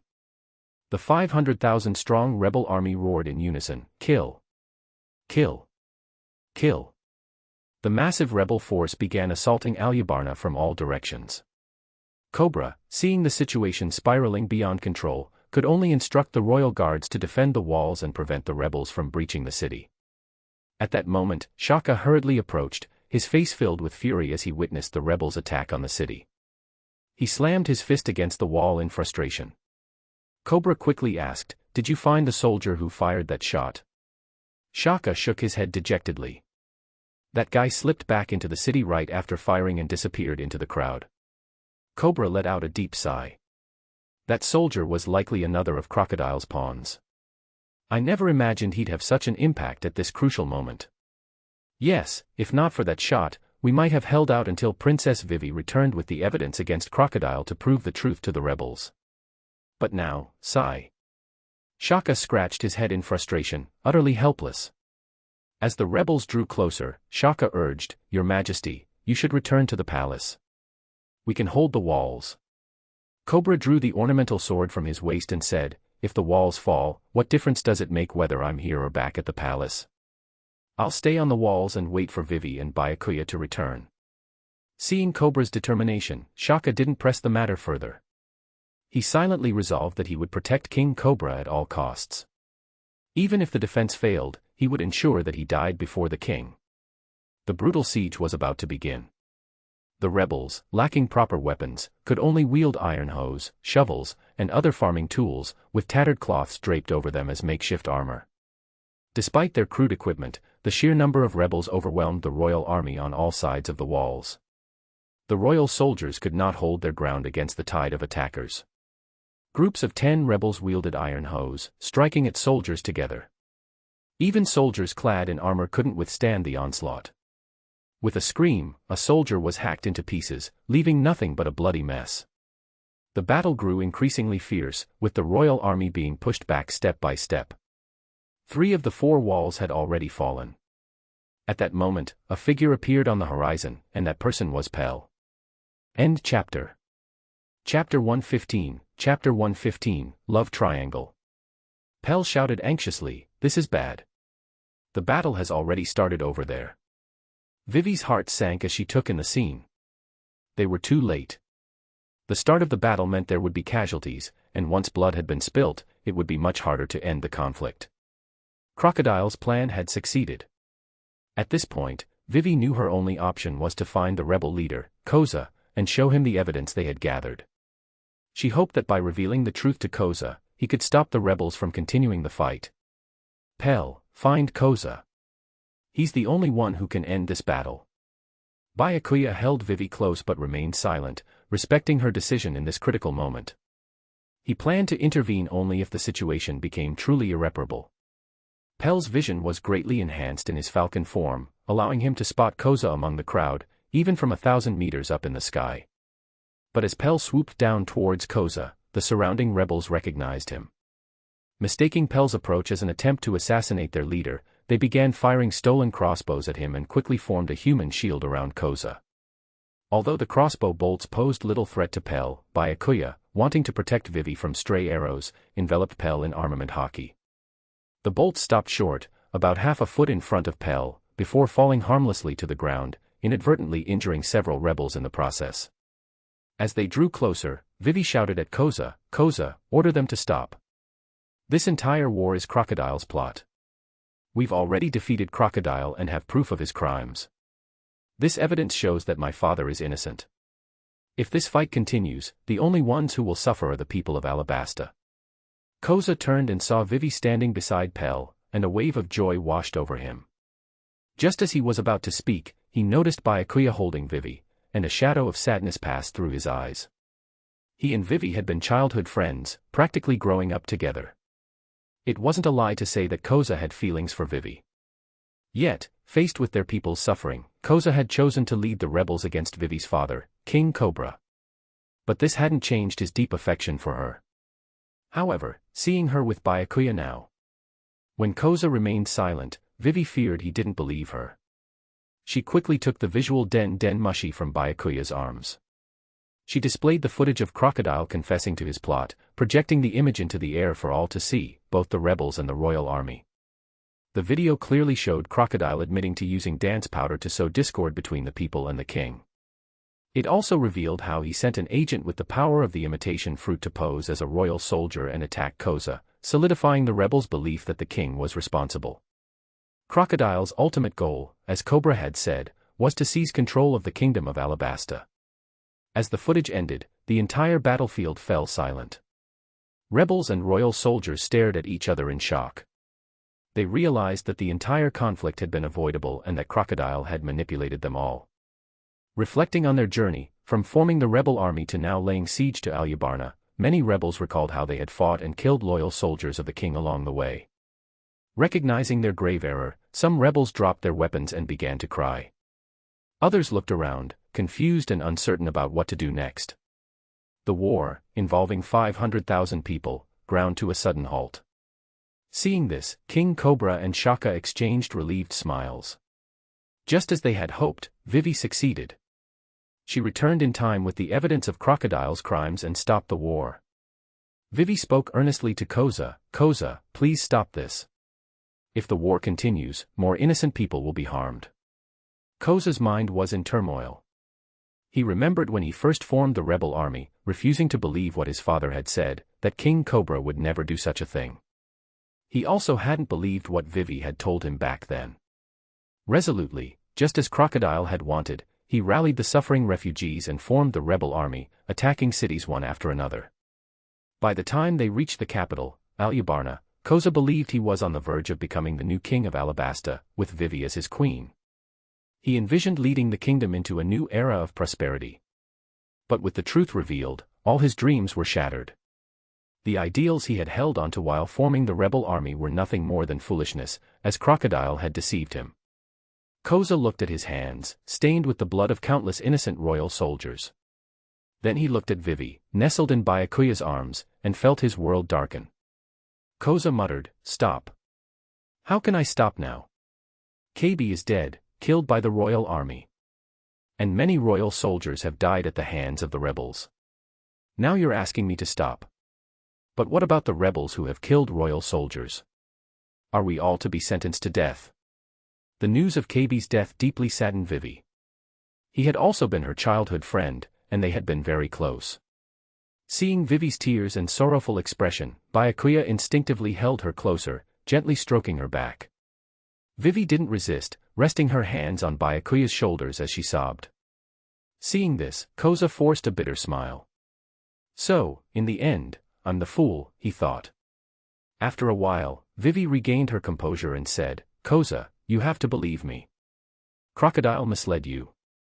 While there will be some punishment, it won't be as severe as death. There will be a chance for redemption." Hearing Vivi's words, many of the rebels breathed a sigh of relief. Now that their error had been proven, there was no need for the war to continue.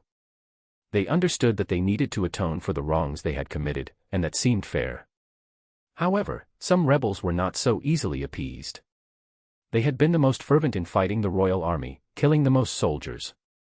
In their minds, if they could just take Alubarna and establish a new government, they would be rewarded as the new nobility of Alabasta. Their status would rise from peasants to aristocrats, and their descendants would enjoy noble privileges. But now, with the situation reversed, they feared losing even their status as peasants and instead being condemned as criminals. Despite knowing their actions were wrong, they weren't willing to give up so easily and were ready to fight one last time. All they needed was a leader, and that leader would naturally be Koza. At that moment, all eyes turned to Koza. Vivi pleaded again, "Koza, please stop. Don't let more innocent people shed their blood." Koza shook his head and suddenly asked a question unrelated to the situation, "Vivi, did you ever like me?" Vivi was stunned by the question. She glanced at Byakuya beside her and answered firmly. "Even though we grew up together, I've always seen you as a brother. Besides, I already have someone I like." Listening to their somewhat melodramatic conversation, Byakuya suddenly felt like a villain who had come between two childhood friends. But the truth was, I hadn't done anything. I gathered world source energy and promoted the Night organization. Who would have thought I'd end up with a princess? Is this an unexpected bonus? As Byakuya pondered, Koza asked bitterly. What's so great about him? He doesn't even dare take off his mask. Anyone can see he's not a good person. End chapter. Chapter 116, Chapter 116, King Engine. Hey. That's a bit shallow. Just because I'm wearing a mask, you assume I'm not a good person. If I walked down the street with a hood on, would you throw me in jail? Vivi understood that Byakuya had his reasons for not wanting to remove his mask. During their time together, Vivi didn't think Byakuya was some evil person. On the contrary, she had seen his kindness in the little things he did. After all, someone like Byakuya, who was kind-hearted, handsome, strong, and still young, with a touch of mystery to boot, how could a girl in the bloom of youth not be a little obsessed? Moreover, Byakuya had defeated Crocodile, lifting the shadow that had weighed on Vivi's heart for years. It was only then that Vivi began to develop feelings for him. Just as Vivi was about to explain this to Koza, Byakuya spoke up. I might not be a saint, but I think I'm much better than you, he said. When Vivi risked her life to infiltrate Crocodile's Baroque Works to save the kingdom of Alabasta, where were you? When Vivi's life was in danger, where were you? Let me tell you where you were busy forming a rebel army, attacking cities, and planning to overthrow King Cobra. Did you ever believe what Vivi told you? Did you ever do anything to help Vivi or this country? Ultimately, you were just another pawn in Crocodile's hands. Koza was speechless under Byakuya's interrogation. After a long pause, Koza smiled bitterly. Maybe you're right. Maybe it was all my fault. But now, I have no way out. Koza! Vivi exclaimed. Koza continued, since I've already made the mistake, I might as well see it through. If we can take Alubarna today, kill Cobra, and establish a new dynasty, no one will know we were wrong. The people will think we overthrew Cobra's tyrannical rule and see us as heroes of the kingdom of Alabasta. Koza spoke softly as if trying to convince himself as much as anyone else. Byakuya looked at Koza, surprised that someone who seemed so honest could be so willing to betray his principles. Having made up his mind, Koza raised his right fist high and shouted, "Continue the attack. We must take Alubarna today. Kill. Kill. Kill." The rebels fought even harder under Koza's command, reluctant to admit their guilt. The battle on the city walls grew fiercer than ever before. Even those rebels who had realized their mistake were swept along by their comrades and forced to attack the royal army against their will. At this point, even if Byakuya were to kill Koza, it would only further fuel the rebels' fighting spirit, having the opposite effect of what they wanted. As the screams of battle filled the air and Koza's expression grew colder, Vivi became increasingly anxious. She wanted to rush into the fray to stop the fighting. Are you crazy? Byakuya grabbed Vivi, holding her back. It was obvious that both the rebels and the royal army had reached a point of no return. If Princess Vivi tried intervening, the royal soldiers might hesitate, but the rebels wouldn't care. Vivi looked at Byakuya helplessly. To her, these were all her people, and she couldn't bear to see them slaughter each other. But seeing Vivi's sorrowful expression, Byakuya confidently said, "Didn't I say that subduing the rebels was part of our agreement? Leave them to me." You. Vivi became even more anxious after hearing Byakuya's words. No. No. No. She recalled the enormous impact of the punch Byakuya had thrown a few days earlier. If Byakuya were to step in and deal with the rebels, it was likely that very few of the 50,000 or so rebels would survive. If Byakuya were to intervene, it might have been better to let the two sides continue fighting as they were. Byakuya, guessing what Vivi was thinking, smiled and said, "Don't worry. I promise to stop this war without hurting anyone." Vivi asked doubtfully, "Is that even possible?" Byakuya smiled without answering. Instead, he stepped into the air as if invisible steps were beneath his feet, walking up until he stood above everyone's heads.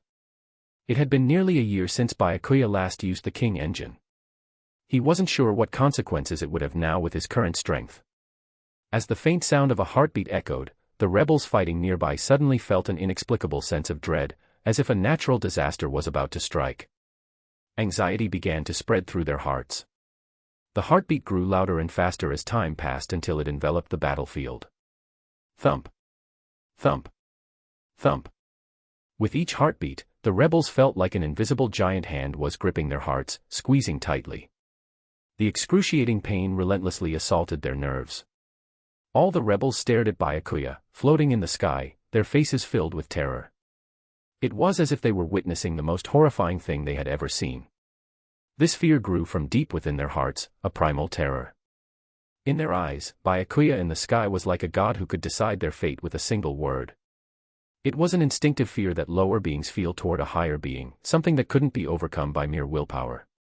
Under the overwhelming fear, all 50,000 rebels dropped their weapons. Their legs gave way, and they fell to their knees, trembling. With faces full of terror, they began bowing and praying to Byakuya, who was high above them. Even with the weapons of the royal army soldiers about to strike them down, they didn't stop pleading for Byakuya to spare them. Cobra, Shaka, Vivi, Pell, and Koza stood in stunned silence, watching the madness unfold. What kind of scene is it when over 50,000 people kneel and worship one person? Cobra had ruled the kingdom of Alabasta for over 30 years, but even he had never witnessed such a sight.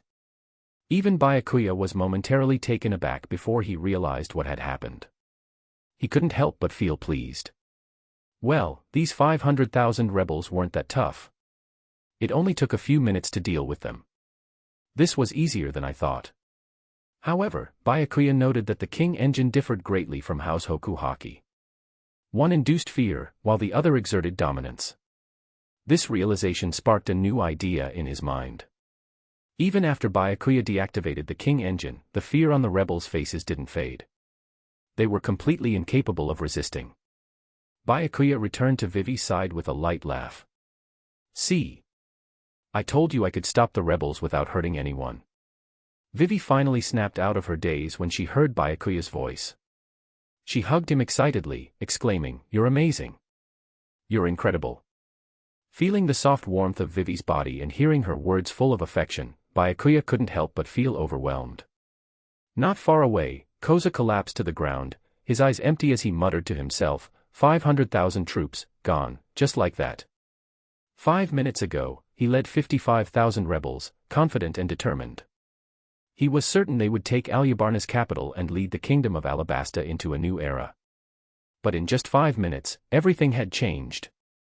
The 55,000 rebels were subdued without a single drop of blood being spilt.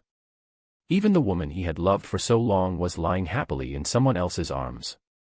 The pain was almost unbearable.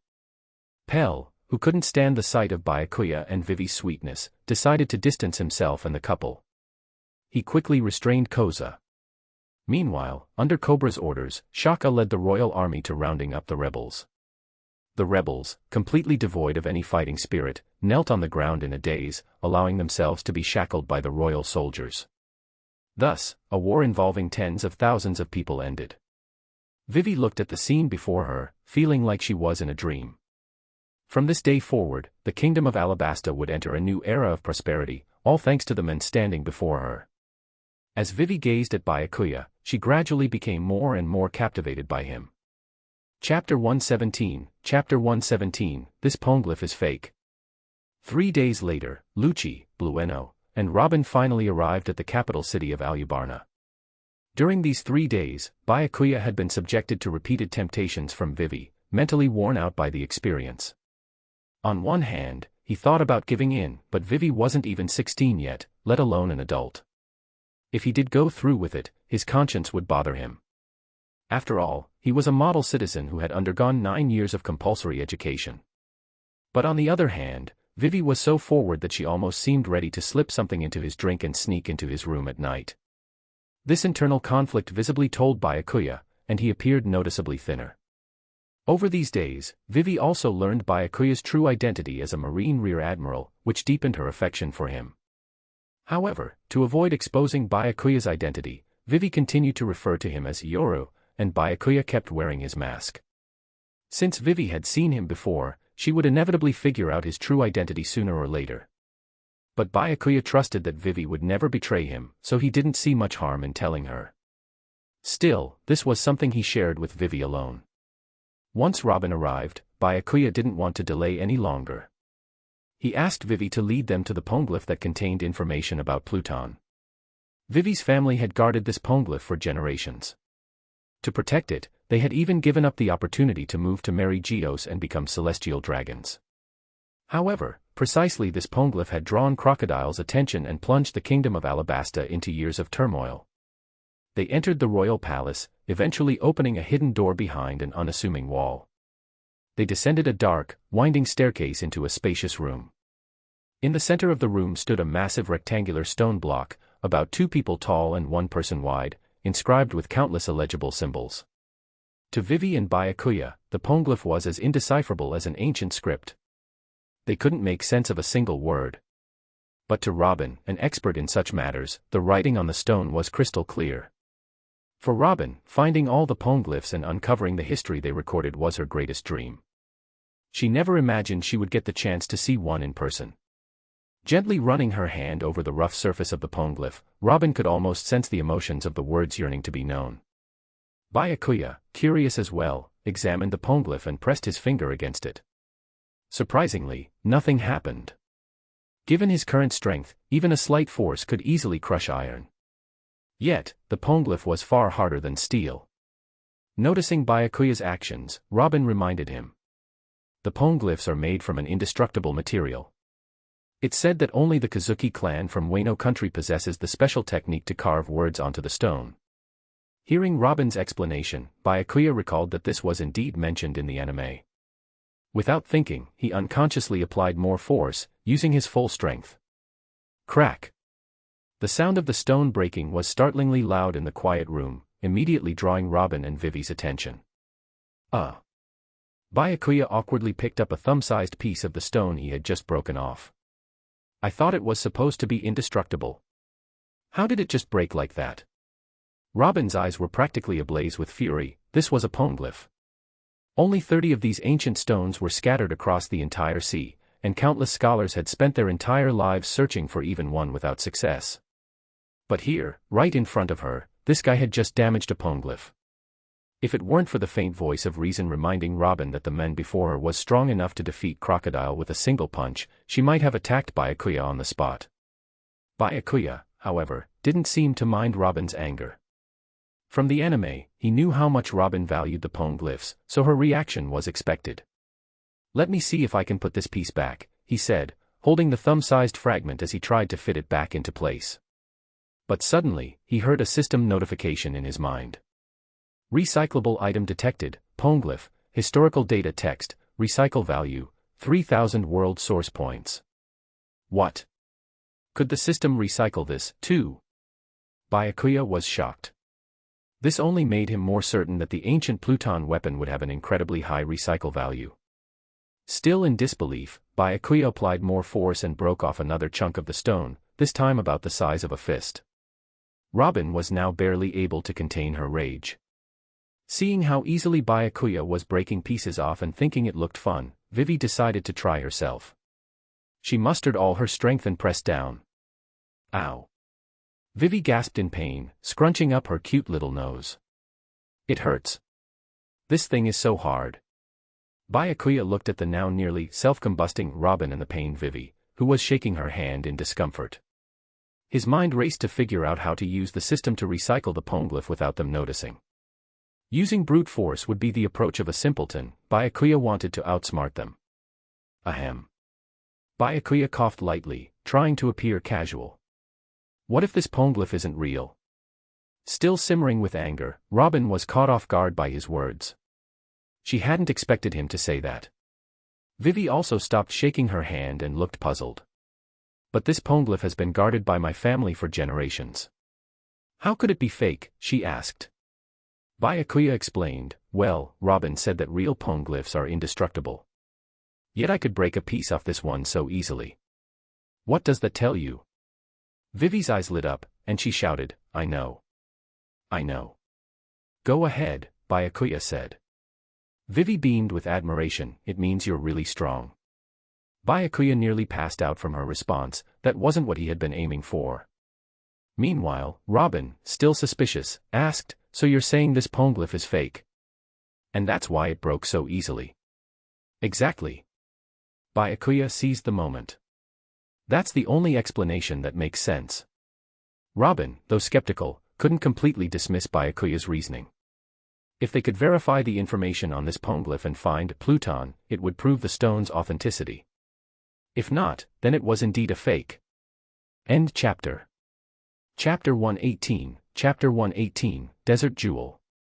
Under Byakuya's persuasive words, even Robin, a history expert, became uncertain about the authenticity of the Poneglyph before her.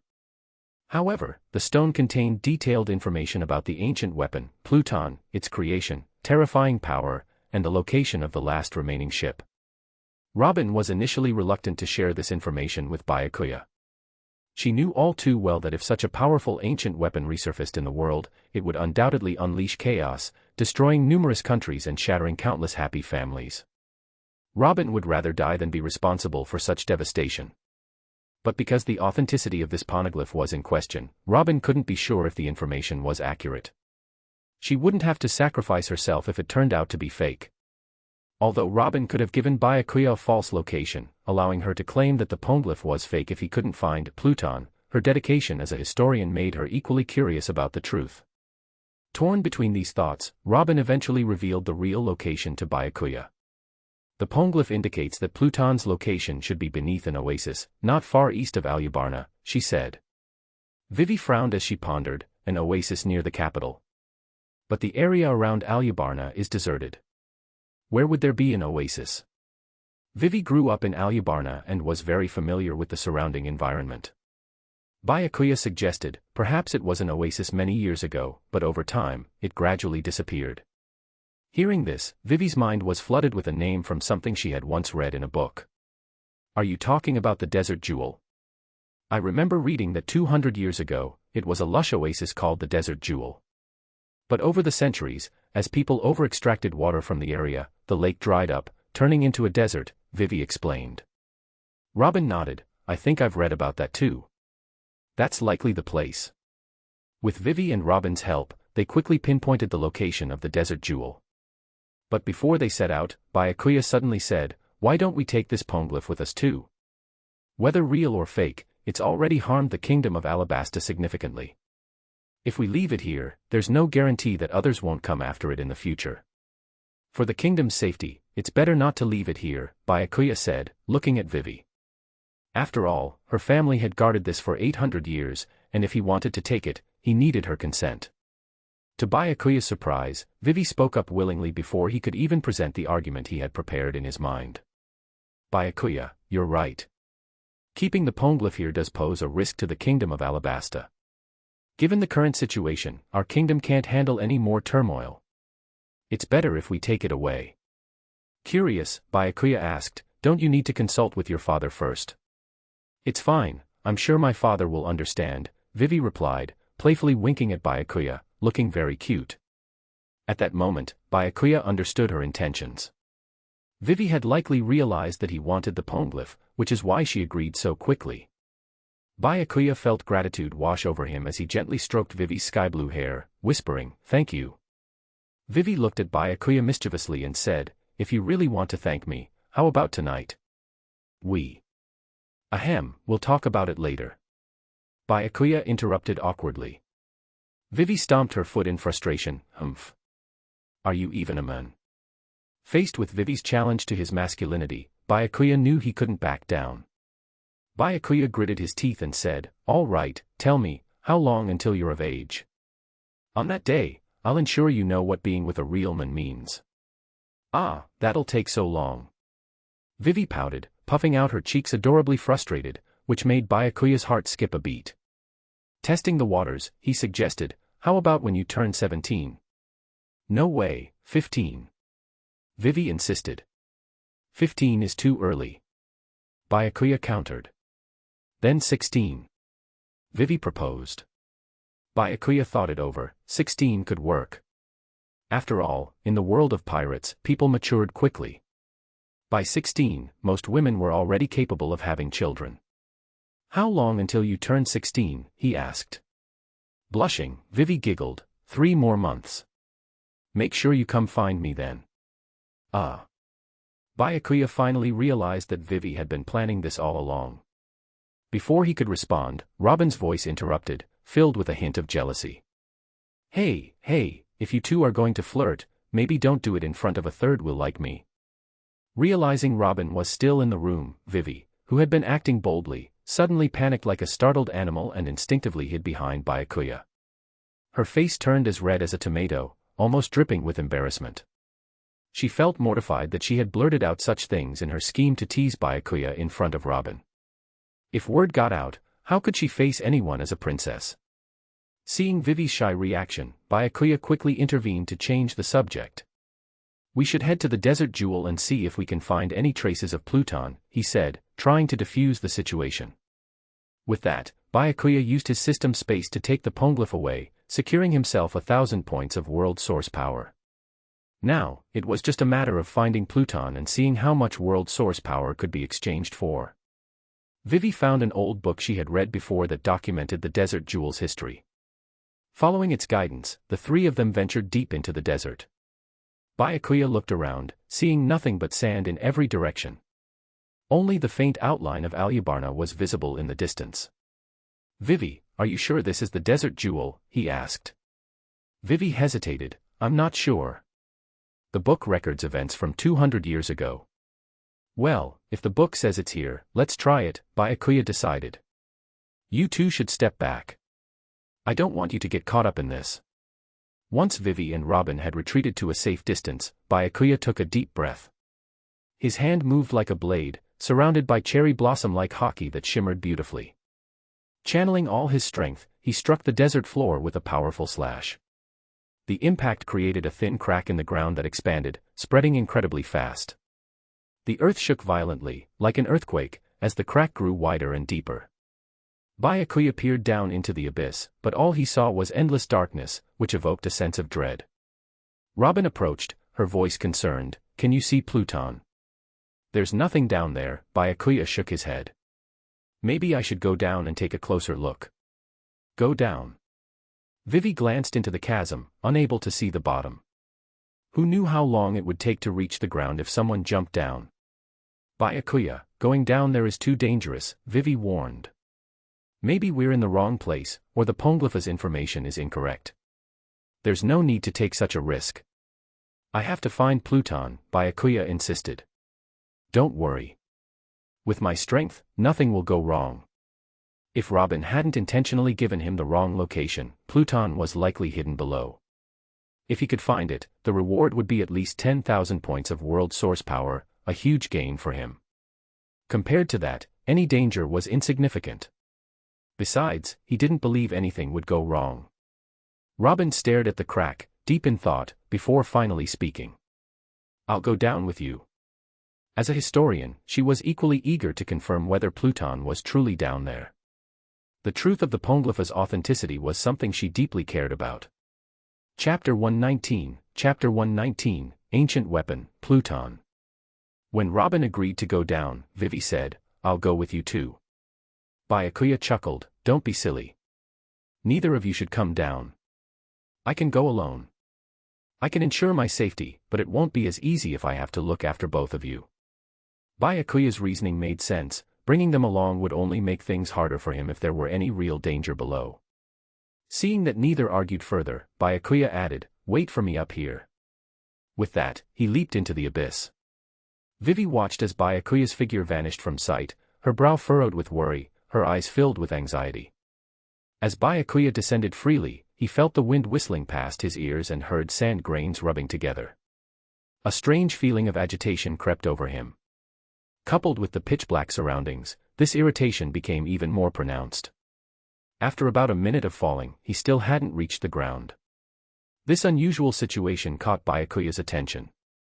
Quickly, he used Moonwalk, Jeppo, to stop midair.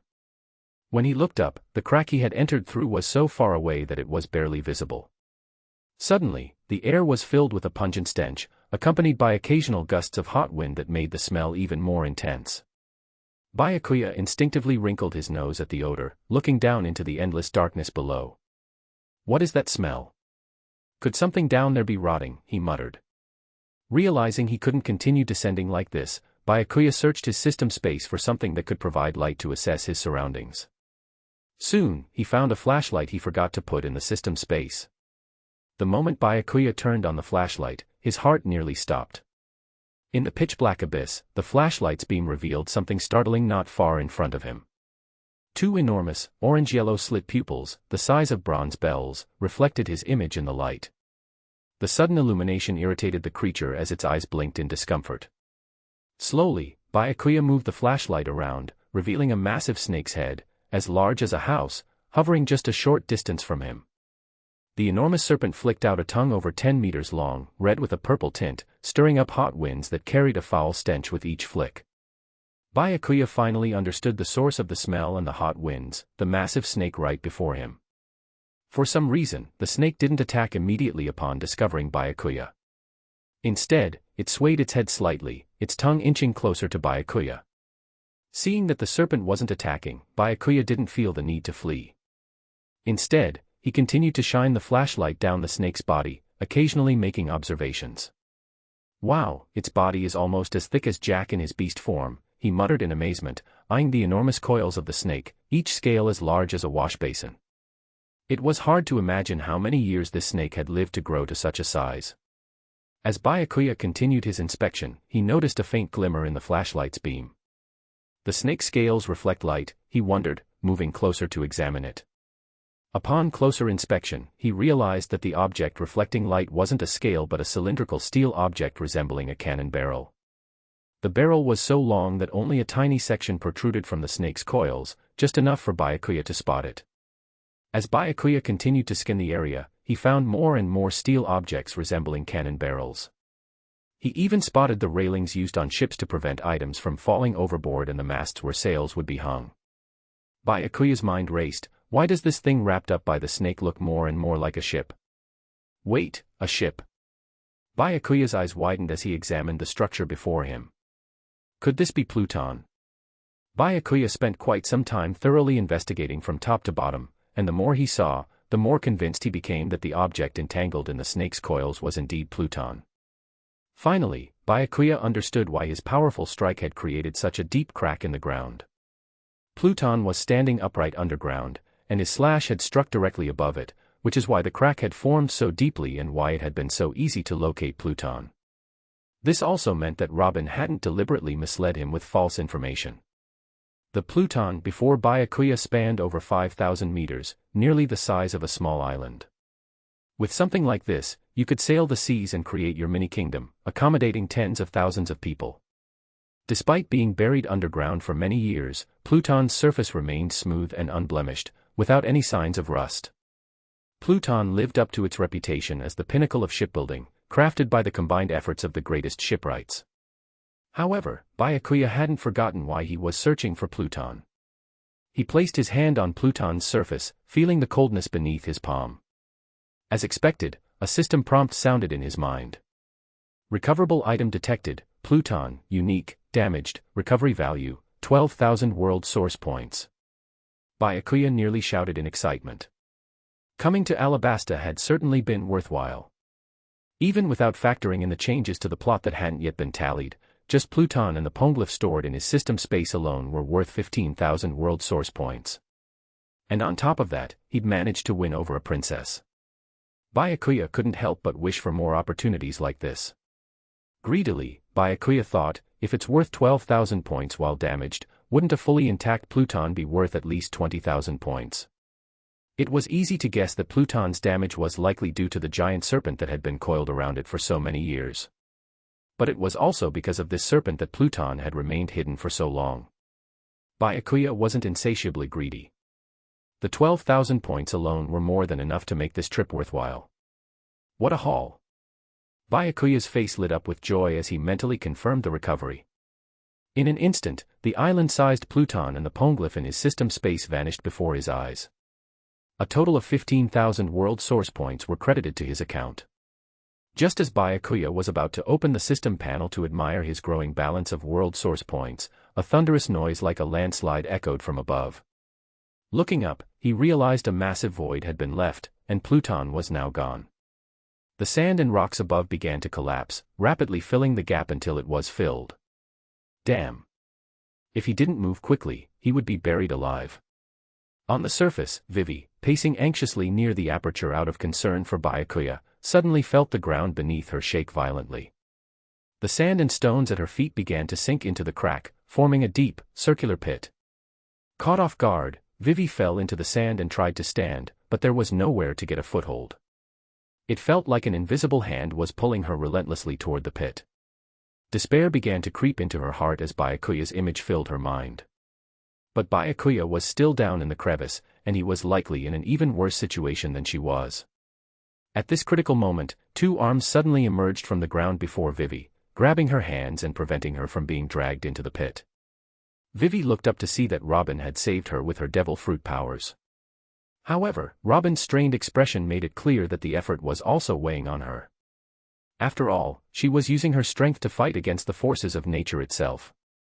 After about 3 minutes, Robin's face turned pale, and her body was drenched in sweat. Her thin clothes clung to her skin, revealing her shapely figure as she struggled to hold on. She was nearly at her limit. Just as Robin was about to collapse from exhaustion, the pit finally seemed to fill, and the desert returned to its calm state. The only evidence of the recent events was the indentation beneath Vivi. Seeing that Vivi was safe, Robin could no longer hold herself up. She collapsed to the ground, her chest heaving with heavy breaths. However, instead of immediately thanking Robin, Vivi began frantically digging at the sand beneath her, her face filled with disbelief as she muttered. Byakuya is so strong. He must be okay, right? He can get out of this on his own. He definitely can. Tears began to stream down Vivi's sand-covered cheeks, falling into the ground. Her delicate fingers, bloodied from digging, didn't stop their frantic movements. After what felt like an eternity, Vivi knelt on the ground, burying her face in her hands, and began to sob uncontrollably. Not far away, Robin watched Vivi's sorrowful expression, feeling deeply sad. Although Byakuya was incredibly strong, even his strength might not be enough to escape death in the face of such a natural disaster. Robin didn't dislike Byakuya. She even felt a tinge of regret at the thought of his potential demise. However, just as Vivi was grieving, the ground suddenly began to shake violently again. Thinking the ground would collapse again, Robin turned pale with fear. She was completely exhausted, unable even to stand, let alone escape. To her surprise, Vivi hoisted Robin onto her back, carrying her to a safer place. Robin recalled her time as the vice president of Baroque Works. Although she hadn't directly harmed the citizens of the Alabasta kingdom, she had still played a part in the events that threatened them. Vivi had every reason to leave her behind, yet she chose to save her. At that moment, Robin felt a subtle shift in her once closed heart, as if a ray of sunlight had pierced through a place that had never known light. The two walked for several hundred meters until the trembling ground finally stilled. Seeing Vivi's tear-streaked face, Robin softly tried to console her. "Don't worry too much. He's so strong, I'm sure he's all right." Vivi nodded firmly. "I believe he'll be fine. But I need to see him to be sure. I'm going back to my father to send out the army. We'll dig through this entire area."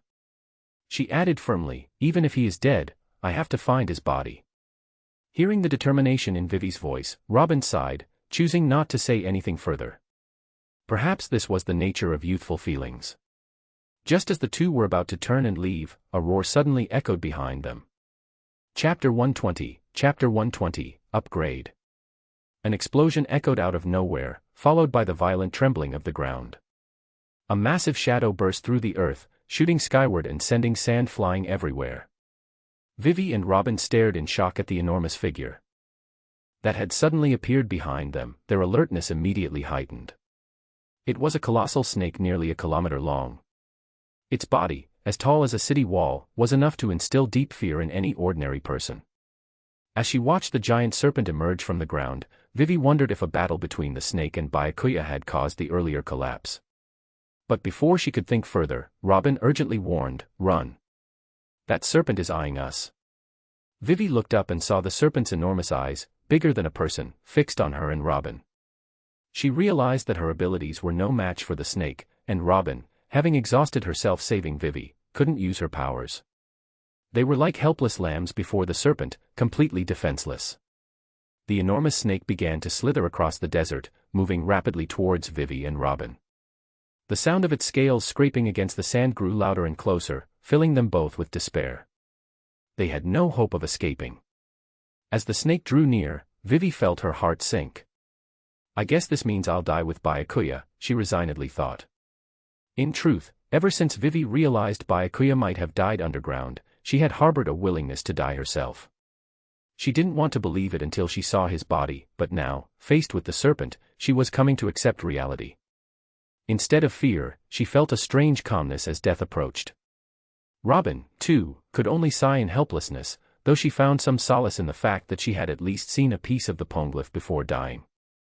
Just as the two closed their eyes, ready to face their end, a familiar voice suddenly rang out beside them. "Huh, aren't you too scared at all, facing such a big serpent?" It was Byakuya's voice.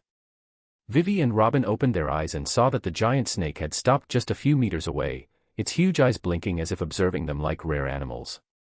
And there, standing atop the serpent's head, was Byakuya. Though he looked a bit messy, with his mask gone and his clothes covered in dust, it was clear that he hadn't been hurt. Byakuya leaped down from the snake's head and landed before Vivi.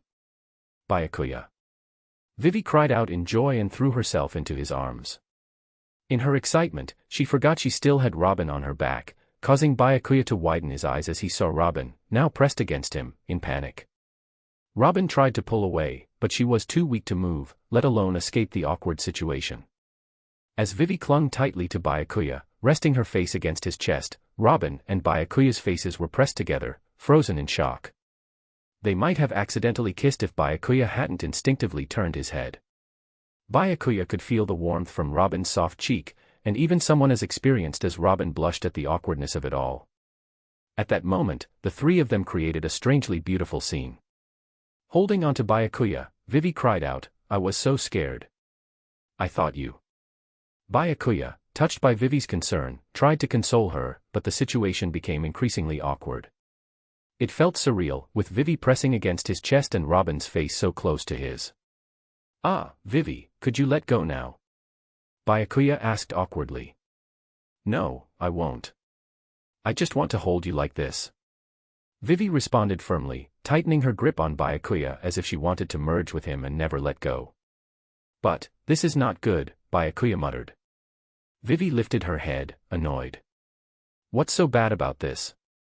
But before she could finish her sentence, her voice trailed off, and she trembled as she noticed the situation. "You too?" Vivi stammered. Byakuya explained, "It's because you were holding onto me so tightly that this happened." Vivi finally realized she had carried Robin on her back the whole time. No wonder Byakuya had tried to push her away earlier because of this. Understanding the situation, Vivi quickly set Robin down and apologized repeatedly. Byakuya, hands in his pockets, shrugged it off as if it didn't bother him, thinking, "Not like I'm losing out on anything." Robin was the first to break the awkward silence. "So, did you see the Pluton down there?" she asked. Vivi, still trembling, pointed to the giant serpent behind Byakuya and asked, "What's the deal with this big snake?" Byakuya, anticipating their questions, calmly explained. "I did see the Pluton, but Hydra has entwined it for so many years that its weapon systems are completely damaged and unusable. Besides, it's far too massive to be removed from there."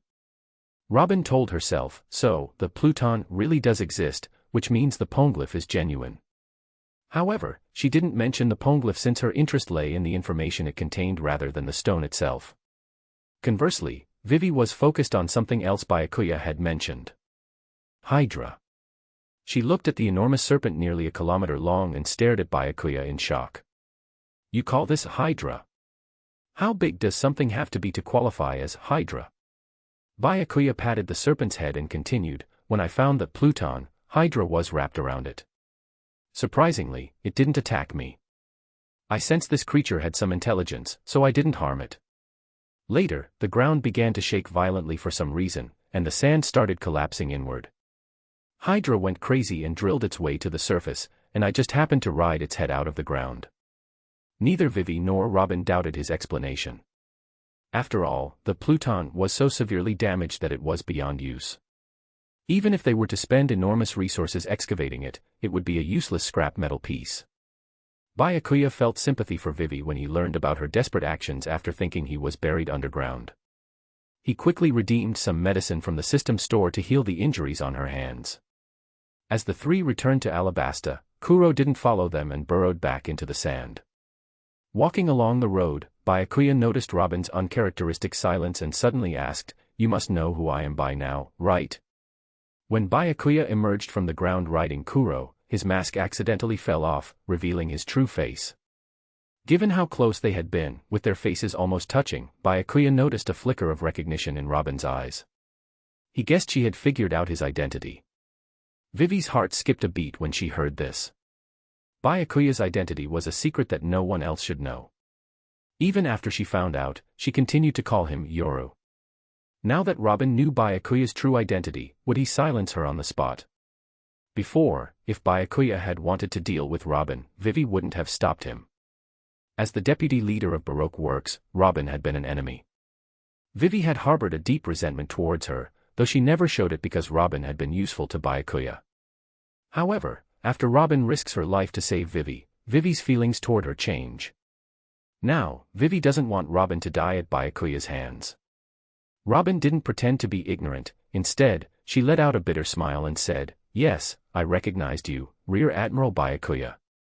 While working under Crocodile, Robin had access to various intelligence reports, one of which detailed how Rear Admiral Byakuya had defeated one of the Beast Pirates' top officers, Jack the Drought. The report even included a front-facing photo of Byakuya. So, the moment she saw Byakuya without his mask, she instantly recognized him. What puzzled her was how someone so young could already be a Rear Admiral in Marine headquarters and have the strength to defeat Jack. It was clear that Byakuya had a bright future in the Marines. Despite this, Byakuya created a mysterious organization, Yoru, and personally killed Crocodile, one of the 7 warlords recognized by the world government. If this information were to be released, Byakuya would undoubtedly come under suspicion from the world government. His promising career could be derailed, and he might even become a wanted man. Yet, he had done it anyway. Robin could understand if Byakuya decided to kill her to keep this secret. Vivi, though desperate to ask Byakuya to spare Robin, also knew the severe consequences that could arise if his true identity were exposed. Vivi knew deep down the difference in importance between Byakuya and Robin, but she still didn't want to see Robin die at Byakuya's hands. Suddenly, a thought flashed through her mind. "Byakuya, why don't you have Robin join your organization, Yoru?" she suggested. "She can read poneglyphs, a rare skill in this world. Your organization could use someone like her, right?" Byakuya was slightly surprised. He had considered the idea before but didn't think it was that significant. However, now that the system could collect poneglyphs and devil fruits, it might be useful to have someone in the organization who could read them. Moreover, Byakuya didn't harbor any ill feelings toward Robin. Vivi's suggestion was worth considering. "Vivi makes a good point," Byakuya began, "and you did save Vivi's life. So, I'm officially inviting you to join the Yoru organization." Robin had been prepared to be eliminated but didn't expect Byakuya to invite her to join Yoru instead. Vivi also chimed in, "Robin, you should accept. Yoru is more legitimate than Baroque Works." Hearing this, Byakuya couldn't help but roll his eyes. What did she mean by more legitimate? If someone told him an organization was legitimate, he'd be inclined not to join. He preferred things that weren't exactly above board. Robin didn't take long to decide, This was a matter of life and death. She wasn't sure if Byakuya might suddenly change his mind. However, before joining, Robin had one question for Byakuya. I've always been curious, why did you create the Yoru organization as a Marine Rear Admiral? What's your purpose? If it's inconvenient, you don't have to answer, she added. Byakuya smiled. Why would it be inconvenient? I've told everyone who joins the Yoru organization this, our goal is world peace. World peace. Robin and Vivi were stunned. The idea sounded as grand as it did unbelievable. Robin asked, are you serious? Once you join Yoru, you'll see for yourself, Byakuya replied. All right then, I'll join Yoru and see how you plan to achieve world peace. After resolving the Kingdom of Alabasta situation, Byakuya needed to return to Water 7. His vacation was almost over, and he couldn't stay any longer. Vivi was reluctant to see Byakuya go but didn't try to stop him. However, before he left, she repeatedly reminded him to find her when she turned 16. To Cobra, it seemed like Vivi just wanted Byakuya to celebrate her 16th birthday, but only Byakuya, Vivi, and Robin knew the deeper meaning behind her words. As the four of them set sail towards Water 7, gradually leaving the Kingdom of Alabasta behind, Byakuya received a notification from the system. Congratulations to the host for altering the storyline, Alabasta incident, Crocodile's death, etc. A total of 15,000 world source points have been awarded. This trip to Alabasta had been incredibly rewarding for Byakuya. He opened the system interface. Host, Byakuya. Template, One Punch Man, Saitama. Fusion level, 30%. World source points, 48,000. Fusion level 30% to 31% requires 2,100 world source points. Special skills, King's Engine, Rokushiki, Armament Hockey LV8, Special Technique, Ryuo, Observation Hockey LV8, Swordsmanship LV9, plus, Infinite Regeneration, Passive. Summoned, Testicleless Ninja, Sonic. Following his usual pattern, Byakuya increased his fusion to 40% by spending 25,500 world source points and leaving himself with 22,500 points. This boost in fusion doubled his strength and surprised him during the special ability draw. Draw complete. Congratulations to the host for acquiring the ability of the dragon-level monster, Goryuganshup, Psychokinesis, Telepathy. End chapter.